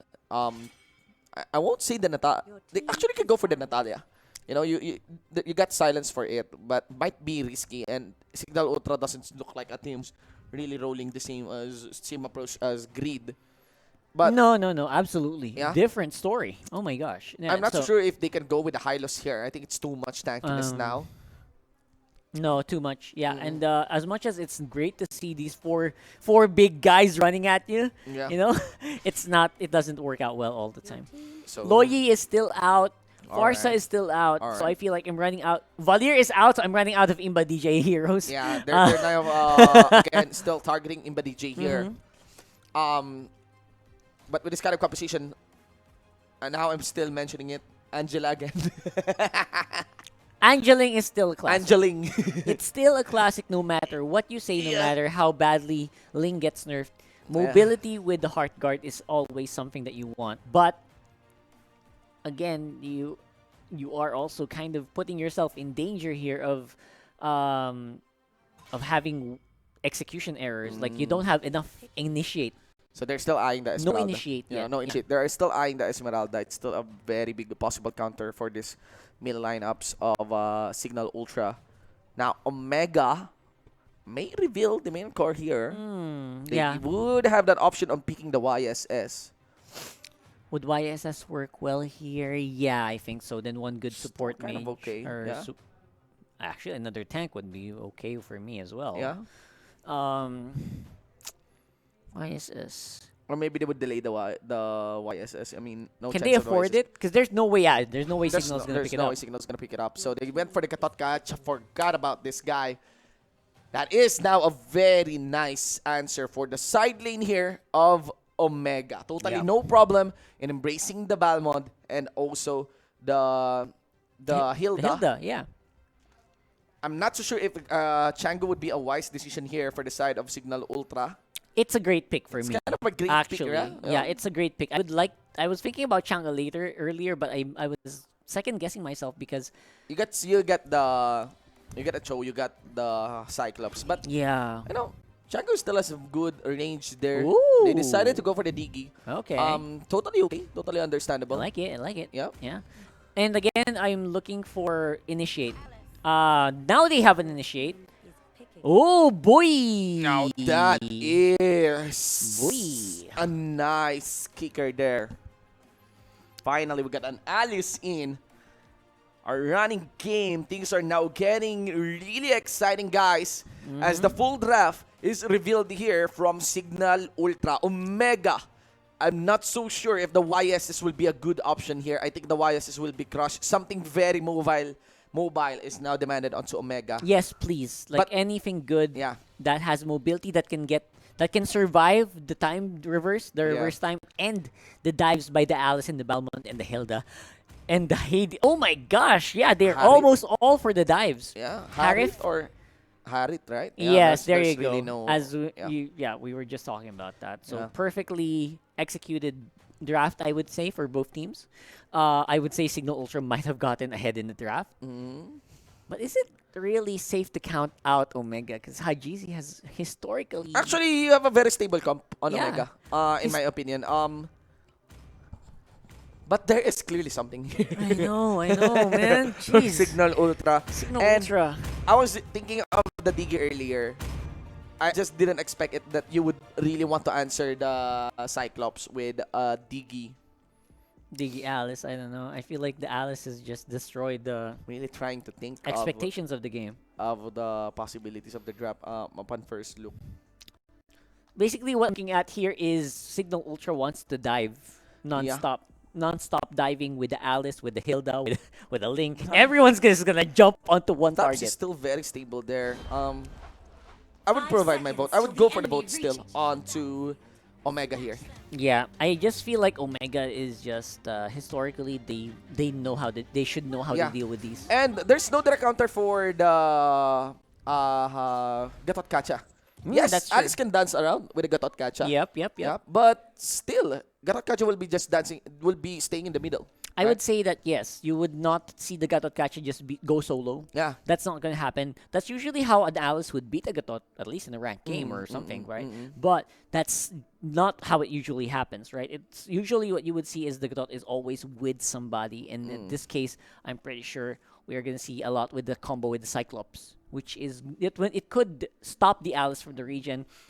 In both teams, Necklace of Durance is going to be so critical on both Cyclops and Alice. Yeah, on both Cyclops and Alice, So- actually, especially against the Alice. Race to Durance is going to be the deal here for this game, and I think we can still expect a lot of big explosiveness before that gets completed. It has to be. It has Yeah. to be. I mean, there is no demand to play passive here. Yep. That's one. Even on the Harit comp. Yeah, exactly. Harit should be aggressive even in the early. The moment you early hit level levels. Yeah. 4, Yeah, you fight, have to capitalize. fight, You have to fight. capitalize on that mobility, and obviously, the moment you hit level 4, it would be very ridiculous if you don't use that ultimate on the Yeah, that's a on waste. the Alice, right? Exactly. You hunt down that Alice, Yeah. although the Alice is very difficult to catch as well. You know, we haven't actually seen a lot of Alice in the MPL since season 1. The kicker here would be of the Ling. I mean, Ling has been nerfed. There is a running doubt on the Ling. The capabilities. And there of are the some Ling, good picks against the Ling. So I'm wondering if whether or not this Ling is going to be as strong as they think it will be. They're banking on the Ling for the full amount of damage output, and they're hoping that the combo of the Hila and the Balmont is gonna be able to make up for the early game power that they're gonna lose because of this pick. Let us see. We are now on to game number 2, Cignal Ultra versus Omega. Remember that Omega sits at match point here, and now the bomb has been planted by the Digi. Here we go. Maximum bombage. Bombage. Bombage of the Imba DJ Diggy will be going down for first blood already. Alright. And let's have a look at Imba DJ. I wonder how. Alright. Oh, okay, Yeah, okay. He's playing the feed Digi tactic. Okay, Alright. let's see if it's gonna work. Okay, and let's see what Omega does in Hilda is reaction here. to it. Hilda, can he steal? No, he didn't. He does not. Ben Sadi is in a pretty bad spot here. Yep. Imba DJ goes down a third time, giving a lot over to Omega. You have to watch out for a GZ there. Yep, Level careful. 4 is quite quick onto the side of Haze. Imba DJ round 2. Level 3. Imba DJ again delivers another bomb right there. Toshi comes in. Oh my and god. that's in Sanity. That was a quick feed there by Imba DJ. But again, we will see how this Digi will pan out later on. Don't you think they're feeding a bit too early? Why? Right? Aren't they feeding too early here? Actually, my question is why did Imba DJ not cancel the recall from Haze? Did it not assume? Right. Maximum vision. If you're playing Digi, go for Always maximum walk vision. for Yeah. maximum vision. And Cancel those heals, cancel those recall. the regens, the Yeah. recalls. Yeah, exactly. So I'm not sure what's going on here. What I can tell you is, of course, Imba DJ is still gonna be worth not much at this point. Yeah, at right? this point, not At not this anymore. point, he's not gonna be worth much. And he will be doing a lot of pressure against Hadjizi here. So far, it's not working out well for their economy, but they're slowly catching up. Cignal Ultra is starting to slowly catch up here, and I think This is. Digi feed pick is breaking the MPL. Yeah, it is. I know. You We'll don't. see. It's not 100% win rate, Yeah. but it's really messing up our predictions. And actually, the way the teams approach this game, let us see though. There's still a lot of vision on Imba DJ. Alright, they've given the kill towards Haze. Yep, 800 gold lead, by the way, is not much. Yeah, not much, not much. So despite being 8-1, we are only 800 gold between these two teams. And Imba DJ, he's not even level 4 yet. He's absorbing everything. But he is delaying. He is delaying the buff by a little margin. There goes Insanity, round 2. Opportunity to steal? No, not that gonna would be do it. it. It's still secured by Hadjizi here. But at least that stops the early aggression possible onto that Harit. Yep, and the Harif is just the gift that keeps on giving. It is getting a lot of space, to be honest, right? You're getting a lot of space here. Hadjizi free 0-4, and he's just waiting for the opportunities to go pick up Sujin. Let's see here. Someone needs to capitalize actually on the kill handed on by the Digi. Ben Sanity wants to commit towards Hadjizi. Hit can go for them. And I think the buff is stolen. I want to look. No, it's not. No, it's not. No, it's Alright. not. All right. So it's still ongoing. Omega ongoing. is still not slowing down Yeah. here. Ben Sandy is going to be caught in the shenanigans of Imba DJ. Yes, and this is an investment that is not paying off for Cignal Ultra. Again, supposedly on this Digi strat, you need to deny a lot against the Harit. They're Yep. getting the push here. Dan. an indicator of a successful Digi strat is if you're ahead in economy. Yes. And in this case, you're not. In this case, you're not. Monster kill already handed on. There's oh my God! That's how they did it. Oh! Reset on the goal. Did Imba DJ realize this? I don't know. He's still going. He's still going for the He's Harry. still going. Oh my God! Oh my God! He got countered. That's it. Oh. That's it, ladies and gentlemen. Imba DJ baiting out with his time journey. He does understand there is one kill given towards him. Finally, he knows it. And that's what makes this Digi pick awkward. Hayes gets clamped on, jumped on, and here comes Hades as well. Imba DJ reverse time that for Hajizi. Hit re-engage. No kill for Imba DJ. No, there's one kick. There's a goal. That is a kill with a nice reward for the side of Omega. Finally, all right. They're going to get back into the groove here, but the goal is still very close by. Curtisi is in trouble here. 3 members from Cignal going to be going down. The ultimate will not hit, and the Colorado Inferno is not going to be enough to survive. Nice catch there by Cignal Ultra. Way of the Dragon. What? Still allowed for Chujin to actually swap out on his first kill. Nice. That split second that it takes for you to activate it, that should have been the difference maker. Yeah, nice. Too late there on the activation. All right. Godlike for Hajizi. There are still some rewards available for him. Let us see here. Hit. Actually, nice trade there because if you are a support, you would want to give another kill for Digi. Yeah, support, right? Exactly. And as it makes much a lot as of sense. If possible. you are the one who is delayed, you are the one who is killed here by the Digi. So that's something I've never thought about. You know, get hit by the Digi and then just die to the tower. Yes, just get executed, right? Legendary Very, can very keep tabs on that part. Okay, they're still committing on it. They still want to delay Hajizi here. And, alright. No first kill available for Chujin. They're still going. They're still really going there. Hajizi going for the chase on Chujin. There's the orb. He knows it. And Hajizi does not respond in time to take him out. Nice disruption by the Alice. Yeah. And Sujin is definitely very mechanically gifted. He is catching up. He's keeping up with the damage output here of Omega. That Digi is only not really contributing that much to the economy of the red side here. They're giving a lot of trouble here for Omega. And they are being found out by the Digi, obviously. Yeah, obviously, you want to keep tracks for that Fiend buff. Let's see if for the third or fourth time, will that be denied? No, it won't, as the retribution still is consistent onto the side of that Harit. Yep. Still, I can feel that Cignal Ultra is a massive threat here. They are actually, there is a good chance they can win this with just this. With a very, very strong Hades with Sujin getting kills. At the moment that Sujin actually gets those items, this is going to be a big threat. And Cignal Ultra is winning, by the way, in terms of push. They got the side lane push there. Ladies and gentlemen, another pick towards Imba DJ. Once again, Rhea here will be targeted by Hayes. I think Omega may need to adjust and start ignoring the Digi. Yep. Because he's buying enough time, and yeah, the time he has bought is the win condition for there this you go. Those are the targets that you want to throw up. Yes. And, okay, Hit tries oh my God, to Hit, deliver what a are you kill. doing? Okay, he's just dancing around. He wants to be tagged by the Digi here. Oh, and Toshi comes in, explosive. Imba DJ tries to go for the reverse time against Hajizi. Wants to just disrupt this main carry. Chujin onto the side, lands the first kill, but not gonna be shifting in. And I think they will go for the boost. OMG. OMG indeed. That's going to be Omega on the mid lane, taking out the first. And looks like Chujin going to be hunted down here by Hajizi, waiting for the orb, but not within reach. There's still a tower there, so he has to play it safe. Yeah, the best part here is that OMG cannot easily take in this turtle. That's right. There's a lot of vision provided for by Imba DJ. And Imba DJ will just continue doing this. And Imba DJ is going for the record. Yeah, and maybe who has the most deaths really on this that's right. Digi peak. Ladies and gentlemen, when will we suffer this? Until week 4? Probably until week 4. Until week 4. My best guess is until week 4, yeah. And in this case, they did not try to react to the Digi, right? Yeah. And they're suffering. Nice catch. There is going to be Hades. He's actually scaling. They will mirror that down for the bottom lane. But an inner turret is already destroyed here by the members of Team Cignal Ultra. Hit delivers the kick down to the Ling. And now down for the bottom lane. And Inhibitor turret is now going to be pushed. Oh boy. Hit will do what he can. Goes for the wave clear. Tower. Artillery minion. And that will be cleared. That will be cleared. But still, a new minion wave comes in. Hades commits. And an Inhibitor is now already good for Cignal Ultra.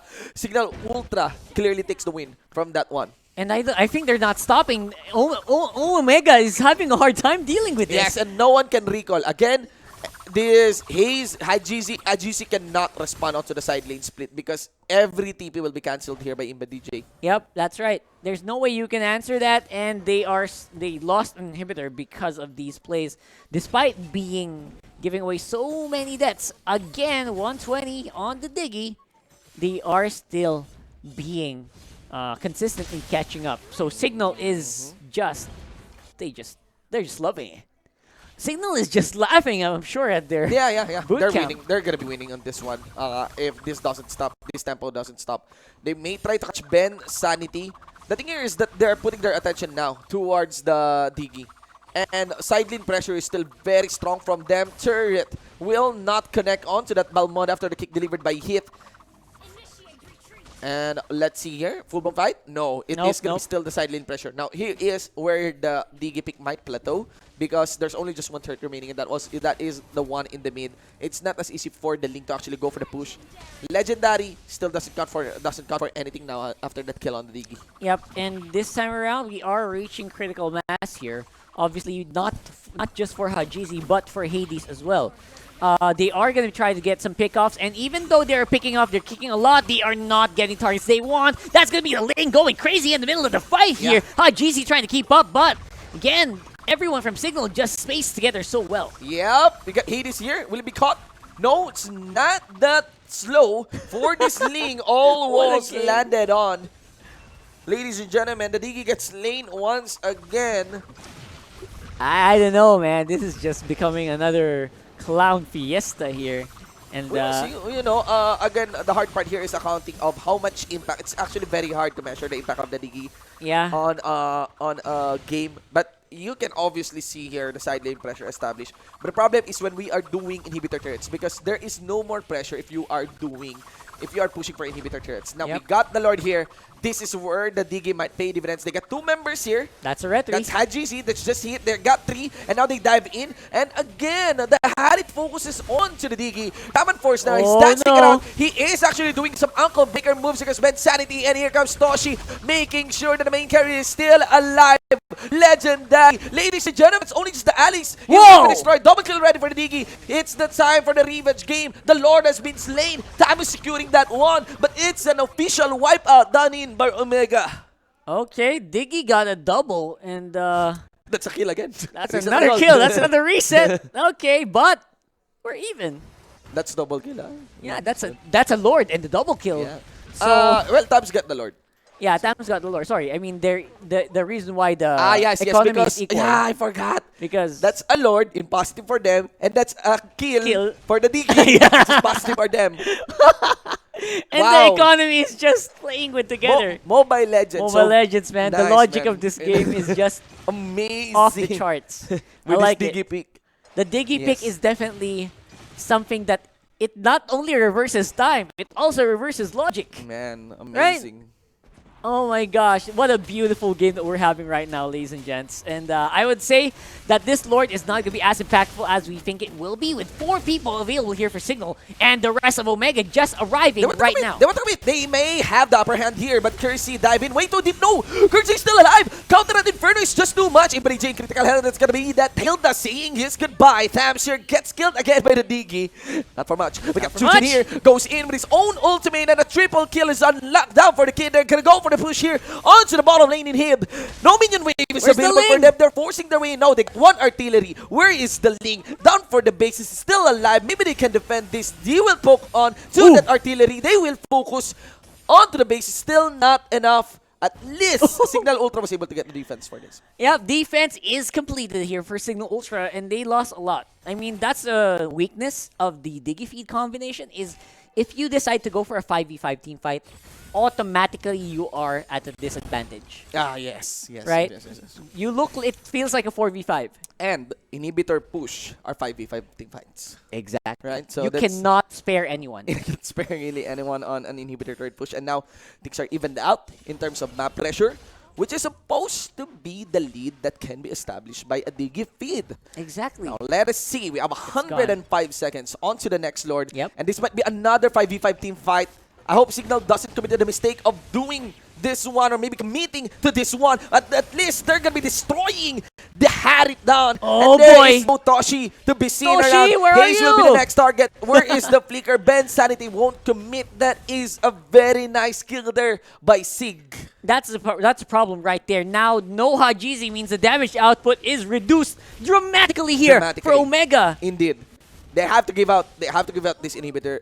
No, the bottom lane. It's Bottom actually lane. pushing. Are there any arrival? Oh boy. Yeah, they're going top. 20 seconds. 20 seconds for Hajizi. Yup, onto the clock. Lots of pressure Minions, there. minions. Yeah, they have enough wave clear. They have enough wave clear. alright, They got the there you Cyclops go. in. Yep. And now it's going to be Cignal going in and then looking for Let's see. something else to Maybe. get. Yeah. Omega defended well. I think they Balmond defended is not well. there. Balmond is not there. No What are Balmond. they doing? Hajizi yeah. is Actually- not there. No Hades. No Hajizi Rhea. will be staying out top. Yeah, Okay, okay, everything okay. resets. Because something is building up. That can build up to something, right? Yeah, and they know it. Yeah, They Toshi. know it. Yeah, Toshi can actually chase using the avatar of Guardian. They know there is no Balmond. They can take again if full-blown team fights happens. It will be in favor of Omega. Yep, Yeah. that's right. But that was really well done for Cignal Ultra. Hajizi needs to be careful in his positioning still. He can easily be ripped off. Yep. You know, by So, Cignal. and we saw that earlier. The moment that they all, literally 5 of them, dives into Hajizi. Yeah. No matter how thick your shields are, you are going to die instantly. It's not anymore Hajizi. You're gonna be Hadbinzi. Yeah. Exactly. Had been. You're Yeah. gonna be a has-beens. Yeah, has been. Oh, there you go. Now the Lord is up. They will have a neutral objective to fight over. That's pretty good, right? That's pretty good. Now it's going to be a question of whether or not Omega is gonna commit. Because I don't think they want to. They want to go for a... Lord is a 5v5 fighter. That's a good point. And So they need to be very careful about if they're gonna go in, they need to go together. They Yeah. must not go in one by one, like Yeah. what I think is happening right now. This is wise though by Rhea. He's actually shoving the bottom lane because that is one lane that should be not left unchecked by Cignal Ultra because that is the super minion lane. And on the other hand, they're also doing that for Toshi. Yeah. So Toshi's also pushing up Mirroring it, that wave. Heath will have a kick ability of a kick opportunity here for Imba DJ, but will not go for it. They will do the Lord. My God, this Lord is so fast. Yeah. This Lord take is unbelievably quick, and Lord will go over to Cignal Ultra. Yeah. Just like that, the game looks like it's going to be a little bit more towards Cignal side. Yeah, let us see because this is leaning onto the side of Cignal Ultra. That Lord is the biggest objective right now for our game. Ladies and gentlemen, it's going to be pushing in for the top. That's a lot of pressure there. Oh, man. And the top lane is quite a long lane there. Yes. That's a very, very long lane. Not to mention the waves are actually in prime position to hold that void Rhea for a is going to while. be there. Actually, you can observe the pacing of Rhea. By the time that the Lord is up top, Rhea also might gonna be at clear the that bottom lane. wave. Yeah, Yeah. inhibitor onto the bot. And Omega is now converging onto the mid. This might be it. This is the setup for my gosh. all in favor of Cignal Ultra. Guys, look at the side lanes. Observe how that side lane will stack. It's a very, very slow movement, but again, that's what Cignal wants. Yeah. They want it to go slow. All right. Hajiz is still not burning his own ultimate. Hades getting towards Haze. Haze is still alive. They're going to be giving out the mid lane. The mid lane is going to go down. Yeah. Now they need to defend the base. That's going to be the call here. Yes. They actually should leave the Lord maybe up top. Focusing onto the mid lane because they cannot afford to lose another inhibitor turret, ladies and gentlemen. And that's it. Planet Stack activated coming in from Haze. And wave clear is complete. Unlimited wave clear coming in from Omega means that the push is going to be difficult to do for Cignal. Yeah. You cannot siege without any minions nearby. And that's Omega knows this. Omega knows the fact that Cignal is just not going to be able to push here. This is quite a close game. Rockhart. Look at the gold swings there. It's a actually small, going back and forth. Yeah, quite a very small swing. Yeah, but it looks big on the graph, but it's only like 1,000 gold. And what was lost against Omega is already that budding outer turret. Ladies and gentlemen, down for the bottom lane in exchange for the Luminous Lord. They need to be careful on that Luminous Lord setup. I think giving out a Lord like that is very That was a risky. big mistake, right, That was a very earlier? big mistake in my opinion, yeah. It's impossible to answer because of the speed that Cignal Ultra took it. Yeah. But they should try at least. They should try. They should really try. They should force a fight in my opinion. Or at least get the position quite early, right? Right. Set up the position, which is It's gonna be difficult because there's a Diggy bomb everywhere. Yeah. But you should try still. Here we go. All right, Toshi, hitting correct to one. Hades in half health. They could win this one because Hades would have to bail out. Let's see here. Toshi stays in the mid. Toshi will be removed. Hajis is still alive. Goes for the chase down. Rhea will commit. And what they did is actually have the Ling go up top, so maybe he can go for a split.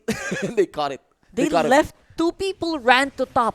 Yeah. For that. Because they know Link can split. Yeah. Yeah, because Cignal Ultra tries to bait Omega into taking a fight down for that bottom lane, but Omega was wise. Yeah. And in that exchange, bro, Hades was the one who went down. The Ling went down. The Ling went down. In favor of Toshi. Hajisi is still alive. And Hajisi is still alive to be able to push. Yeah, that's a lot of death timers there. And that's a big problem. But Sanity overtaking is welcome. And also Chujin is now gone. Impa DJ won't a problem here. They got a minion wave pushing in. There's gonna be the recall coming in from the Balmond, and there's just one minion wave down for the bottom lane. It won't be a problem for them. Again, enhanced minion for Omega here on the bottom lane. That's Top right. lane will be worked on by Kurtzy. Mid lane getting pushed in by Hit Haze. And let's see here. Man. There's one artillery going for the mid lane. Inhibitor will be destroyed just as quick. And that's only 3 members coming in from OMG. Rhea now. Let us see. He will be backing out. And there's a quick done-in kick by Hit onto Bensanity. He would have to fall back. And I guess that's it. One inhibitor down against Sig. Slowly but surely, Omega are capitalizing on the lack of any push potential here for Cignal Ultra. And they are fighting under the tower for it. Hajisi is still in position. Probably will have that Zaman Force ready. But they are playing for the Lord this time. Chujin here. That was a very heavy mistake on Chujin. I know. Got caught out. I think he did overestimated his capability, his Yeah. tankiness because he's an Alice. Yeah. Right?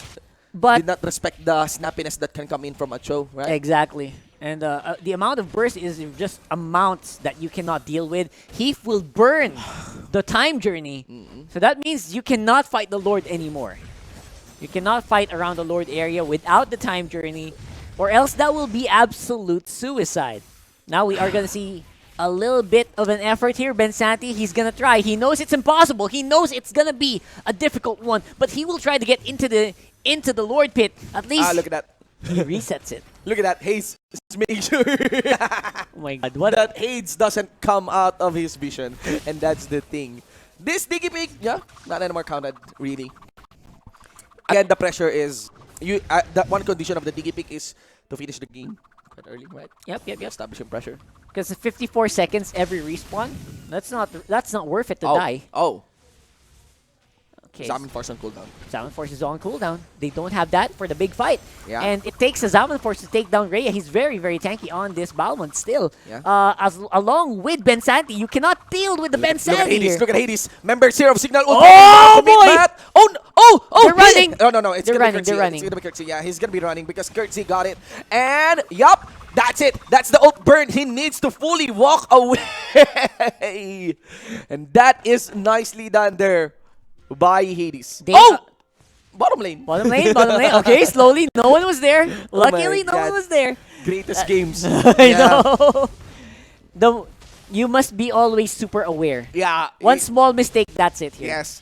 You have to put your eyes on the minimap on the fight. That's not much. That's Imba DJ. Hades dancing around. They're willing to take the 5v5 fight. This is it. GC is just staying in the middle. Zaman Force still already online. And there is no opportunity for Chuji to go in. He misses first kill switch. And let's see here. Bensanity already gone. That's going to be a focus 3 there. And now, into the backline, there is Hades who will be chased down by Haze. Yep. And Haze may have an idea of where Hades might be hiding. That's it. That's going to be the base. Let us see. That's one minion wave there. I think there is one. Yes, there's enough minion wave to go for the push. It's only Imba DJ remaining here, along with Hades. Hades needs to land the ultimate. Where is the Blade of Tempest? Minions! Not the minions! There is going to be the Blade of Tempest. Should be enough to at least delay the minion wave. But a kill out to Hades. There's another wave coming in the mid. That timers are too much. And that's it, ladies and gentlemen. That's how you destroy the Digi composition. Omega closes the series 2-0.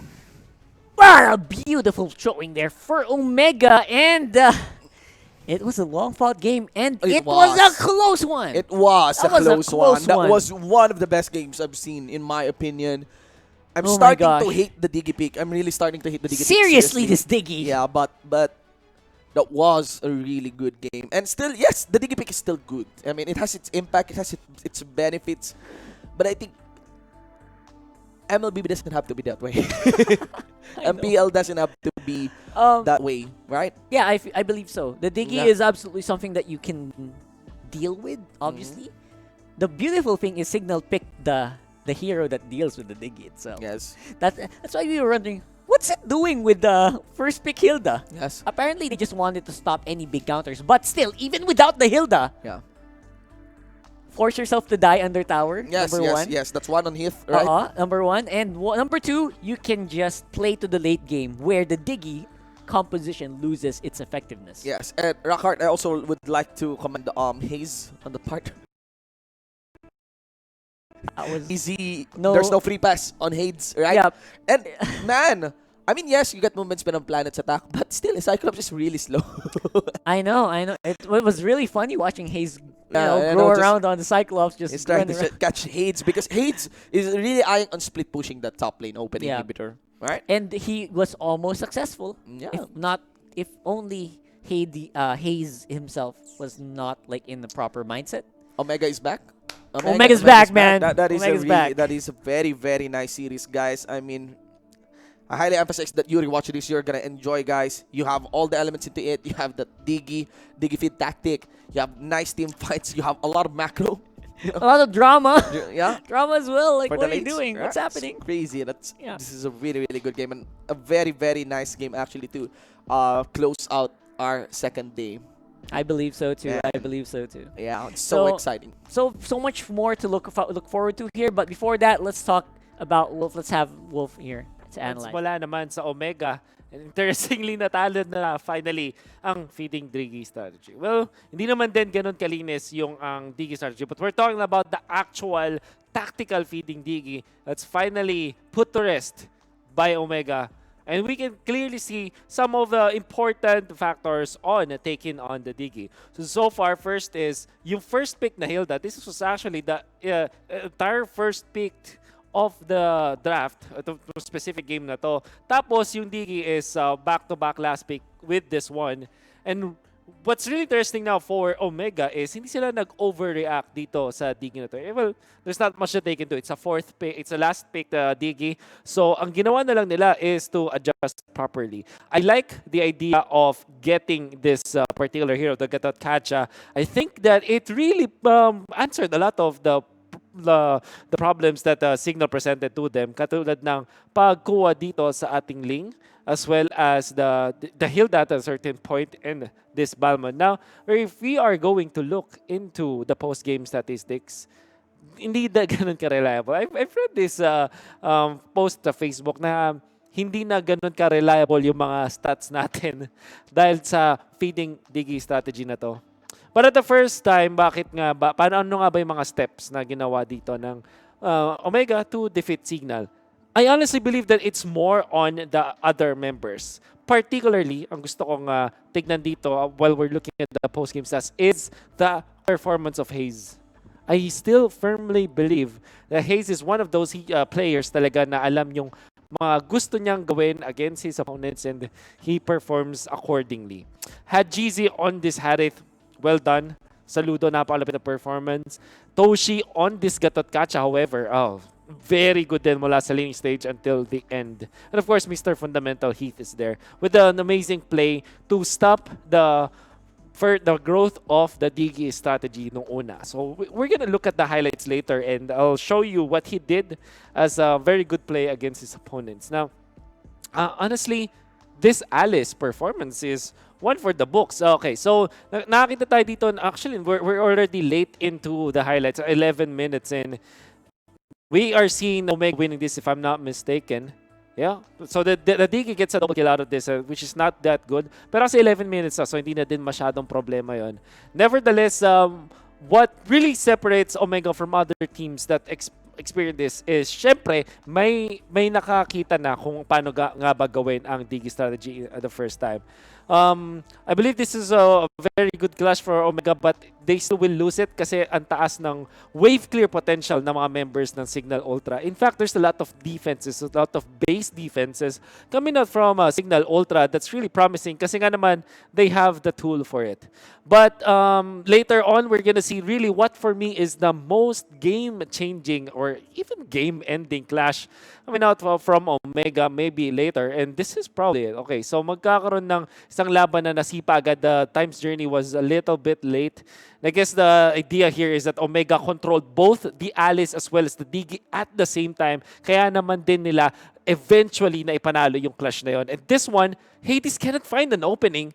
Kasi yung Omega, handa sila. Laging nakahanda dito si Hayes, sila Toshi, sila Heath just to control the lane. And Hades is our smart MVP of the game with this 23-14 performance. But overall effort coming out from Smart Omega. I can't wait to talk to this team kung paano nga ba nila inisipan ng ways para matalo itong Digi strategy from their opponents. And this is mainly because of their overall team performance. Well done from Omega, showing us a different approach. Kasi yung Cignal Ultra, they prepped up. Finners pick nila yung Hilda para yung Digi ma-pick nila sa dulo at hindi makontra yung feeding Digi or tactical feeding Digi, but they showed us something else. And we will have a chance to talk to one of the members of Omega. And maybe we can ask them ano nga ba yung nangyari dun sa laban na yun. I believe we're gonna be talking to Heath right now. Heath! Hello? Magpakilala ka naman sa mga viewers natin. Mag-hello ka naman sa kanila. Hello po, I'm Heath, ang support ng Omega. Smart Omega. Kamusta naman? How are you feeling sa inyong 2-0 victory ngayon? Masaya po. Yung nabigla rin kami nung sa Digi pick nila. Pero buti na lang kinayap. Okay, ito na lang, ano yung reaction, di ba, nagulat nga kayo, sabi mo, nagulat kayo, pero paano kayo nag-communicate, paano kayo kinoach ni Coach Dale, paano kayo nag-usap-usap sa pagsagot dun sa Digipic na yun? Ano po, para kasing, kukuha kami ng mga malakas na side, kasi wala naman po mapapatay yung link dun. Pati parang pares lang po kami tumataba, kailangan lang namin manalo ng isang magandang clash, kasi end namin yung game. Okay. At siguro, sino na lang yung inaabangan nyong makalaban dito sa MPL sa Season 6? Our po. Ano sila Sobrang lakas. Parang undefeated pa. Okay. Makalaban. Okay. Sige, bigay mo na yung mga huling shoutouts mo at invite mo yung mga viewers natin na panoorin pa ang Omega sa MPL Season 6. Shoutout na pupula sa family ko, tsaka sa girlfriend ko kay Das. Keep supporting Smart Omega. Magandang laban sa MPL. Thank you so much, Heath. Congratulations on that 2-0 victory and congratulations sa pag-overcome sa ating Digi strategy na talaga naman problema tayo. I like the results today. Mga kaibigan, we saw Digi strategies come and go. Nakita tayo ng Digi pero hindi feeding strategy at nananalo. At nakita naman tayo ng sagot finally sa alamat ng itlog. At finally, we have answers to the pressing questions. What could the team have done differently? Maybe we adjust next time. GG's to Cignal Ultra, of course. Kalmado lang. I'm sure that they will show up differently sa susunod na kanilang mga laban. I believe they have a feature match tomorrow. That's gonna be really exciting. And of course, congratulations sa Omega and all the winners today. Our triple header Saturday has come to an end.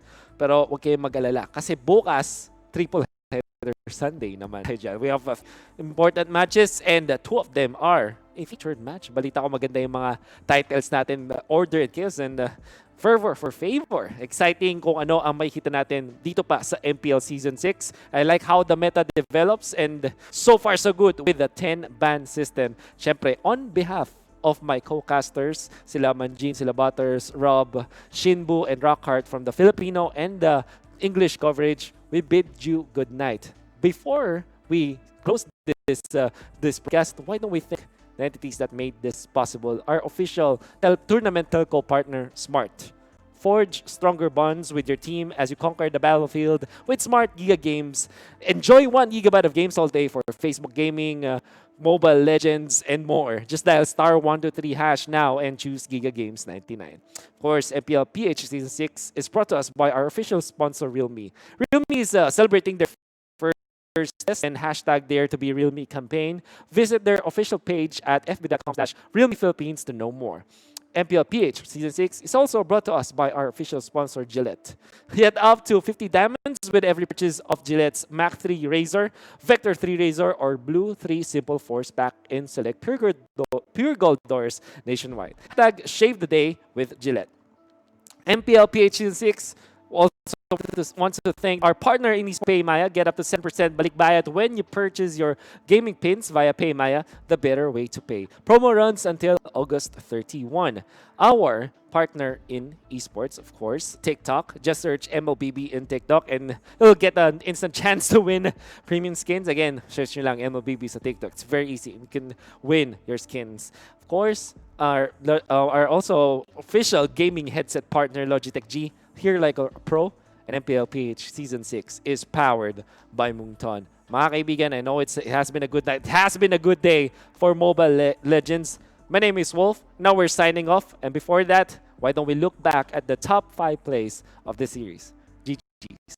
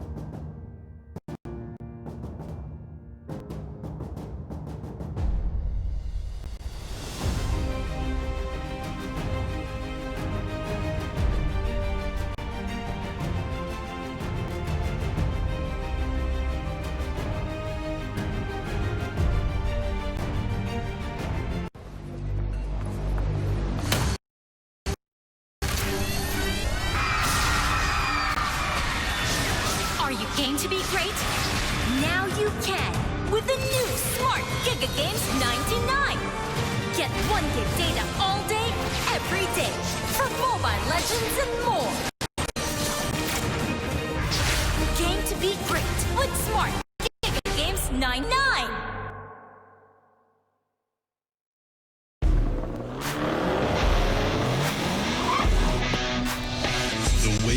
life depends on the network you choose.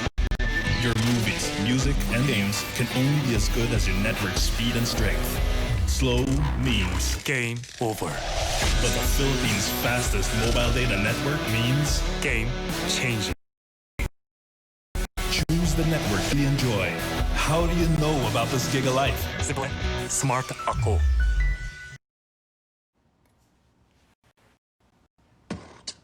Certainty is our reality. We rise above with the things that matter. Gigify happiness. Gigify love. Gigify friendship. Gigify dreams. Gigify hope. With smart Giga music, video, games, work, and stories, we let our passions run free in the new world we face together. Smart. Live Giga.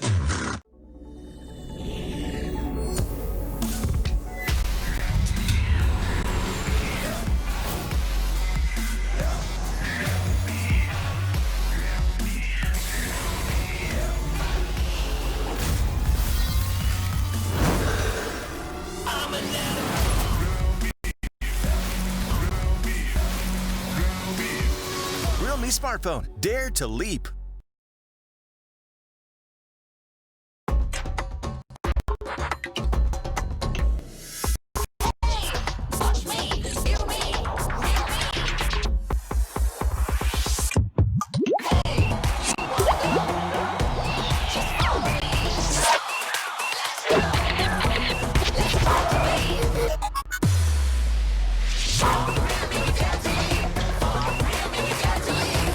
Realme Watch. Time to be smarter. Realme, dare to leap.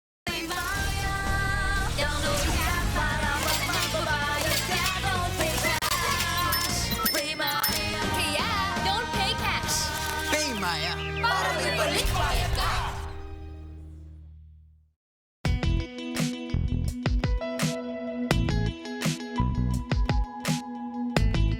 You've got me on the edge. Legit, right? Not quite. Just like your disposable razor. It's time you switch your disposable razor for your legit first shave so you can be every bit legit. Gillette Mac 3. For a closer shave, less irritation, switch to Gillette Mac 3.